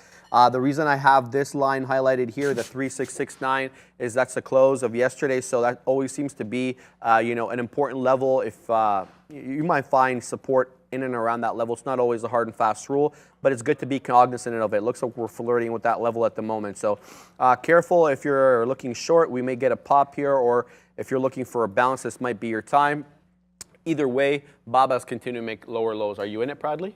I was trading BABA earlier today, but I'm just laughing because I shared my blotter with a buddy of mine, and my buddy goes, "You trade every stock in the every stock in the world strat." Is that what it is? He's just making fun of me for trading too many tickers. I think I have over 15 tickers already traded. It's just. That's just how I work, bro. That's just how it works. Stop making fun of me.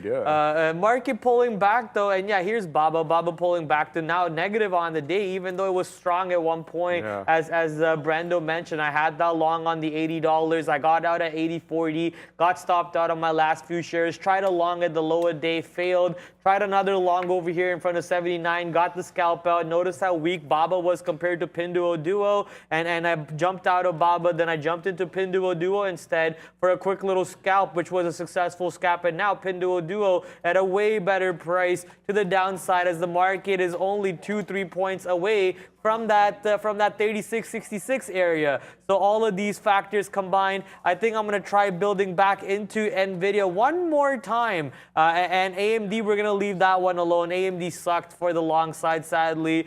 We jumped out of that one. But we're going to try one little long on Pinduoduo, one little long on NVIDIA. See if we can catch that move up after the market bounces off for the 36.66 number. The whole reason why we're saying 36.66 is because that was the low from 23rd of September, which was around 2 days ago. Well, 36.60 was the low, but if the market does want to go another 10 points or so, I think we can see NVIDIA swing down another 15, 20, 30, maybe even 50 cents to the downside. If that's the case, we'll quickly jump out of NVIDIA for a 10-cent loss, get back in 40 cents under our average price, get a better average price so we can ride this chip stock strength that the chip sector has today right back to the north side. That's the overall idea that we're trying to put some damage into the north side with. Pinduoduo is now moving up north for us. NVIDIA also moving up north for us. And the market showing us a little green candle, a pretty strong green candle actually. Volume ramping up, pretty strong green candle with only 4 minutes left into this market's official lunchtime. Well, now only 3 minutes left for this market to officially enter lunch o'clock. That being said, look for market to really depreciate on the volume and going into that 12 o'clock period. Yes, sir. Yes, sir. PXMD pulling back after making a topping tail candle. This is not what you want to see if you're a long-minded person here. This candle here, albeit it is on the 1 minute chart, but does look a little ominous, to be honest with you. That 345 level is the area that we topped out at.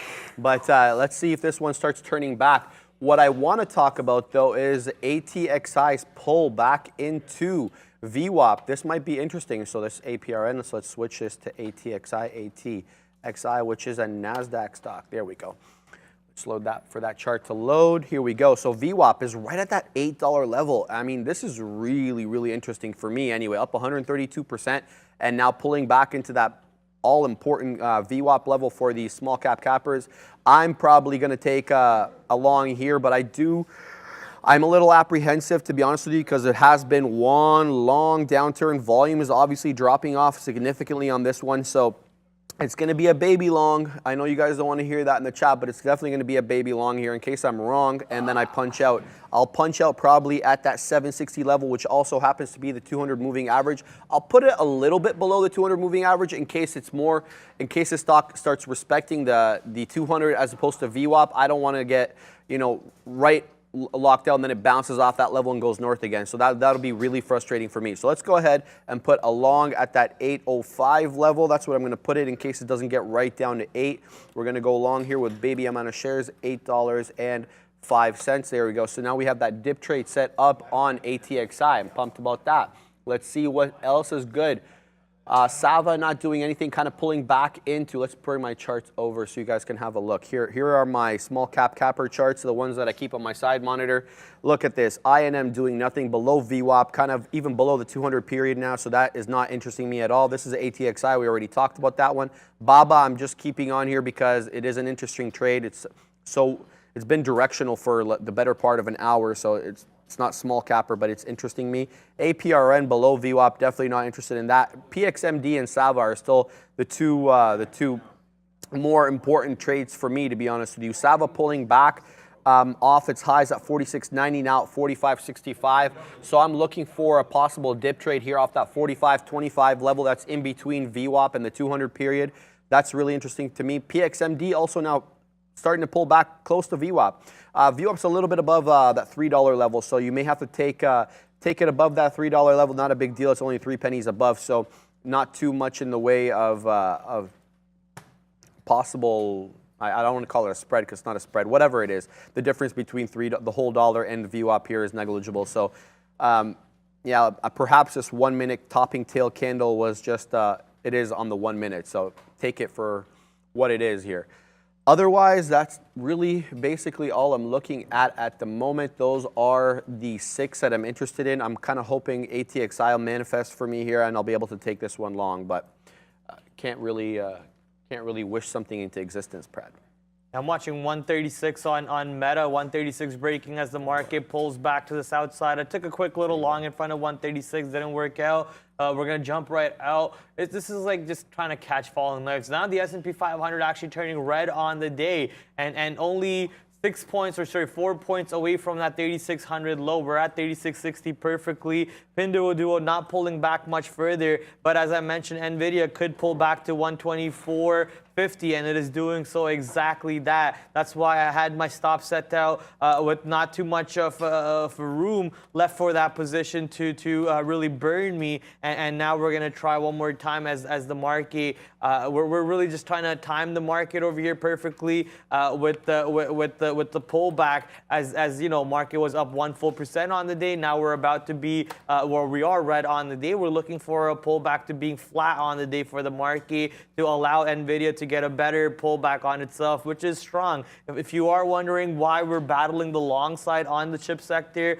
we can really quickly show you why, because it's on our watch list. The catalyst behind the chip sector today, well, Micron was downgraded, but overall AMD and NVIDIA were extremely strong. Look at SOXX2, which is your semiconductor ETF on the NASDAQ market. Actually pulled back quite a bit itself, now only up 0.5% for the semiconductor ETF, and reflecting the overall bearish sentiment that the NASDAQ and the S&P 500 are. NASDAQ now only up 0.15% instead of being up 1.15% on the day, and NVIDIA pulling back even more than we want it to. So this is not looking good. Might be just time to, not looking good for NVIDIA longs, that is. Okay. So might be just time to stop battling these longs, and Pinduoduo not moving at all. So Pinduoduo looking a lot better to be in a long side of a trade than any other positions. There we go. S&P 500.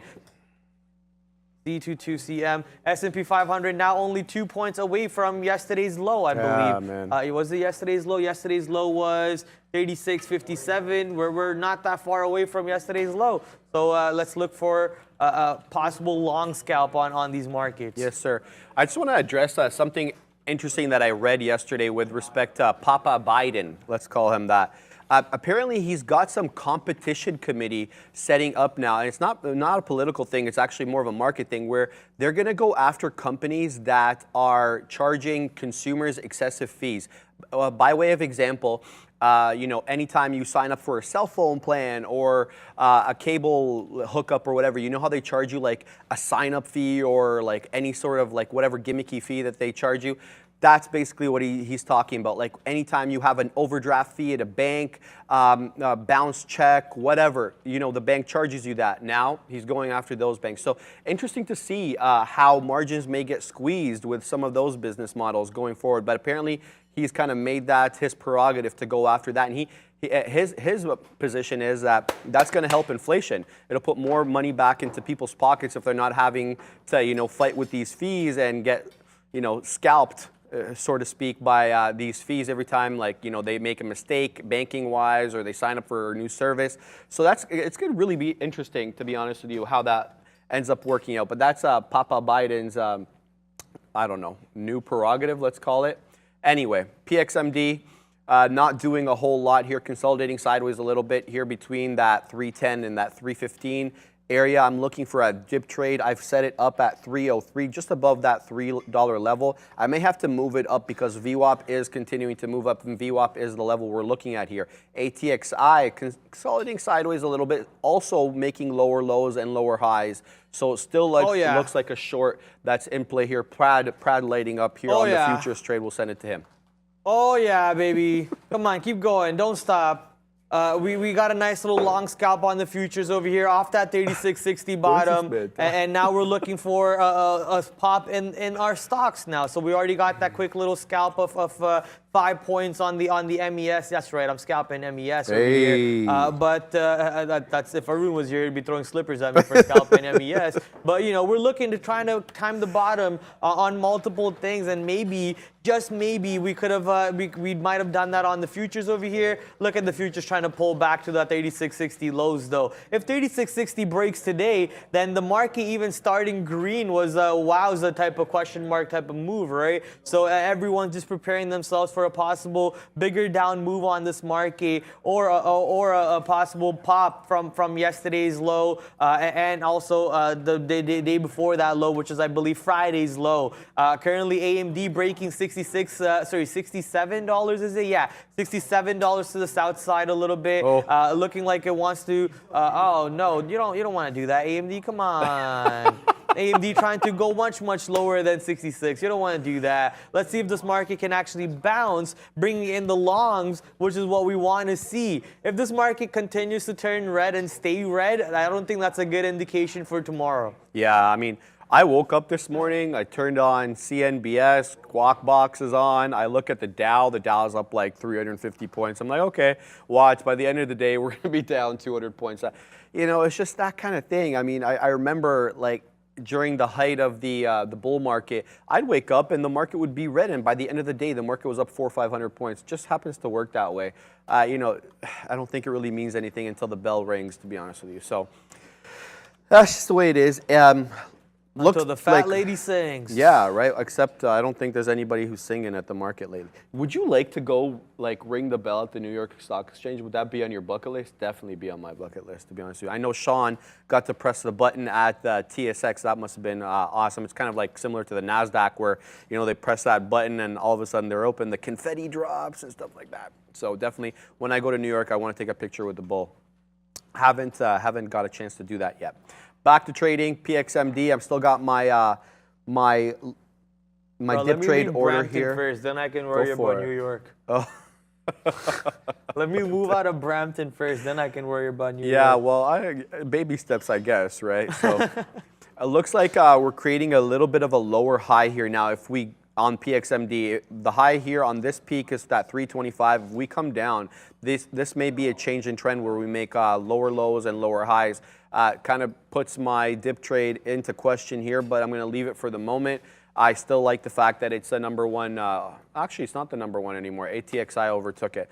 It was the number one after the bell. So ATXI also kind of running away from my dip trade here, curling back up into that 860 level. Not much to report on these small cappers. I don't see much on the side screen either. Sava's also moving to the downside, approaching VWAP. And BABA continues to sell off. We should have definitely been in that BABA trade. As I say that, ATXI just flushed here. Wow. From that 866 level all the way down to 825. Quite aggressive. Geez. I should have still been in this short. This was a short that we originally had here from that 947 area or whatever, 950 area. That would have been a good little short, but can't relive those moments, Brad. Yeah, the market actually broke that 36.60 low we were talking about by 2 points, and now trying to maybe bring in the volume for the long side. Let's see, man. It's really questionable because every single candle for the last 5, 10, 15, 20, 25, 30, 35 minutes has just been red, red, red. So this market still continuing to bleed. As you can see right here, S&P 500 continuing to stay red on the day, whereas NASDAQ still positive by only 0.08%. And where's NASDAQ's bottom from yesterday? Let's go check out what NASDAQ's lows from yesterday was. It is at 11,000. Let me just throw this number down here. 11,256, and we're at 11,330 at the moment on the NASDAQ market, and trying to battling to stay positive on the NASDAQ, and the SPY trying to not go too much further than Friday's low, which is at 36.60. I know I've said this number like a million times already in the past 5 minutes,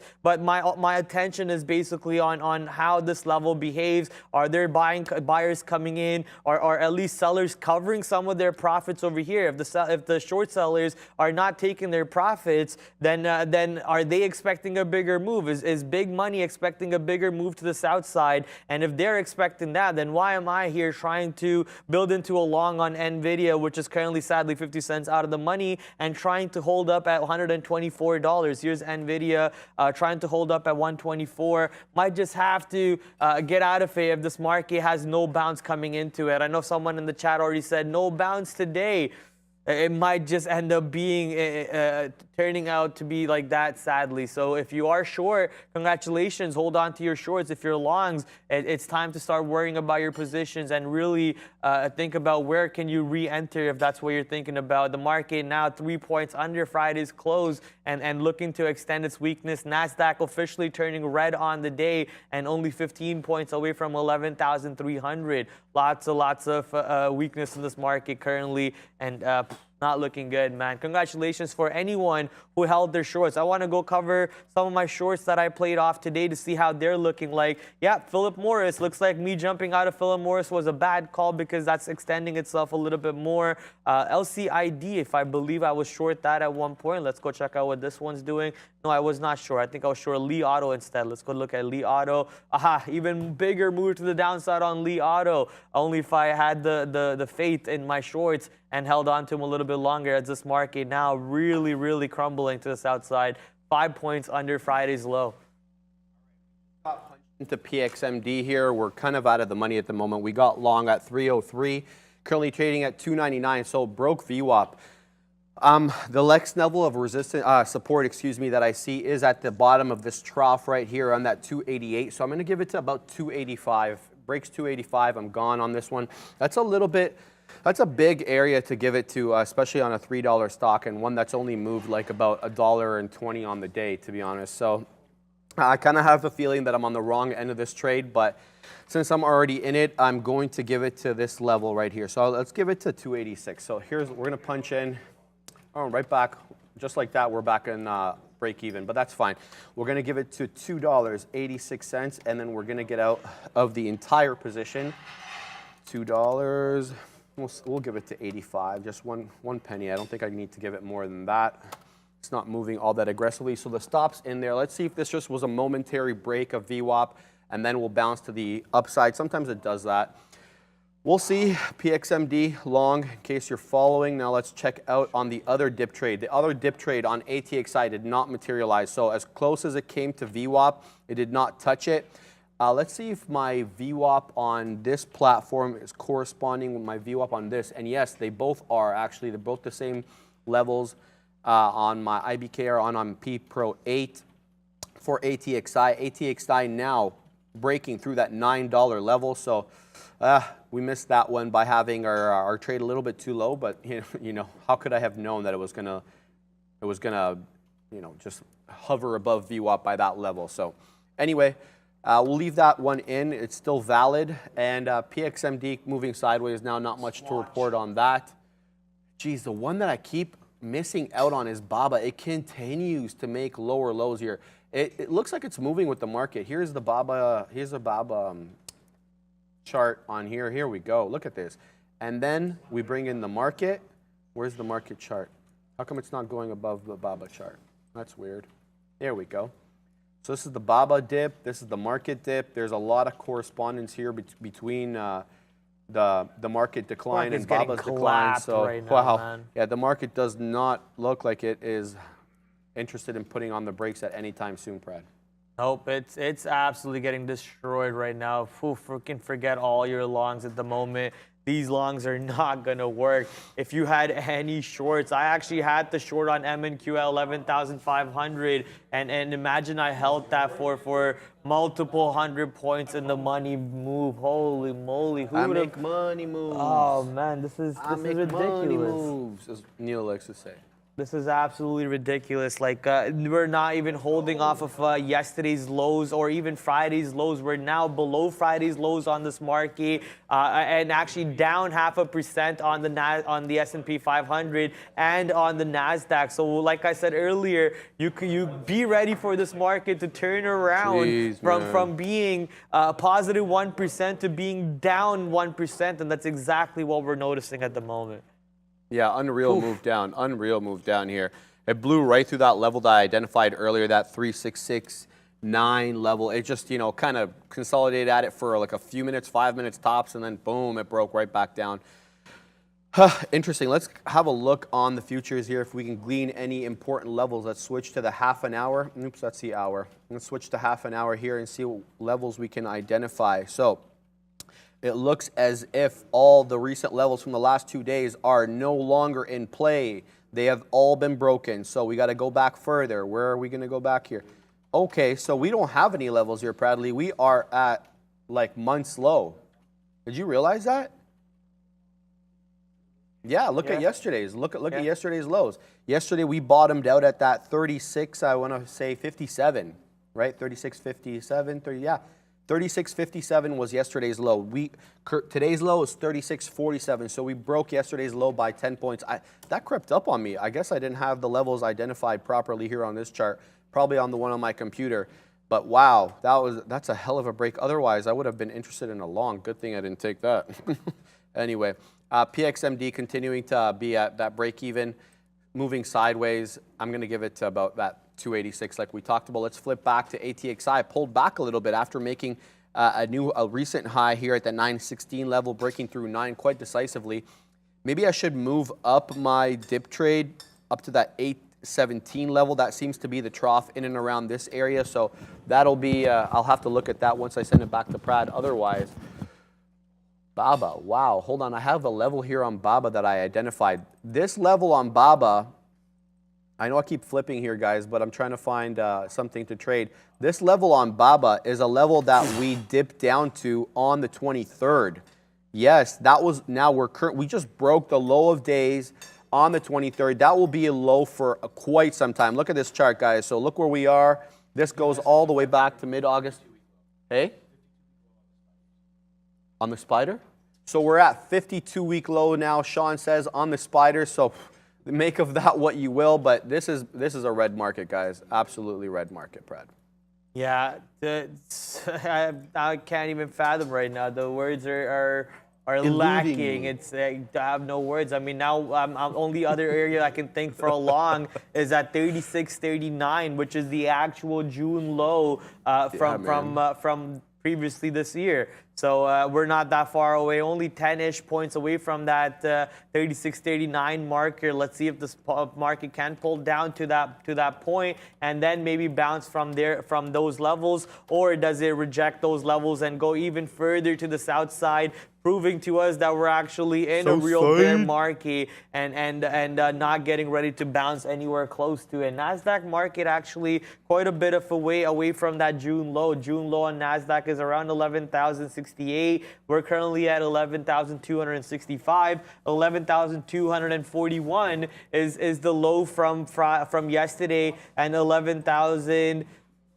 What is this number? 11,229 is the low from Friday. So still quite a bit of a move left to the south side on the MNQ market. If it wants to pull back, we could easily see our MNQ, NQ, whatever side, it could easily pull back a little bit more. And as Sharif just mentioned a couple seconds ago, that the Spider ETF is at the 52-week low. So whew, we're at the year's low on this market. Look at this Yeah, S&P man. 500 push to the south side.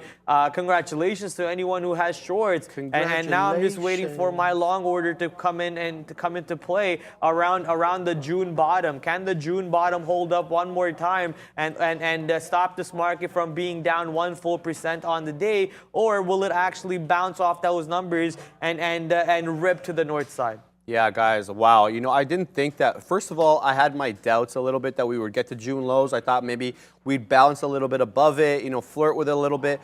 And number two, I didn't think that we would get to these June lows this quickly, but it has been one tank city. When does the next CPI number come out? October what? Do you know? Let's look in that. It's usually the middle of the month. It's been the 13th a lot of times. 13th of October? 13th. Okay, so I'm just getting, Sean's telling me, and so's Fahad, 13th of October. So that, okay, yeah. So 13th of October, so that's interesting. Well, you know, really the next major point where we're going to get new information on the market. But we'll talk about that and more when we get back from Brendo, who's at the big desk with the volume leaders. Hey guys, yeah, the sell-off continues. I was going to say tank, but it's a little bit of a sell-off to say the least. But that doesn't mean there's isn't a ton of opportunity.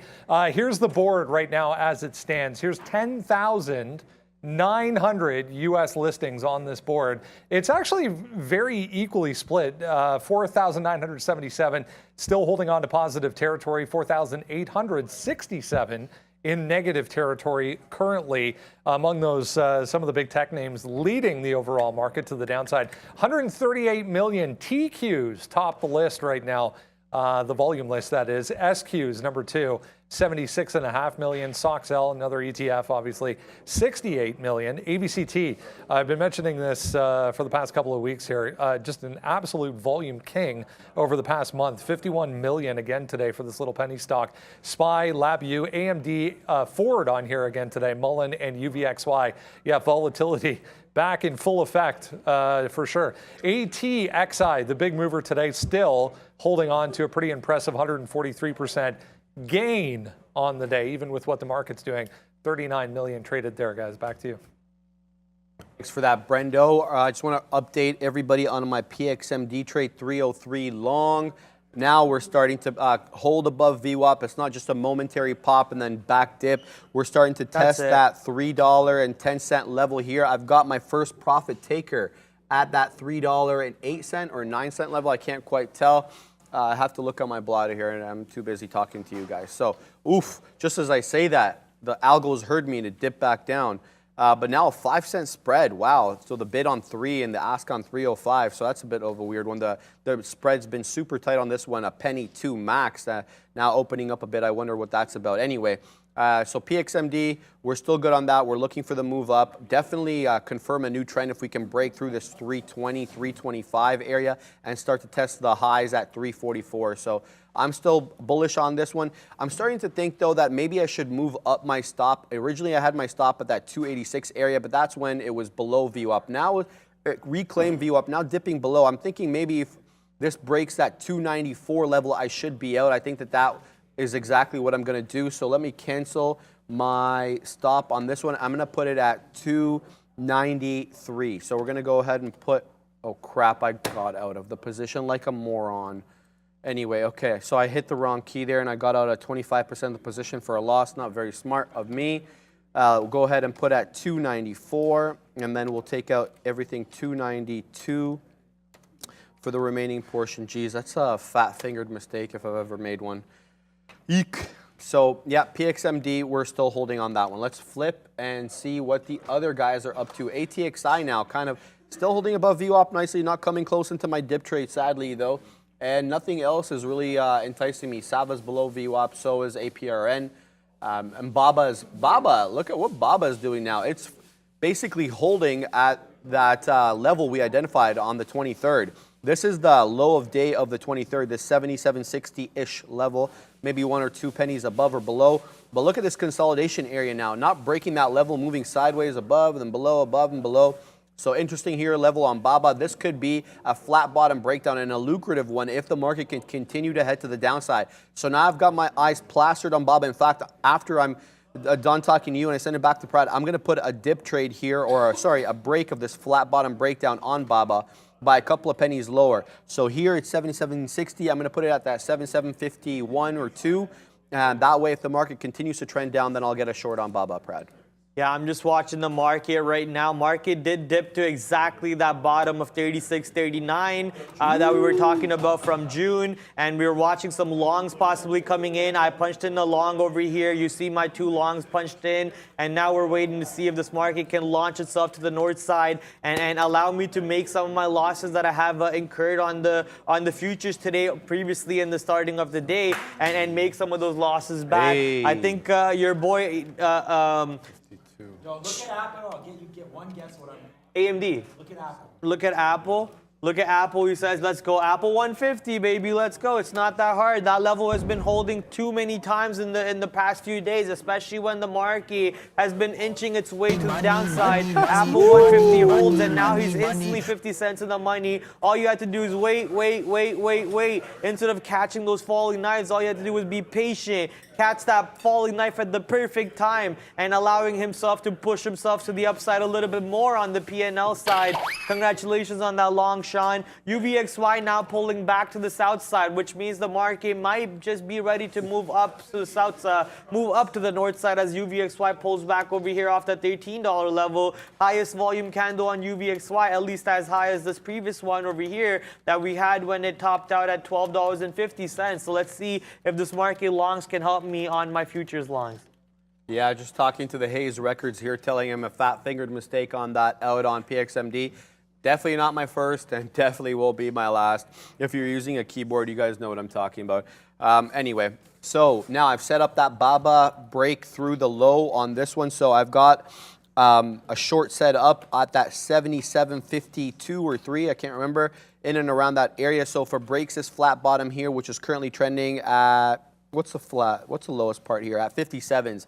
It's bouncing a little bit. Looks like the market's curling off that level that Pratt talked about here. We'll have to see if this is a sustained move up or whether we continue to make lower lows. I feel like BABA's trending a little bit with the market. There does seem to be some correspondence between them at this moment. So what the market does, BABA may also do. So we'll have to see.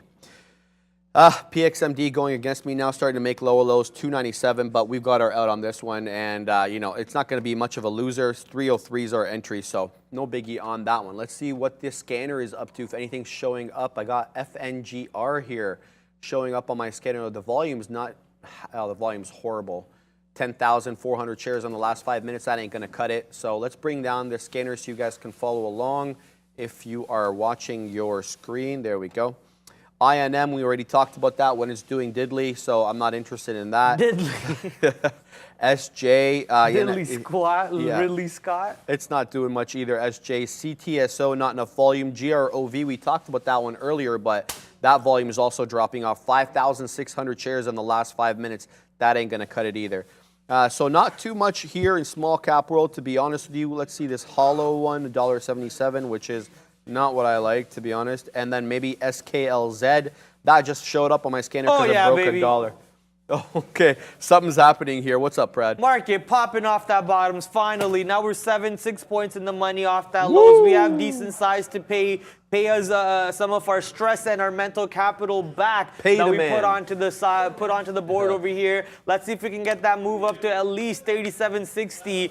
Or sorry, 36.70 is what I'm trying to say. Come on, market, push up. 7 points in the money, 8 points in the money. Can I get a 9? Can I get a 9? 9 going once, 9 going twice. You're not gonna give it to me. We're gonna take some size out. Let's go. Whoo, that was a little stressful. No lie about that. But now we can hold this this other size that we have to maybe a bigger move up to the north side with the stop already sent out. That's a lie. I'm going to send out my stop right now. Where's my average price? 36.40 is my average, but I'm going to send it to the low of day, which is at 36.88.75. Will be the trigger. 36.36 will be the limit that I want it to cross to. I have $100 million worth. I'm joking. I don't. But I'm going to throw my stop out real quick. And now we don't have to worry about this trade anymore. Maybe we can now turn futures into a positive trade for us on the day. We previously struggled with futures being negative on the board for us, but now if I close this trade exactly where it is, futures will close positive on the day for me. But we're not going to trade like that. We're not trading with the revenge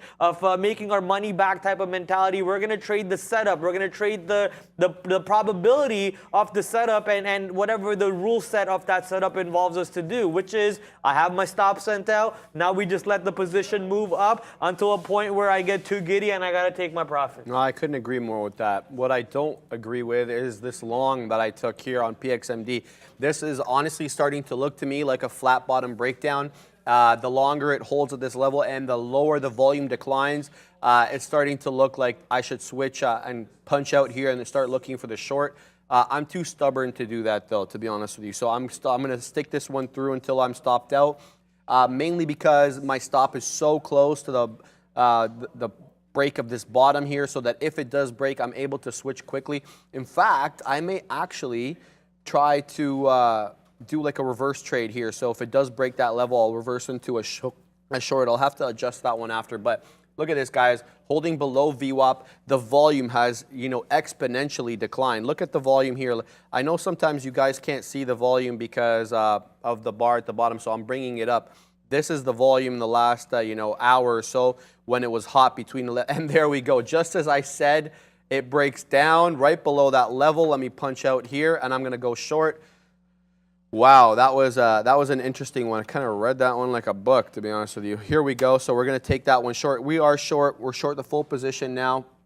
Let's take this one down, hopefully into that 200 period moving average, which is around $2.70. But I would have liked to have gotten that one earlier. Sucks for me, but hey, whatever. I just want to shout out to Adham Abu Sahel. He sends a $1.99 super chat. He said, this is a bottomless market. Well, there's a bottom. It's at zero. So, it's not bottomless per se, but I get your drift. You're basically saying that we're going to be selling off for a while. And I probably couldn't agree more with you on that. I mean, we've really, that's why I was asking Prad and the gang here about when we were going to get the next major economic numbers, because that's really the only thing that's going to shift the market, unless Powell comes out or one of the FOMC voting members comes out and talks about some sort of dovish position that they're going to adopt. Why would there be a change in the market? So, I mean, I don't get it from that perspective. So, what are you looking at, Brad? That's a lot of food. You're not supposed to look at food while we're on the show, man. I do whatever I want, bro. Man, we can't eat. I do whatever I want, bro. All right, what are you looking at there? We're looking at our viewers' lunch to our, how Sean sent his wife's curry, and then I posted my mom's paneer butter masala that I was eating for dinner yesterday. So one of our viewers actually tagged us into a post of him eating some real authentic Hyderabadi food, the Telugu food over here. We got a banana leaf, right? That's how you get food served in a real authentic restaurants. You don't get and back in the day, you never had plates. You got served on a banana leaf, thick, right? Yeah, they're thick. They're almost they're good as plates. Some rice. I don't know if you know what sambar is. It's like a curry, but it's like a tomato curry almost. Okay. But it's not really. I don't know how to explain it. It's just good. You eat it with like a bunch of stuff, and he's got some vada with it beside him. Looks like a bomb lunch, man. You're making me meatballs. Hey, those are not meatballs. Oh, okay. Those are like. I don't even know how to explain it, man. I honestly don't know how to explain it. I just know what it is, and he's making me. It's not meat. It's vegetarian. All of that is vegetarian, and it's making me miss back home so much. I can't wait to go. I actually need to book in my holidays for in our work system, which I've yet to do. So I need to go do that. Not stop being lazy and stop procrastinating on that. But since you've addressed a couple of our super chats, real quick, now my future's long as 10 points in the money, and we're just gonna let that move up as high as it wants to. Nice. Coming back to the futures, super chats realm though. Looks like we missed one yesterday and into the close. Thanks for everything you guys do. You keep this very fun and informational. I enjoy getting up every morning for the show. Thank you for those kind words, Luis Fernandez. Like you say right there, right? We enjoy doing what we do over here, and we love that we have some great viewers and community who come back every single day. Emoji of a pear character doing Shaka's sign with his hand saying cool. I'm guessing you mean that for one of those emojis that Sean plays. Yeah, could be something. Shaka, boy, shaka. Cool. and I think that's going to be the coverage for all of our super chats. Let's go over to the like count. We're at 2.4K likes, which is actually pretty good because we were at 1.4K earlier when the viewer count was 7,000 people. So this is actually not that bad. We're at 2.4K, but I would love to hit at least 3K. Let's get it up to 75% coverage off of what we have right now. We have around 5,000 people. I think we can easily get up to 3K. Hit that like button. Helps with the YouTube algorithm. Helps us push the channel to more people and help build this community that we love and enjoy streaming to. And look at that. Compared from yesterday to today, we're already at 348,000 subscribers. Yesterday we were at 347. So we went up by 1,000 subscribers in around a day or so, which is good. So for those of you who have not hit subscribe button, that 32% of you, go hit that subscribe button and join the family. If you want to be a member on the Discord, not on Discord, sorry. If you want to be a member in the YouTube chat, you can click on this little join button. That's how people in the chat have green names. If you click on that button, Brendo will tell you exactly what it entails, and it's up to you to choose to do that or not. Last but not least, we have cool merchandise on the YouTube homepage directly. Go to our homepage, click on store, and feel free to buy any of our merchandise. If you do buy any of our merch, feel free to also tag us in your picture, like our homie over here. If you do buy any merchandise, feel free to take a picture and tag us into it. We would love to see our community sharing it. Yeah, I just want to address Gilab Ahsan. Sorry, I hope I didn't master your name, but thank you for bringing this to my attention. I actually knew this, but I forgot. He says, or she, next economic numbers, PCE and GDP data on Thursday. So the PCE, in case you guys aren't familiar with it, that's a personal consumption expenditures, and that's a price index. So from my understanding is that the Fed actually likes using that metric better than they like using the CPI. They feel it's like a better indicator of inflation than the CPI is. So that will be an interesting figure to come out this Thursday, and that could move markets. Certainly, definitely the GDP. Although I don't know if GDP has as much of a direct correlation on inflation. Obviously, it does, because if the market's growing, that means there's upward inflationary pressure. But it is a kind of a lagging number, so we'll see. I don't think the GDP, to be honest with you, is as important as the PCE, but that's just my uneducated opinion, to be honest with you. Anyway, so interesting figures coming out Thursday. That could have the potential of moving the markets here. PXMD moving sideways, not doing anything. Volume still super low. We have our profit taker here at that 285, 286 level. Currently trading at 296, 295. So not a whole lot going on. We're not baby size either, too. So not too much pressure there. Sava's the one that just made a really nice bounce off, not really bounce, but kind of broke VWAP, double bottomed, and then reclaimed VWAP quite nicely. Let's see if we can load that up here for you guys to follow along. No, it's ATXI, so let's put Sava. Eek. All right, SAVA, and that is a NASDAQ stock or a New York stock, Bradley? Do you remember?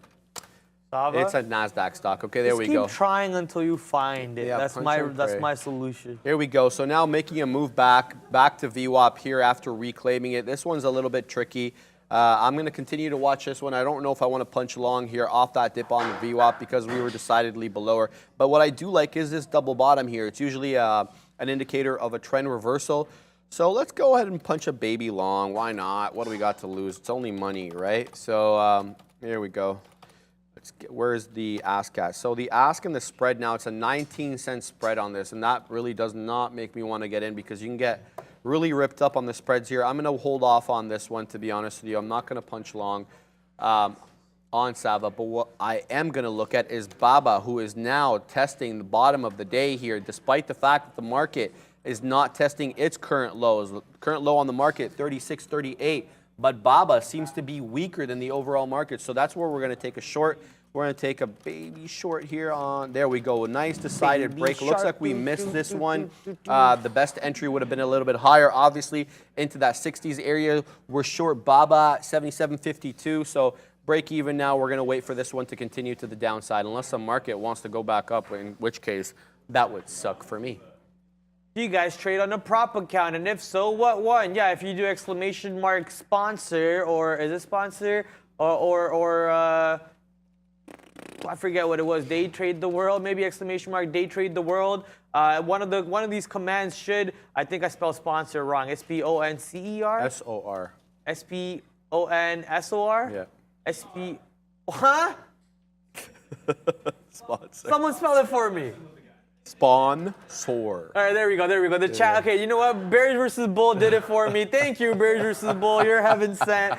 Thank you. Click on that link over there. Day trade the world. Yeah, exclamation mark DTTW was the command too. So if you do find the link, you can sign up over there. It's outside of America though, so it's gotta be outside of America. You can open up your own office with Day Trade the World and start putting in the damages into the markets the way we do. Bears versus Bull always got our back. Hey man, I'm sorry I can't spell sponsor. Okay, leave me alone. At least I got a good 13-point long on the futures before the futures went back to the downside. So we got out of that. Futures are now positive on the day for me, and now we're just gonna look to protect our capital for the rest of the day. We're gonna look for other opportunities though. I want to jump onto Ford. Sir Henry Ford is gonna be crying at the moment as the stock is pushing back to that $10, $11 ranges. If you guys remember back in the day, that $10, $11 area on Ford has been giving you numerous chances to scalp that range in. So now pushing back into that range, I'm going to be looking to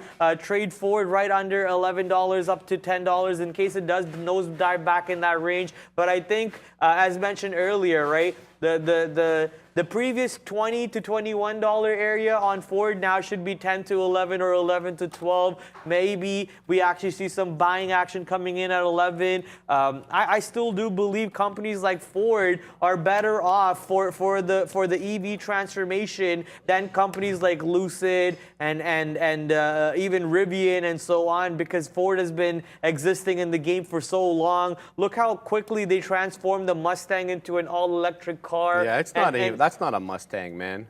What? That's a Mustang Mach-E. That's nothing to do with the damn Mustang. Have you seen it? Bruh. Keep your mouth shut. He's giving me that dirty look. Bruh. That made me laugh. How fast you like does that car? How fast does the electrical Mustang go from 0 to 60? I don't know. Yeah. Is it good? Get your numbers. Okay, The in a electric straight goes line though. fast. In a straight line. This has the That same thing can't cornering. turn, bro. It has the same cornering as a normal car or better because the battery weight in the believe that. center. But the Tesla, it's basically the same thing as the Tesla, right? There's a Tesla is reason a why Tesla's fast and a good. straight line, not on turns. Tesla is probably better than half of these supercars out there. Oh, in a straight line, sure. Yeah. Anyways, we're gonna go to Brenda over here for which one is this? Social sentiment. Yeah. Hey guys, yeah, changing board to show you once again. A lot more red creeping back in as we head back to the downside. Obviously, new lows for the year for the overall market here. So jumping off the page, obviously, the SPY front and center to the downside once again. The Qs following along suit as well, back to the downside. There are a few still hanging on to positive here. AMC, one of those. Ape, Tesla on here still positive. ATXI being mentioned on the positive side along with APRN. Some, however, that were green on their way to possibly negative as well. AMD was green early on this morning along with Rumble. They have both since turned gray, so we're working our way back to the downside. But as the market moves lower, sentiment obviously following suit, guys. Back over to you. The turning thing. A full second We're arguing faster. still about this, guys, but you know what I'm not arguing with? My BABA short. It is printing, and it's printing well. Short at 51s. We just got 31s here. There we go. We got 4 out so far, and we still have over half of our position left. We're going to take the next piece out if it breaks at 30 level. 77.30 is what I'm talking about. If we see a 29 print, we're definitely going to punch a little bit out of that one. Excellent short on BABA. And the thing is, it's not really following the market anymore. Here's the market. So the market's kind of getting a little bit of a balance. Look at these green candles right here, but BABA's printing red candles. So a little bit of a divergence here between BABA and the general market, Prad. Yeah, BABA has been, even when Pinduoduo was really strong on the day, BABA has been weaker than Pinduoduo, and now Pinduoduo at $61. So we're gonna try to build into that long one more time on Pinduoduo. Let's see if we can catch that bottom. Look, we caught the bottom on the overall market. I do believe that this market is not gonna break the June's low today. I really do. If we break June's lows today, then I am a loss for words. Then, like I mentioned, like this market is we should be getting ready for a lot more downside if we break June's lows today, and get ready for what's that 2600 number that Neil posted one day on a poll. Remember you posted a poll, you're like 3600 or what was that number though? Like 2600?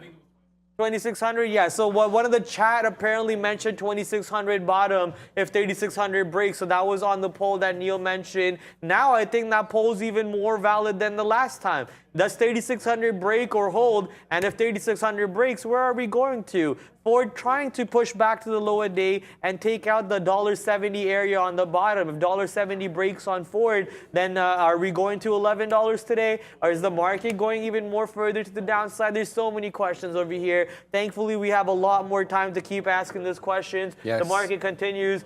Is Mateo taking pictures of me? Mateo, what are you doing right now? I just turn around and I see him doing this off Obi. Okay. But yeah, if the market continues to go to the south side, then like I've been saying, man, I've been waiting for the recession since 28 years old, and I can't wait. And now the recession's coming in, I'm gonna be just waiting to dump my money in the stock market. Yeah, I know. A lot of people have like basically lived most of their adult life, and I don't say like a lot of people, but a better part of the millennial generation and the Gen Z have lived their adult life at basically almost 0% interest. So they don't really get they don't really know. They're not familiar what happens in an inflationary environment. Like, how do things work? How do they operate? And I'll tell you, to be honest with you, I didn't really follow the stock market all that much when the last time we had an inflationary period above 3%, and that was, I think, in the early 90s or early mid 90s. I could be wrong on that. Chat, correct me if I'm wrong, but to be honest with you, it's definitely going to be an eye opener. I'm going to be learning a lot because you know, I think the last 14 years, 2008 to 2022, you know, that's kind of an anomaly from a bigger perspective sense because, I mean, oh, here we go. Baba's printing. Sorry, I had to kind of ADD myself there, and then we're completely out of Baba. Someone's medication alarm was going off. Baba, big boy short on Baba, that $7.55 level. We scalped out a whole bunch of pieces. Have a look here, guys. This is what we're talking about. A whole bunch of these are all covers, and our last print was at that low there at 77.15. So really good trade on Baba there. It looks like I got 40 cents at the best on there with good size. So pumped about my Baba trade. What I'm not pumped about is my PXMD trade, which still hovering below VWAP. And as I just flipped to it, it broke VWAP to the high side. So this one's giving me trouble. And I'm concerned a little bit that as the volume starts coming back in, this is going to start making a move to the high side. But the only thing kind of holding me off from covering this entire position, the short at the moment, is the fact that it is still below VWAP and the volume is significantly lower than where it was. And we all know you need a lot of volume, or you need positive amounts of volume for it to start going up. So it's not going to go up without volume. Just put it that way. Flipping back to what I was saying before I send it back to Prad, I think this inflationary period is going to be teaching a whole lot of people new things about how the economy operates during these times. And you're going to have to become flexible with how you trade, how you spend, how you do a lot of different things. So super interesting times, to be honest with you. I hope I'm not offending anybody who's got a long-term portfolio that's suffering at the moment. That's just kind of how these things work. I think I'm taking a long on Ford here. Ford already down 2% on the day. Does not want to break 1170, and my risk to reward is pretty good to the point where we can take some good size over here. I can take a little bit more size. What's the position value that I have right now? The position value is only that much. Yeah, I could take more size. My risk is only like 3-4 pennies. So let's actually take a little bit more size over here and see if we can get a big move on. Oh, that being said, instantly we get some moves coming down.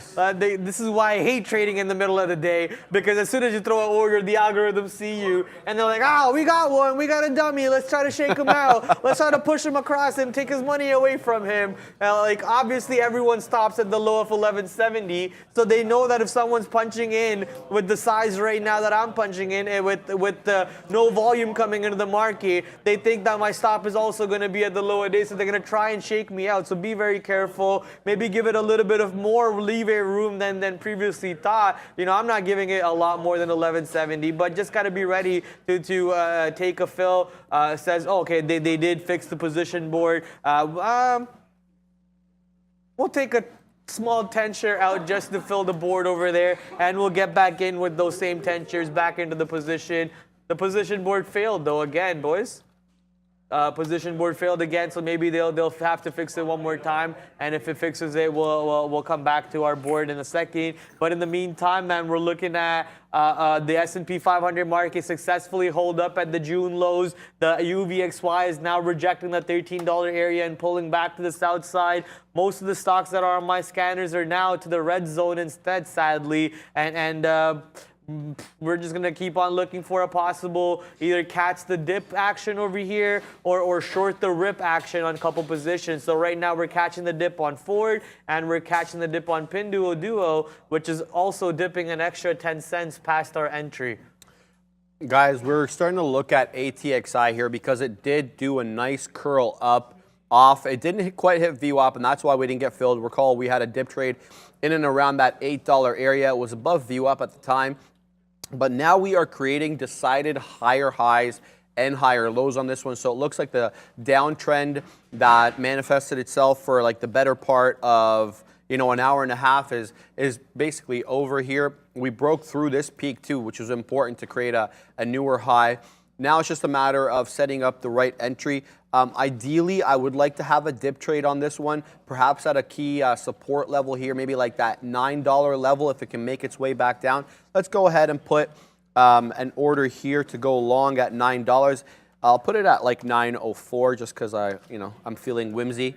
To be honest with you, I'm going to take a lesser size than I typically would take just because this one has proved to be a little bit volatile, and this is the one that we looked up earlier that has like a super small float. It's like 710,000 or something like that, if I can recall. So a little bit nervous, to be honest with you, going long on this one, despite the fact that I do like where it's going. Brad showing me some stuff. Brad's joker. I got honestly one of the best guys to have next to me here. he's always joking around. ATXI, that's what we're talking about. PXMD, I put my stop here at that $3.09 level. If it breaks through these highs, look at these highs right here, and starts to, to hold above VWAP, I want no part of this. I'm short at $2.91. So currently like 13 pennies out of the money. That's not where I want to be with this stock, to be honest with you. So yeah, one's going against me, Brad. Yeah, that's Fahad, eh? Eh? That music video I just showed you, that's Fahad. You're going to have to play that again, man. No, that's Fahad. Is it for real, Fahad? Yeah, Fahad's exactly that word. I retired thanks to BTX and Dogecoin. Let's go, crypto. That's what we're talking about. That's pretty insane, man. I mean, not many people can say that. And the fact that Bitcoin actually was above 20K today, I don't know if you noticed. At one point, Bitcoin was above 20K, but then is that your Bitcoin chart? Yeah, but then later on, look at this move that Bitcoin started coming in with. Bitcoin flushing the toilet right now and pooping the bed, whatever you want to say. Amber herding it. You put all the terminologies in there. It's just going to the south side. Amber Heard? Yeah, I miss seeing her on social media every day. She's actually pretty cute, eh? She's very pretty. She's actually pretty cute. But now when you know the kind of stuff, you're also a psychopath. Yeah, and I don't want to ever be anywhere close to you. Apparently, there was some study done with some scientists or whatever. You know the Leonardo da Vinci, the proverbial man or whatever it's called, okay. Where Da Vinci draws this with this man in a circle, and this man has like every single body part is proportionate, like the nose, the eyes. Okay. What's that? The Petruvian man, thank you. Not the Peruvian man. The Petruvian man. It's basically like outlines what the perfect outlines for a body is, right? And apparently, according to that study, Amber Heard had a Petruvian woman. perfect match according to the science of the Fibonacci sequence and everything. I was like, I could see that. She's pretty good looking. I think she's very pretty. But she's just a little couple screws loose in the head over there. The full set. And talking about screws loose, here's Bitcoin screws loose, baby. We're going straight to the downside now, breaking 19K, down 1% on Bitcoin. I think Bitcoin was up 4% at one point today, and now we're down 1.2% on Bitcoin. If Bitcoin's going down this way, the only stock that comes to my head directly is going to be Coinbase. So let's go take a look at Coinbase. Coinbase trying to break the low a day at $62. I'm gonna get short in front of this. Let's see if 62 breaks. If the 62 doesn't break, then we jump right out of it. Someone in the chat saying perfect poop. I don't know how to respond to that other than to laugh. Yeah, let's get back to trading here, guys. I'm looking for that dip trade back on ATXI. It looks like I may not get it. ATXI seems to have its sights set on higher highs here. It may not give me an opportunity to pull back. I think my dip trade is a little too far for it, basing it off these pullbacks here. So if I had waited perhaps until that 921 made a new high, and then I put my dip trade at $9, for example, it's about 20 cents. So I've currently got my order at 904, but it's at 941. So the dips seem to be getting smaller and smaller on ATXI. I may actually have to either up my dip to maybe say like 920 or punch in now and kind of punch and pray. I think I'm going to choose the former as opposed to the latter. So let's go ahead and put that 920 dip trade in. So we're going to go ahead 922 because that's just a nice interesting number, and we'll take half the shares we normally go with on that one. Let's see what it does, because it is taking its pretty sweet time to do anything here. PXMD, I'm a couple of pennies out before I get stopped out on this one. Frustrating one for PXMD because I should have been short here and I didn't get it right. That was actually my out for the long, and then I reinitiated a short here anyway. A whole bunch of problems. There we go. Now I'm out of PXMD as it starts to make its way back to the high side. A loser for me on PXMD. That sucks. After having a winner on it earlier, I gave back my winnings on that one. But hey, that's just the way it works. Too bad for me. Crammy a river. Let's flip back to ATXI. That one is not giving me any opportunity to get in, man. It's just going here without me. Very frustrating. All right, let's punch in a small amount of shares there. We're long ATXI. Let's see if we can test that $10 level. I'm going to leave my dip trade here active because the long that I took here was super baby. So it's not really going to matter for much unless I add to it. I'm going to add to it above right into that $10 area, Brad. But in the money on it, I'm long 63s, currently trading at 68, so I'm not going to complain. Yeah, we had that nice pop on Ford that I was talking about. We gave it the risk of what, 3 pennies, and now we're in the money about 5 pennies on it. So taking a little bit out on 1180, 1179 on Ford's pop. Let's see if we can have a bigger pop as this market continues to hold that bottom that we're talking about at 3,639, which happens to be the June lows that everyone was waiting for. Now the question is, tomorrow or later today, do we break those June lows and extend the weakness in this market to a much lower point, at which point I believe where the big money is actually waiting to load up on positions, such as AMD back at 50 would be should be a steal. You know, AMD back at 50 should be a steal. What is Microsoft currently? Microsoft 235. I think, you know, I'm still waiting for like 200, honestly. But Microsoft, you think so? It's not going to go there. Yeah, it'd be nice. I'm still waiting for 200, but I don't think it's going to be anywhere close to that. Would be nice, like you did say. The one I'm kicking myself about is Apple 123. Oh, that one I missed. That one I missed. I think if we go anywhere close to Apple 120s again, I'm for sure, without a doubt, buying some more shares of Apple. Right? So the overall idea, honestly, is people are just waiting for these dips to go even more dippy, and then buy the dip action, the big dipper, buy the big dipper, and then maybe we fly to the moon. That's funny. There we go. Let's take out a piece here. Come on, man. Are you kidding me? Oh, that was a long. Jeez, how many times am I going to make this mistake today? So yeah, I'm in a bit more shares than I would have wanted. Oh, there we go. Or out.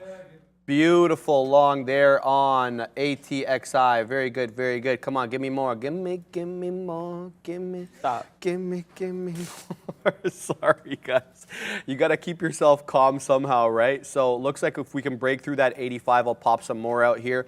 My ACB, my adjusted cost base on this is 67s. I got out here at 82s because I added accidentally at 70, but my original entry was at 962. So profitable on that ATXI trade. I'm glad I added now that it went in my way. Obviously, who wouldn't be? But I'm looking for that 10 break, or at least that test of 10. So what I'm going to do is I'm going to put my out a little bit below 10. So let's go ahead and put $9.92 for the remaining portion. And that'll be sell short. There we go. Profit taker is there. So let's see how this one ends up working out. Someone in the chat told me look at MU. That's Micron. Micron is obviously a chip maker, and the only reason I talk about it is Prad just brought up AMD. So Micron, I think they've got, or do they have earnings this week? Micron? What? Do you know if Micron No. has earnings this I think week? they had earnings maybe like Can you double check today super or quick? last week. I don't know. Yeah, okay. No, for sure. Yeah, okay. When is it? Tomorrow. Tomorrow. He just gave me that face like, you're an idiot. I was like, what? type of- yeah. Like, is there earnings Yeah, I'm still pretty coming sure. up? Yeah, Like, what? I know Micron's late in the game, eh? 29, so not tomorrow. Sorry, Thursday, Yeah. early morning. So Micron, early morning, Yeah, eh? bright morning. It says before sunrise. Oh, I remember Micron had aftermarket last time. I guess I might have changed that. Anyway, Micron's chart right here. Let's have a look. This is the daily, this is the minute chart, so not showing you much. Low of day 49.40, high of day 50.65, so super tight range, not much to talk about. But let's look at the daily chart. It's going to be one move down, obviously. Yeah, you don't have to be a genius to see that. Looks like we topped out here in January for almost $100 here. 98.43 was the top in January. Now we're trading at 49.40. So bit of a tough one on there, not much to report. Microchips, obviously we know that they've got some political importance here with the Microchip Act. Let's go up to Brendan at the big desk for energy update.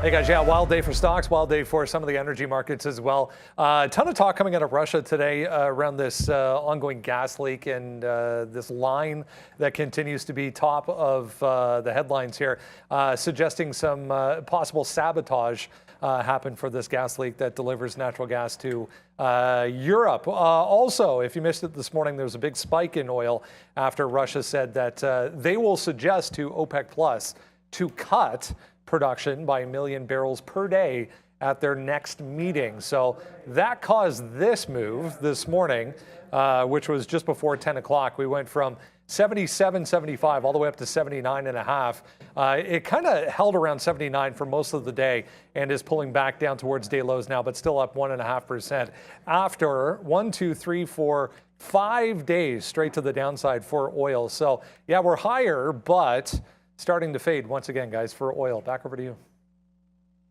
Yeah, I'm looking at Pinduoduo now pushing up to the north side for my side at least, which is good. We're 8 cents in the money, not much, so not ready to take profits just yet. UVXY pushing back to high day. NASDAQ, sorry, not NASDAQ, S&P 500 rejecting 3660. So that target that I had on the futures actually hit. I should have been out over there, but I was already out before that, so I'm not even upset anymore. I don't even care anymore, honestly. I'm just over it. I turned futures from being shut down to turning positive. So that was a big battle on futures that I went through today. Yeah, good for you, dude. I was probably like $13 away from being shut down on futures today, and I turned it to being positive. So I'm very happy with that complete turnaround. And all it took was looking for that bottom at June, which I've been saying all day. I was like, maybe we don't go there, so I'm gonna try earlier. Maybe we don't go there. I'm gonna try earlier. I'm gonna try early. The whole FOMO of missing the move before it goes there made me pay for it, and now I'm just happy that we turned it around on that side. Watch out for SoFi. It's going to double soon. That sounds like music to my ears, baby, because I've been going broke on SoFi for God knows how long. We actually, last Friday, a buddy on the floor and myself were we're arguing as to who has the worst average price on SoFi, and I think he wins. I think he wins that he has the worst average price. At least I think he wins because I didn't actually see where my average price is. I completely forgot where my average price is. But yeah, we got some SoFi investors on the floor here. I myself invest in SoFi. We got another buddy back there. We would all love that move on SoFi to come into play at any time, but just got to be patient. Chas is saying Bitcoin is going to 15,000. Take it easy, Tiger. Bitcoin's a long way away from 15K, but it could easily dump to 15K if it wants to. Let it go down to 17,500 first, break 17,500, and then we can talk about 15,000, which would be like, what, right here? We could even see 12,000 come into play if 17,000 breaks. We could easily see 12,000 come into play. Yeah, guys, I'm all out of ATXI on that one. I had a nice out there on the top. Then I had to take an out here. I tried to go long again here for the dip trade after I got out of the first long, and it went against me. So I got out for a baby L there. To be honest with you, ATXI is really frustrating me today. It's kind of annoying. If it was an individual, I'd like to choke it because it is just I haven't had my best game with ATXI today, to be honest with you. It's just, it's too wild for me. And, you know, I got to like scalp it with big size and I got to be in it for really short amounts of time. Otherwise, it goes against me. Look at the short setting up great here. I don't know, maybe it's going to move down into that 50 period moving average at that 920. There we go. We're about to test 925. So ATXI has been tough for me to trade. Oh, well, cry me a river on that one. Let's see what else is going on. Let's bring down the scanner so you guys can follow along here. ATXI is number 1 on the list, PXMD number 2. PXMD, I'm out of that short, you'll recall. INM doing nothing, Grove, SJ. These are all the same sort of players. Nothing is showing up here of importance. Let's filter by 5-minute volume. See what is doing the most amount of volume in the last 5 minutes. Maybe that'll show us something. Nope. ATXI, PXMD still being on the top there. APRN, and then nothing really showing up here, to be honest with you. So got nothing to report in terms of small cap world. So yeah, basically that's it for that. You know, geez, bit of a tough day on small cappers today. Too bad. I'm looking for PXMD to choose a direction here. Been holding VWAP for the better part of like the last half an hour or so. Yeah, going back to about, no, not half an hour, maybe a little bit less, 25 minutes. But it's just not doing anything. The volume has really dropped off on this one. So I don't have a read. I don't have a good read either on PXMD or ATXI. I'm thinking maybe a dip trade here off the 50-period moving average on at that $9.20 level on ATXI. But I've just taken so many paper cuts on this one today that it's a little bit frustrating. Even here, this was the good trade that we had on it. We had this one long and we scalped all the way up to top wick. We gave all that back, to be honest with you, on the number of L's that we've had on this one. So tougher day for me on these small cappers. Maybe I should start trading these big cappers. Let's see what the big cappers are up to. We'll bring down our big cap charts here. There we go. And it looks like who's the strongest of the bunch today? They all look pretty weak, to be honest with you. But if I had to choose one, Apple does look like the stronger of the two. You know, not that far below VWAP at the moment. Everyone else, definitely Meta is the weakest of the bunch. Got to say that. Oh, this is the daily candle. That's why I'm kind of confused on Meta. Let's have a look at Meta. Yeah, Meta is definitely, they're all weak. Geez. Looks like a flat bottom perhaps brewing here on Meta. I had a nice Meta short in the morning. Very profitable trade for me on that one back at my desk. Tesla also kind of happens to look a lot like the Meta chart. Tesla and Meta looking awfully similar. Same with Google, but see how Apple has a higher inclination than these two? Like if I do a trend line from this trough to that trough, it's declining. It's declining at 0.35 degrees. But if I drew a trend between these two troughs, it's up 0.71 degrees. So, you know, clearly Apple, the strongest of the bunch here, despite the fact the market is making newer lows, Brad. I'm trying to calculate how many $1 million is on the $5 level for SoFi, and it's about $3 million on the bid for SoFi at $5.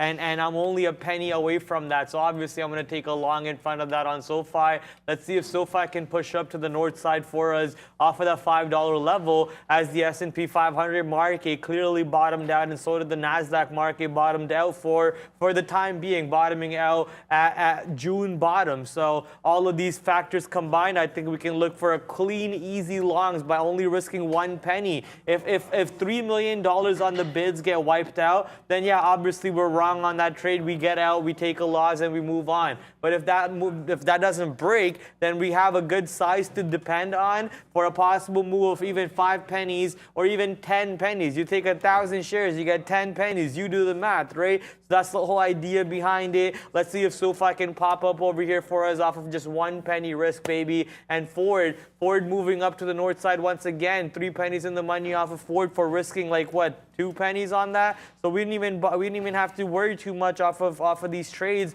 The risk management just handles it for us by itself. And last but not least, Pinduoduo, sadly, was the stock where you have to give it a little bit more room. It has about 500 lots, which is 50,000 shares, stopping the stock from really exploding itself to the north side past $61. So let's see if we can chew past that size, go right through that level, and start inching its way to the north side for Pinduoduo, which was one of the stronger Chinese ADR stocks on the day. But you can't say stronger anymore after you look at this. Look at that. From 11:10 till 12:10. So basically an hour, the stock has had nothing but weakness and selling off into it. Yes, sir. Yes, sir. We're definitely looking to hurt ourselves today because we're long again ATXI. The reason I got long here is because it's bouncing off the 50 period. I like using the 50 period with a lot of these small cappers. I'm going to give myself a few pennies of risk. If it breaks that 910 area, I'm completely out of that one. Let's go ahead and put that in 909 and out 905. There we go. So that stop is in. Let's see if it respects that 50 period. Otherwise, it may move into that $9 area here, which will be a whole dollar level and a key area of support. It looks like it's going to continue to make its move down, but whatever. And there we go. I'm out. So another loss on ATXI, adding to the list of losses for me on this stock today. I don't have a good read on it. I should have just probably went short, to be honest with you, but I thought maybe a dip trade off the 50 period would work. Sucks for me. I'm long PXMD at that 296. I'm a couple pennies in the money now, trading at 297 or 298, excuse me. So PXMD looking to take it back into that VWAP area. This was a dip trade off that flush. Look at this flush off the top here. But this one's a slow mover, so you're gonna have to be patient with it. So we're taking after being up well here, we're taking some losses. Some you know, I want to call like. How do you say, what's the word I'm looking for? You know, personally manufactured losses on ATXI here. I didn't have to take these trades, but it's that kind of day. Who knows? Yeah, that's exactly what it is. I mean, you knew it was going to be that type of day when the market did not manage to break 3730, when the market failed to hold 11,500 for NASDAQ, when 11,500 started rejecting for NASDAQ. There were so many signs out there just telling you, hey, long's not the day today, boy. Just hands off on the longs. And yet, I battled the longs a little bit, and I had to pay the price for it. Thankfully, though, we were able to catch the longs at the right time on the futures, which allowed us to turn that side around a little bit. Meta short, question mark. I think short anything right now I am not interested in because the market is at a real good bottom. We're at June lows. These lows are very important. If these lows break down to the downside, then we're going to go to COVID lows.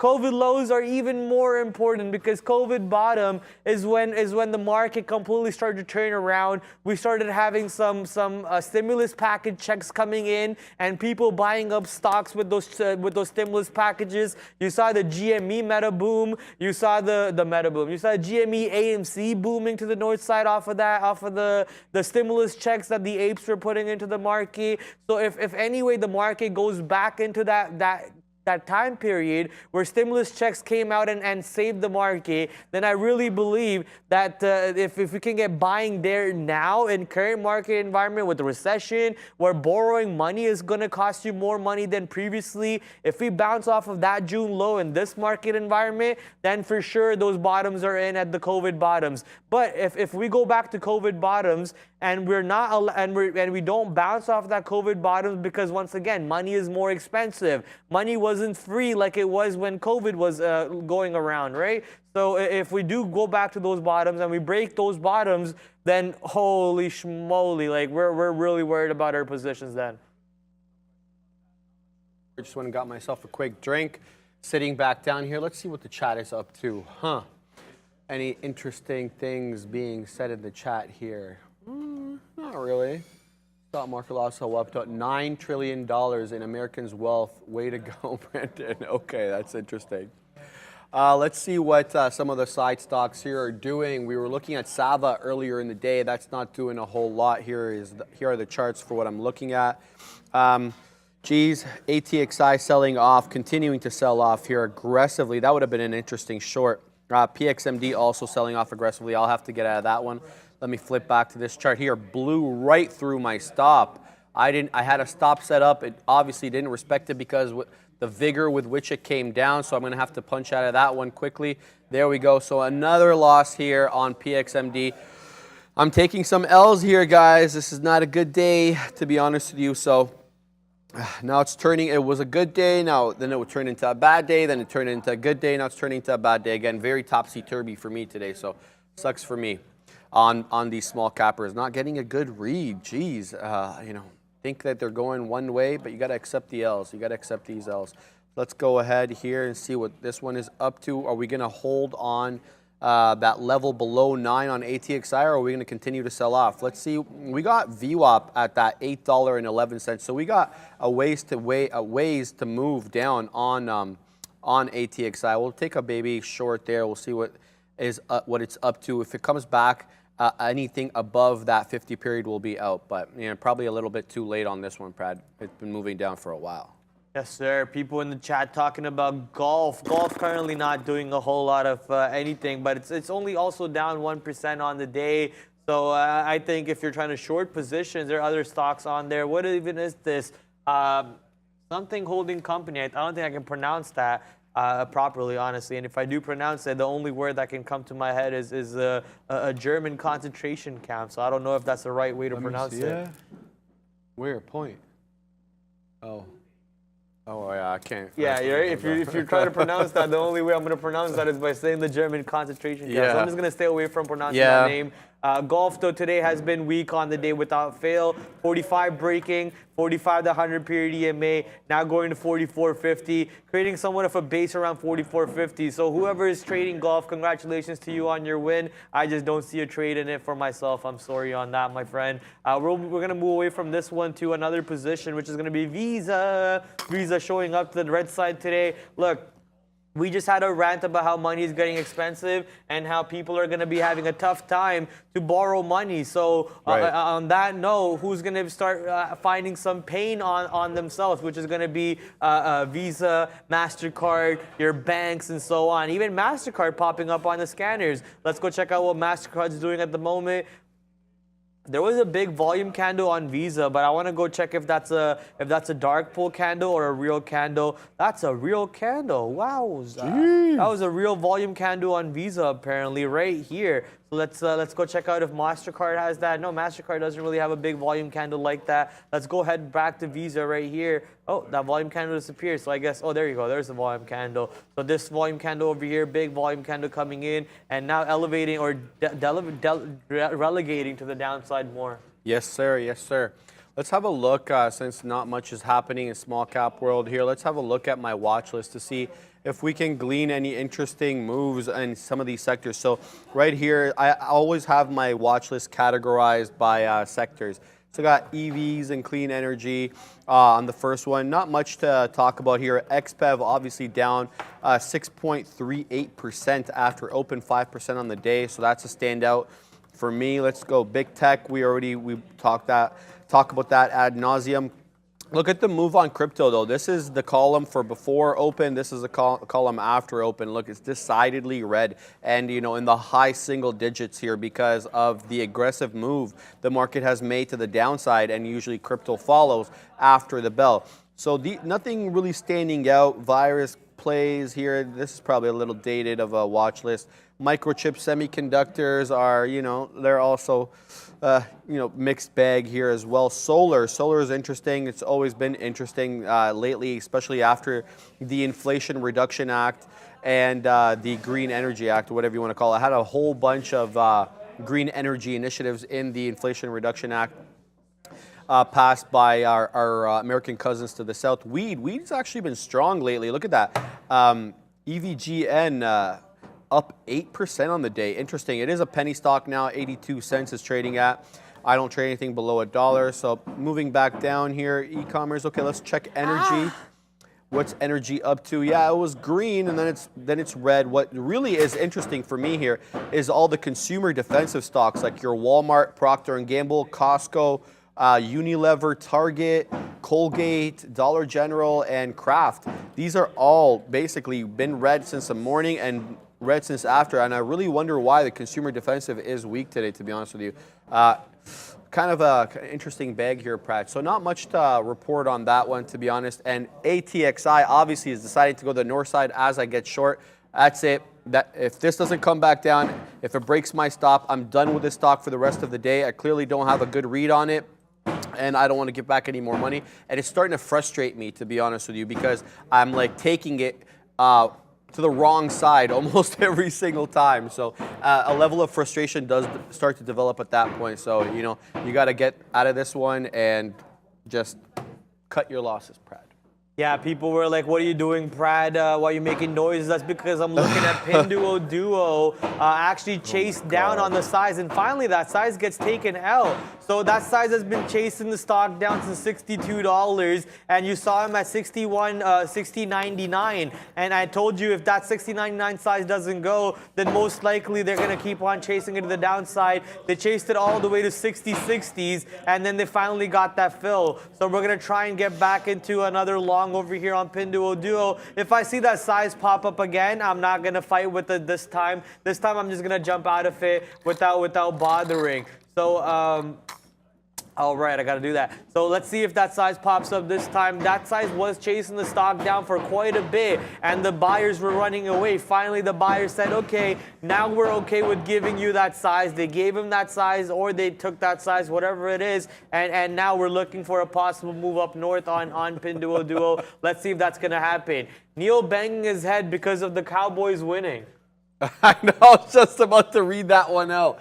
I thought that was hilarious.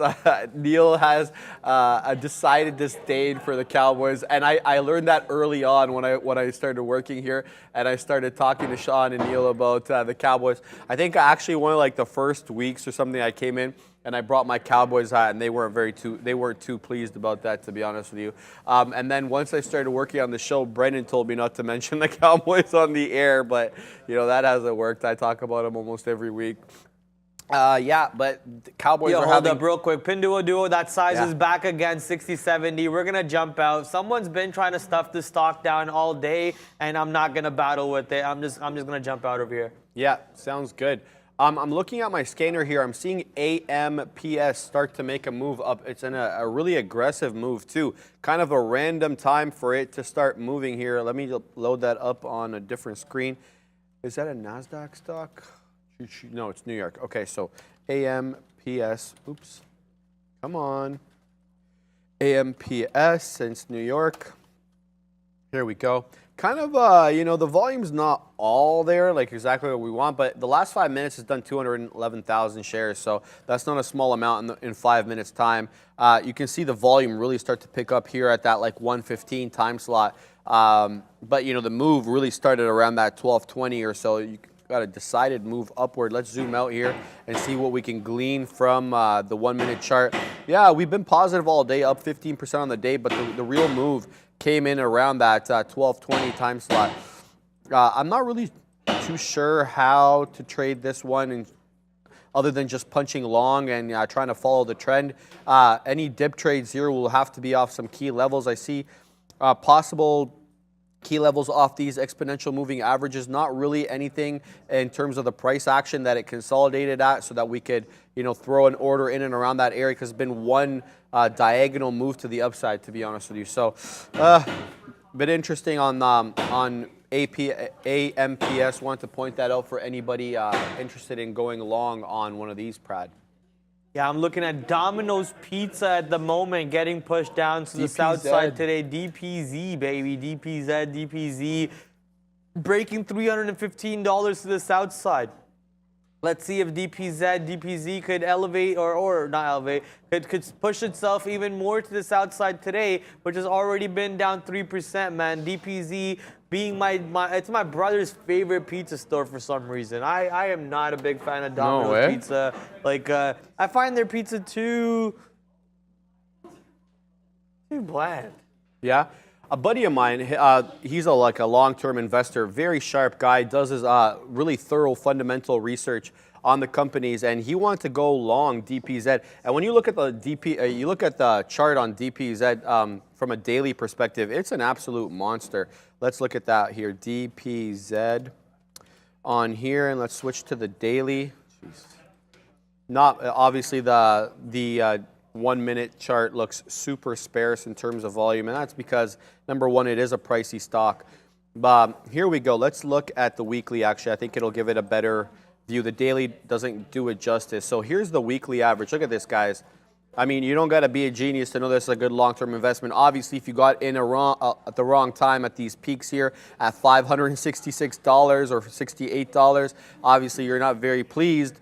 But if you've been in this for the long term, say back in 18 or 17 or maybe even 19, you're pleased with where you are at the moment. But him and I diverged in our opinion about whether to go long this stock. And my opinion on DPZ was, look, you're having a lot of inflation, a lot of strong inflation in food. I mean, food inflation has been one of the more durable and more aggressive inflationary metrics that we've had. Like gas has gone down, transport's gone down, some other stuff has gone down, but food's really stayed up there. And I know in Canada we actually had like 10.8% food inflation the last month, so it's not going down. Now, why I mention that is because these guys basically have all their input components is food, obviously, in addition to machinery and labor and stuff.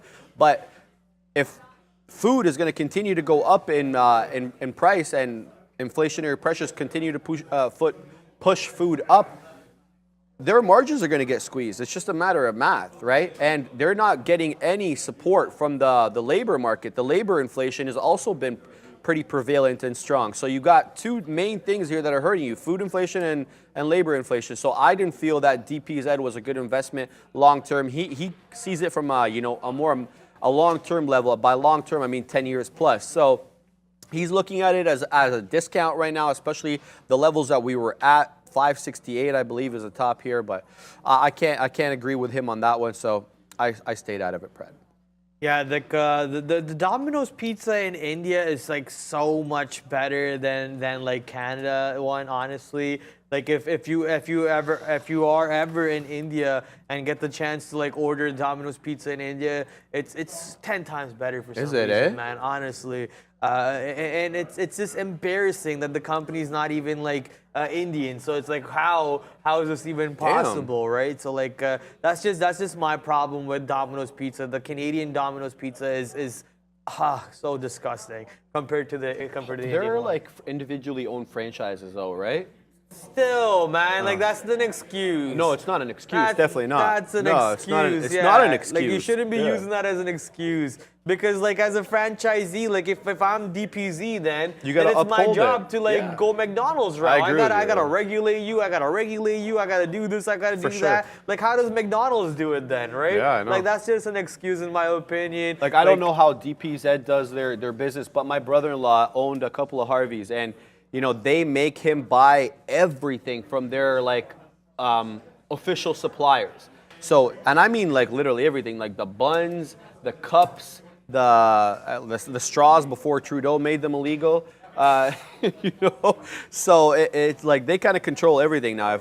You gotta assume DPZ does something along that line. You gotta try the Indian DPZ if you like DPZ. I'm telling you, they even send you these little spice packets and like oregano packets and everything to put on top of your pizza after it comes fresh to you. Like I've never seen any Canadian pizza place like send you those extra condiment packets to throw on top of it. Like man, I'm telling you, the way India does it is just top notch. It's just Domino's in India is like just off of that I would invest in them. Just off of that. But besides that, I hate these guys. Like they need to so much better.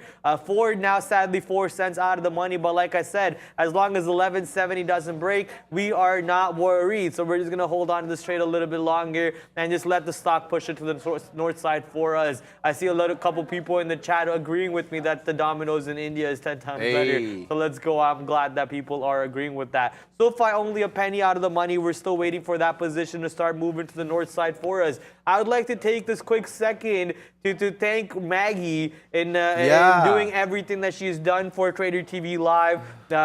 You know, she's sadly this is her last day over here.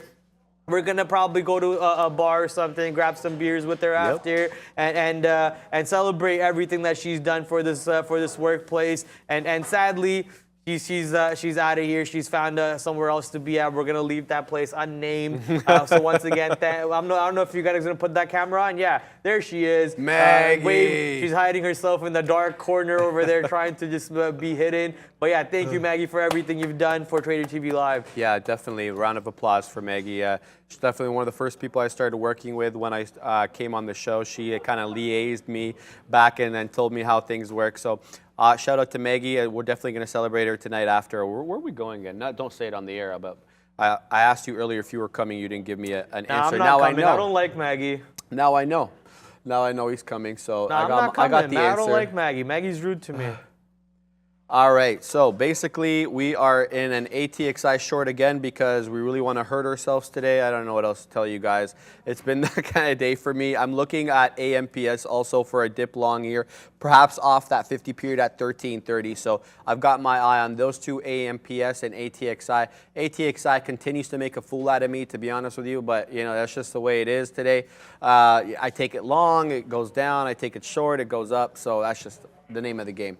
Too bad for me. I think actually somebody asked here a question about ATXI real quick. Yeah, Chris J says, Sharif, stop on ATXI or go opposite of your hunch, just one. Yeah, I should have done that. I should have, you know, like the George Costanza move, go opposite of what I feel. You know, any Seinfeld fan knows exactly what I'm talking about. Do the opposite. Neil's shaking his head. Neil knows exactly what I'm talking about. Yeah, I should have definitely George Costanza that one today, but it is what it is. Let's look at the ES here because the ES is creating a bit of a flat bottom. I like this. Consolidating sideways in between a tight range here, between that 36, 38 bottom that we made, and then the high point here is at 36.57. So about a 20-point spreader, range or so. Interesting range here. If we can break through that day's lows, I'm definitely looking to take any of the big cap shorter.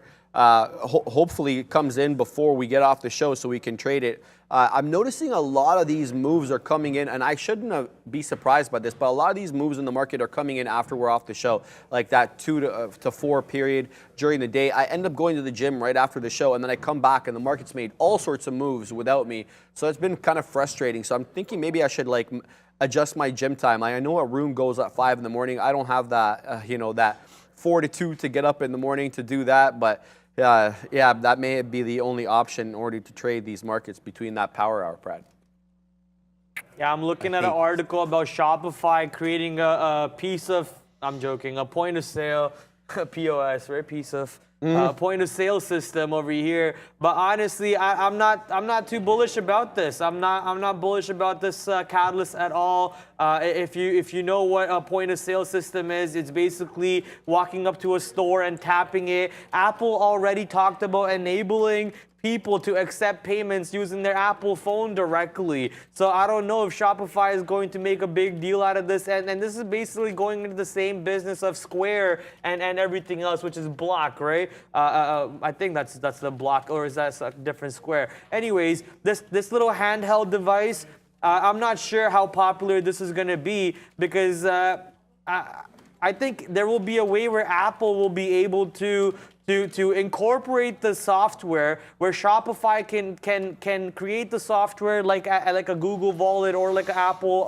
Wallet or whatever, and it will automatically be in those cards. Like, look at this. The person has to pick the credit card and then pay it. I don't know. I'm just a little skeptical about this. I don't really believe in this device as much as I should, maybe. But that is a new catalyst for Shopify coming out, that they're getting ready to go into the frictionless. Is my hair really that orange on top? A little bit in the light. It looks In the light, orange, holy yeah. moly! Yeah, so they're thinking about getting into that side of the business a little bit. Yeah, that's interesting. Do you remember like Square when they came out with those The scan little reader? on You top remember of it, yeah. went into like the earphone jack Exactly. of the iPhone. Exactly. Yeah, I remember those. Those were good, and they were free. You signed up, and they sent you Yeah. one in the mail, and like it was an awesome way. But they obviously took higher fees than like say Ceridian or whatever, like the other people, other companies take. Looks like we're closing in on that break even on ATXI for our short position. I could have punched out to the here when it broke that 950, but I'm like, hey, you know, this is a baby position. I'm gonna hold it.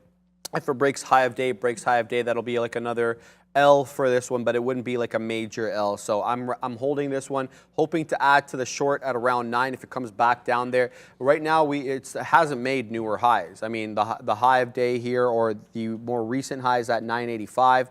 And looks like we topped out here at that 954. As I say that, probably it's going to move up to 960, obviously, to make me look like a fool, but that's just the way it works. Chris J wants me to take a long here. He may be right on this one, to be honest with you. I may be wrong, and that's just part of the accepting the game here, that you're going to be wrong. It's an even distribution of wins. And so the book that I'm reading on, to kind of to digress a little bit, the book that I'm reading about trading in the zone just gives you the ideas like, look, if you know that your edge gives you a mathematical, whatever, advantage on a sample size of, say, 100, it gives you an advantage 60% of the time. You just don't know when those 60% are going to hit. They're randomly distributed. It may be one every, you may skip 5 trades that are losers, and then you may have 10 that are winners in a row. Just knowing the fact that your edge gives you an advantage over the market, but not knowing exactly which trade is going to be a winner, that's fine with me. You kind of have to take that as it goes, and that causes days like this where I'm 2 for 2, but I'm negative on the day, and that sucks for me. But you know, if you have the bigger picture in mind, you're kind of able to transcend that. So that's my word of the day, Prad. Transcend. Yeah, once a great man once said, legends don't dig graves, they dig holes. So it's fine as long as it's all you're digging. There you go. And just a little hole, and then eventually you climb out of it. As long as you're not digging yourself a grave, right? Legends don't dig graves, they dig holes. So nothing wrong with being down on the day as long as you're able to manage it and fight back tomorrow, my friend. Just don't have that revenge mentality that digs you more and more, right? No. That's always a good way to keep at it. Make sure you're able to play tomorrow. Yeah. If you didn't get the game today, you'll get the game tomorrow. If you didn't get the game today and tomorrow, learn from those 2 days and go get the game back on the third day. So nothing wrong with that. When in the hole, stop digging, cut your losses. Does not apply to me, says Ali. I like that. Just gotta stop digging, man. That's you know, funny. how do you stop winning or how do you stop losing? Just start winning, right? Start winning and slowly start banking small red days. Slowly start banking green days, and eventually your confidence will be back up and you'll start taking a little bit more risk across the board and you'll start having fun. I want to show you something cool because maybe this is what I should do. I call myself a short seller, right? So this is what I should What do. is that? That was sick. What was that? Submarine or what was that? Where? Black thing? This? No. That's a highway. No. Come on, man. You think I'm like? Where? What submarine? It was there. It's gone now. There was like some black domed submarine. I think this is what you saw. No, I it know disappeared? what I saw. It disappeared? Yeah, exactly. Then, yeah. Refreshed your Probably feed, disappeared. Yeah, I'm trying to find if I can find the feed right here. This is insane. So this video is absolutely insane. This is a bunch of Chinese whales. Look what they did.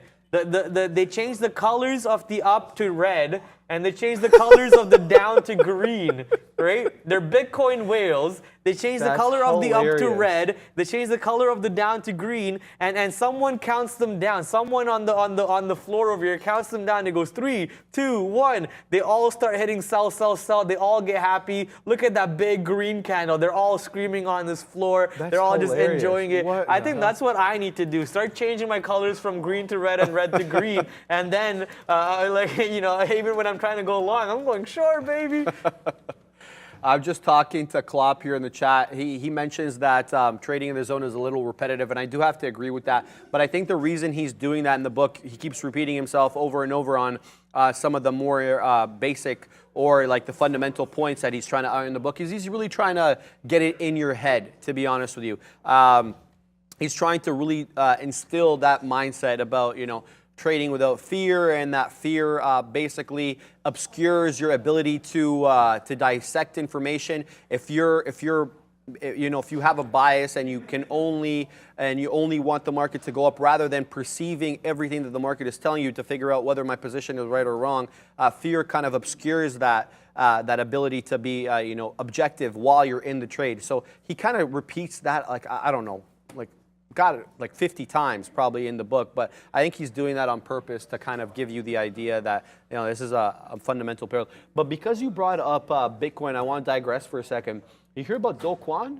Huh? Do Kwon. What is that? The dude, Wayne, Do Kwon, who's he responsible? Luna guy. He's like on the run now, eh? And like 200 countries are looking. Interpol is on, yeah. He's like on the run. 200 countries are looking for this guy. Well, yeah, if I stole millions of dollars from the world, I'd be out of here too. What do you mean? I'd be trying to go hide in Mars. I know, but like this guy was like a legit Elon. guy. He'll fly me out. Oh my God, yeah. So Do Kwon on the run, running for his life. Where is he? Nobody knows. Is he South Korean? Wayne, is he South Korean? Yeah, so yeah, I think he was there for a little bit. He's in the north for sure right now. Now he's gone. Yeah, who knows where Do Kwon is. He's for sure in the north right now. Yeah, we should probably play a little game. Where is Do Kwon? We should like come up with like different, like random places. Yeah, but he's still day. not gonna be Osama in the hide and seek championship awards. That is true. That is true. No, it took Osama a long minute to get caught. I think Tupac won that now. Tupac won that. Oh God. I don't know what to say about that. Tupac is still hiding. Let's be real. Get me out of some, dude. Oh my God, that's so frustrating. All right, I took another short here on ATXI to the north side, and it just didn't let me out. So I'm getting a little bit frustrated. I'll send it to you, Brad. Yeah, people in the chat talking about SoFi. SoFi's still flat, ladies and gentlemen, not doing anything for me. We are long 502. It's at 502. We're just waiting patiently to see what it wants to do, if it wants to pop up or not. And if it does, we'll be able to take advantage on it. This S&P 500 market down 0.65% on the day. Not breaking past that June lows, thankfully. Trust me, we don't want the June lows to break. If it breaks, we're in dangerous territory. So I think breaking tomorrow will be better than it breaking today. So I'm just praying that the market doesn't break the June lows today. At least not when I'm going to the gym in the next 30 minutes or so. So that's gonna suck, because if it breaks when I'm not here, I'll be very upset that I picked gym over. You're talking about the NQ, right? Because SPX is broken. SPY. SPX is broken. No, the ETF is. I don't really look at the ETF. Oh, okay. The ETF no, I'm is not nonsense. talking about the ETF. I'm talking about the index. This is the SPS index. So yeah, the June low on the SPX index here was 36.36. This one's 36.39. Today on the SPS index, we went to 36.26. 36.38. I see 26 on here. SPS index. Just type in SPX. I just look at futures. But the futures contracts roll every 3 months. This is the actual index. But these dictate the future. I've had this conversation with Arun before. Okay. These dictate the future. That's why they're called futures. These are the ones that people are betting on, and these are the ones that carry on the overall move. I see. And this is a topic that I asked them. I was like, why isn't the ETF that actually holds all the positions the one that's moving it? For example, if I'm looking at semiconductors, I say, say always take a look at SOXX instead of taking a look at SOXL because XOXL and XOSX are based off of options. They move based off of options, leveraging, and so on. So I'm better off looking at SOXX directly. But when it comes to the overall markets, according to Arun, the futures are what you want to look at. And according to the futures, the S&P 500 market broke the Friday's low, sorry, not Friday, June's low by maybe 1 point. Okay. By 1 point only. So that's still holding true. We're yet to break the June's low. And for me to break the June's low would not be a point or two. Like, I needed to break it by 5 points, decisive. 10 points, and just go. Just go. So on that, we're still holding off of the lows over there. But it's time to send it to a conversation that we don't really have too much about. I want to learn more about the dollar and the pound. So let's send it to our boy Brendo at the big screen for Money Talks. Woo. A complete reversal once again today, guys, for the U.S. dollar. We were discussing some weakness initially this morning. We've seen that go away and then some, back to the upside. In fact, now for the U.S. dollar, here it is, 0.21. This is a daily chart, 1, 2, 3, 4, 5, 6 days in a row now, straight to the upside. If I zoom out, you get a better picture of how things have been going over the past few months. But there it is, 0.21 for the dollar index, back in positive territory, 114.3 and change. That has completely reversed this entire board. As we saw, this was red initially, and then everything else was green. Not the case anymore. 95.7 here for the euro, down 0.3 once again today. Again, multi-year lows for the euro, 72.7. Basically break even for the Canadian dollar. Same story for the pound, 106.7. We got down below all-time lows yesterday for the pound before it recovered slightly at the end of the day. So the march higher, guys, for the U.S. dollar, the big story once again. Watch this high up here, 114.5 for the U.S. dollar. All right, guys, we're getting a little bit of revenge on ATXI here. Super pumped about that. I added to my short at this level. Look at these scalps out here. So this was the original short I added here. So my cost basis on ATXI was 55s. So my cost basis is like right up here. So pretty good cost basis. If it breaks 55s here, I'm out, but I'll be profitable on the trade. It looks like it's going to, and there I go. I'm out. So I'm out the flat the rest. Got a little bit of revenge back on ATXI. Still not positive on it, but these two here, these three outs were pretty big. And shout out to Chris J, who let me know. He's like, 1 minute signal, switch bearish, hit it hard. I appreciate that, brother, but I was already on it, to be honest with you. I want to get this one. I want to get this one back because it had been having its way with me all day today, to be honest with you. So yeah, kind of a nice revenge trade on that one. I don't suggest that for anybody, but it makes me feel better. I'll have more motivation at the gym, to be honest with you, Brad. It looked like the market was going to break that June's low, and it did once again. It did it this time by 2 or 3 points instead of only 1 point. So we got over here to the low of 36.38, and then we got over here to the low of 36.35. But notice how the market whipped right back into the range again, and it wants to hold that bottom. This is why I keep saying the market did not break June's lows. I don't care about 2-3 points to the downside. I don't. If it wants to break the June's low, then I want to see it much below June's low. So you want to talk about June's low, guys? I see people in the chat going, Pratt, it already broke it. Why are you already broke it? Look, if it wants to break June's low, I want it to go to, where is it? If it breaks June lows, like, it should go to 3,500. Like, bounce off of these peaks over here. That, for me, would be breaking June low. Going down 2 points, 3 points, 4 points, I'm not cared about that. You know what Arun's stops are? Like, Arun's stops are like 50 points at a time, man. So, like, if you want to shake out a big buyer like Arun, like, does he really care that the market broke from the June's low by 3 points or 4 points? Come on. Like, come on. So until this really breaks and pushes to 3,600 or even like, I'll say 3,600, which is 39 points away from June's low. If we go to 3,600, then I'll be all right. We actually broke June's low. This market could actually go all the way down to 3,500 or even 2,600 that people were talking about. Couple points, man. Come on. Yeah, no, a couple points is not enough to shake out a trader like Arun, who trades the ES, by the way, not the MES. So make of that what you will. Each point is a $50 move. So let's flip back into our scanners here to see if there's anything afoot moving around. PXMD, let's see what that one's up to, if it's making moves. No. I got nothing, guys. Everything is super, slow, breaking down below VWAP. I've got nothing to report here. It's either super low volume or below the areas at which they're tradable. ATXI was the only one really giving me anything, but it is just one randomized chart here. I don't really see much in the way of a trend. I mean, you could say that this is a little bit of a trend here. Like if I was to draw a trend line from the bottom of these troughs, they all stick. And actually, now that I do it, it actually looks pretty good. Huh. Rude is the market. Yeah, I saw that. I wanted to laugh about it, but whatever. So let's see what we can. We've only got like 15 minutes left on the show anyway. I'm not probably going to take any trades on AXI unless it really starts moving in a hurry here. But yeah, that's it. Not much to report, Prad. Are you in any trades at the moment? Yeah, you're long SoFi. What's going on with that?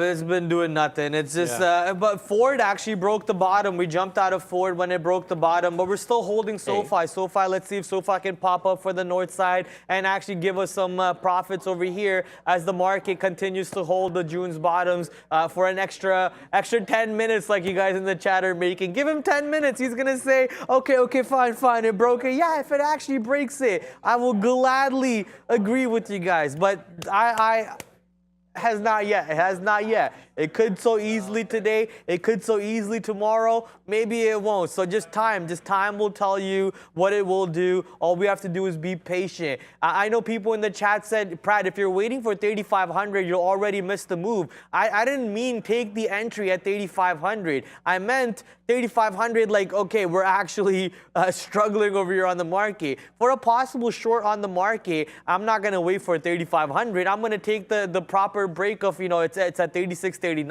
I'll probably take 36.30 break short and then write it down to 3,600. Look at how 3,600 behaves. If 3,600 has some buyers coming in, I mean, this June lows are not a insignificant number, guys. Think about where the market went after the June bottom. Like we ripped all. This is the first bottom that the market created after the all-time high decline. That's the 20% down marker line where the market officially turned into a bear market. That number is going to, or that level is going to have some serious weightage behind it. There's going to be a lot of traders using that level to go buy positions on their own account. Maybe some Apple, maybe some Microsoft, maybe some AMD, right? There's going to be people willing to buy some positions around these levels, and then these levels, if people are not ready to buy the COVID bottom, then I'll be really worried for the market. Then I'll be really worried for the market. We got to COVID bottom. What is it on the ES? 32 and change or 2,000? COVID bottom? Yeah, 2,000. Oh no, we're at 2,000. Right? Jeez, yeah. Wow, that's a ways down. Can you imagine? That'd be really bad. Guys, I just want to make this quick spiel because we are coming to the last 10 minutes of the show, 12 minutes before we send you over to the big kahunas, but the like count is kind of anemic, guys. I mean, it's not bad. It can be better. 2,600. We need to get to at least 2,800, Prad, right? I mean, 2,800 seems like a fair number. There's 4,190 people watching. We definitely need the like count to go up a little bit. Come on, get that like count up to about 2,800 or so, and then we'll stop talking about it. I also want to mention quickly, I always like to do this, but for people who are following along with us and hear us talking, using terminology that maybe is new to them because they're just starting this trading adventure. I like to call it an adventure. Make sure you go to the Trader TV Live YouTube webpage and enter in any terminology we've used into the search right here. Like, for example, I use VWAP a lot. I use exponential moving averages a lot. We use those terms. If you don't know what they are, if you want to become more educated on what that is, use that search term, type in VWAP, and then you'll find a lot of videos that show up here from made by Neil, Sean, and Brendan, explaining these type of terminologies and these type of indicators, and they're awesome. It's a free source of information, and they're always updating it too. So I just want to shout that out, and let's flip back here after that little spiel, see if we got 2,800. No, we're still at 2,700, guys. 100 more likes, and we'll be quiet about it. There we go. Now we got to 2,800. Awesome. I appreciate you guys. I'll send it back to Prad.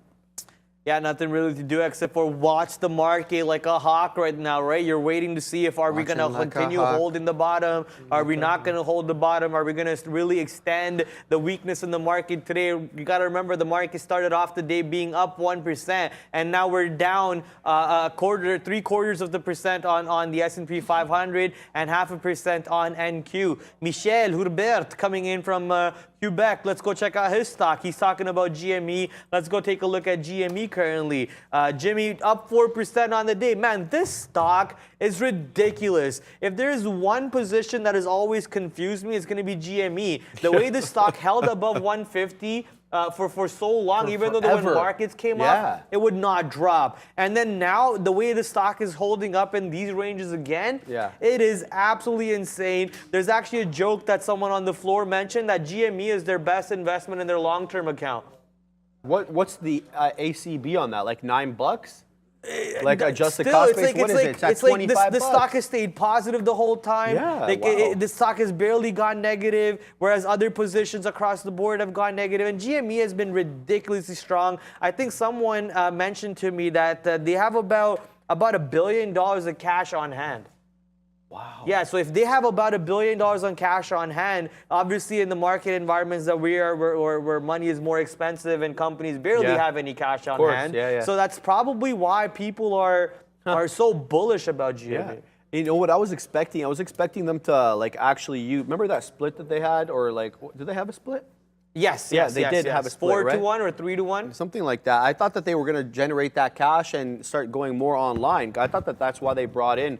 Was Ryan Cohen involved in GME? Yeah. So I thought that they brought him in, and the whole split thing would be like, okay, so we can become like an online gaming platform where you come to us, buy the games, or some sort of unique type thing. You know what I mean? Like, not gonna happen. It's not gonna happen. It looks like it's gonna be like an in-store thing. Yeah, you're the gamer on this one, so I'll basically. We're not gonna go to GME.com to buy an online game that I could buy automatically by logging into Steam, where all of my games are already in. Okay. Or Epic Games, where all my games are already in. What Steam like? Is there something special about Steam? Steam is the biggest retailer for video games out there. What's so good about them? You just download them from online, man. Okay, and why can't you do that with GME? That's what like my question. GME maybe they never give had you that like software. perks. You know what I mean? No, but like the cost of acquisition definitely would be high to get people to leave Steam and to come to GME. You know how much marketing they would have to go through that, and just to bring in cost of acquisition, just to get one viewer eyes on their advertisement, they're gonna have to spend so much money, man. Gabe Newell, for anyone who knows about Steam, Uncle Gabe is not going to let GME take over in that realm. Gabe Newell is the guy of Steam? He runs Steam, and he's a multi-billionaire. Okay, well, I'm not surprised. I remember Steam, and when I got my trading computer, it's a gaming computer because it needed to be tough and well put together. So I remember they gave me a free Steam account for like 30 days or something like that, and I downloaded a whole bunch of games, and I got like a controller. I was flying Flight Simulator on my computer. I was doing all sorts of stuff, and then the reality set in, and I'm like, okay, I'm not a gamer. I'm not doing this anymore, right? So it was free, so can't complain about that. All right, back to trading. ATXI. Look at this. Steam generated $10 billion in revenue in 2021. Jeez, revenue. What was their profit? That's the numbers we got to look. It's a public. It's a private company. It's a private company. Yeah, so definitely those numbers are going to be hidden. That's the whole point of the private game. Did you know that so? This is kind of a random thing, but you brought up a private company, so I want to bring this up.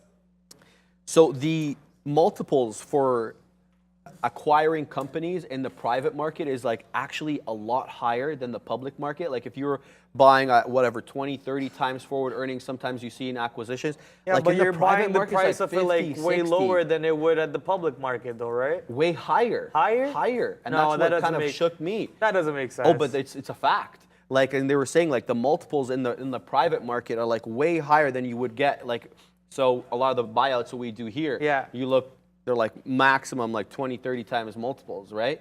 In the private industry, in the private sphere, it's a lot higher, in the 50s sometimes.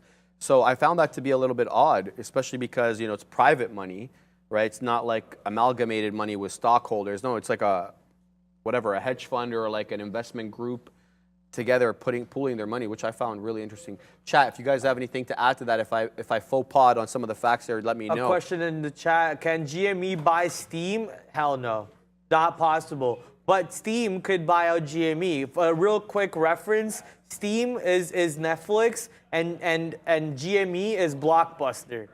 Just in a quick reference way, right? But obviously Ryan Cohen trying to change GME around the board. He could possibly do it. He's trying to do the NFT thing. He's trying to do a bunch of things. Yeah. So he's trying to revamp the business, bring back the nostalgic idea to it. But overall, Steam is Netflix and GME is Blockbuster. Got it. Yeah, no, the gaming world is not really my world, to be honest with you, but I appreciate you educating me on that. ATXI, epic flush here, guys. We should have stayed in the short. We were short at that $9.56 area. It's now down to $8.76 and looking to push further. It bounced a little bit off that 200 period here, but I think it's got its eyes set for VWAP here at that $8.15 area.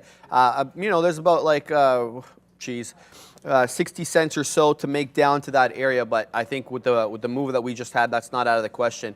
The trick will be to see if VWAP is actually a support level here and then we get a bounce back up. I doubt we'll break high of days unless we get some epic volume coming into here. I think the high of day currently is $11.12, so that's like $3 or a little less than $3, $2.50 away. But yeah, kind of getting seller's remorse here, to be honest with you. Actually, buyer's remorse because I covered the position, so that would be technically buyer's remorse. Yeah, the one thing about this job is you're always going to be wrong no matter what. You could have gotten in at a better spot. You could have gotten out at a better spot. You could have saved yourself more money by getting out quicker. So you're always going to be wrong. And if you are the type of person who only likes to be right, then I don't think this job is for you, because you're gonna be wrong a lot often. And you gotta understand how to learn from every time you're wrong too. So that's just the nature of it. Ford currently being talked about in chat F. Or are you typing F in chat because the stream died? Not sure what it is. But yeah, Ford. We jumped out of Ford a while ago for a loser. That trade didn't work out for us. And currently SoFi out of the money once again, a penny. SoFi trying to hold up at that $5 level for so long. So maybe if this market can actually bounce from these lows that we're looking at, 36.38 coming back into play one more time. So this S&P 500 one more time. Prad and I do that a lot, and that's what I like about this guy. We like a lot of the same music, so it just flows. I want to talk about what Michael A. Bear, I think I'm saying your last name right because you have an accent over the E, so I think it's A. Bear, said here about GME. He says, beyond the interesting fundamental discussion about GME, the more interesting thing is the fact that about 84 million shares, 27% of the total float, has been directly registered in the last 9 months.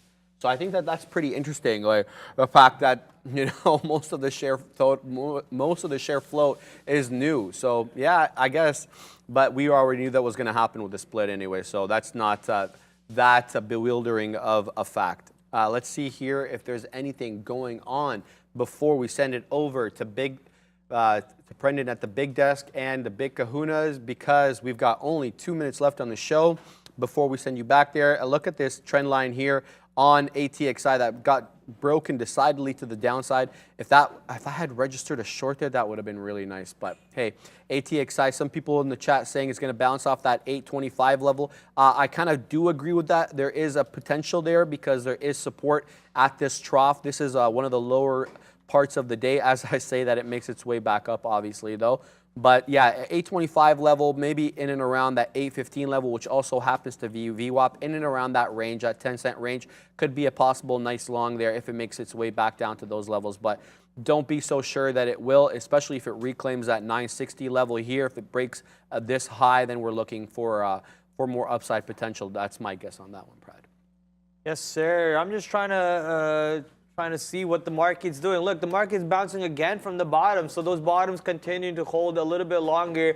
Imagine you actually punch short because that market broke by a couple points, and now you're stuck waiting for the market to go even lower. This is why I've been screaming, wait for the bottom to actually break. A couple points here or there does not mean that it actually broke and it's going to continue with that. If I traded that way earlier when I traded the breakout of 37.30 and I held it all the way against me, I would look like a complete fool. I took that loss right off the day, and then I fought it in a couple areas where I thought would be worth fighting, but I'm not sitting there saying, oh, it broke it, it broke it, it broke it. Now I have to go long, right? No, it broke it with the fail break. It also broke it to the downside with the fail break. Let's see the market actually break it with some momentum, with some power, with some increase in volume behind it. And the increase in volume will only come in, sadly, at 3 o'clock maybe, or even at 2:30. Oh, wow, wait, it's 2 o'clock right now. So we have to sign off over here. We were going to send you to the closing show. Make sure you hit the like button on the closing show, too, because it's a brand new show. So have fun with them.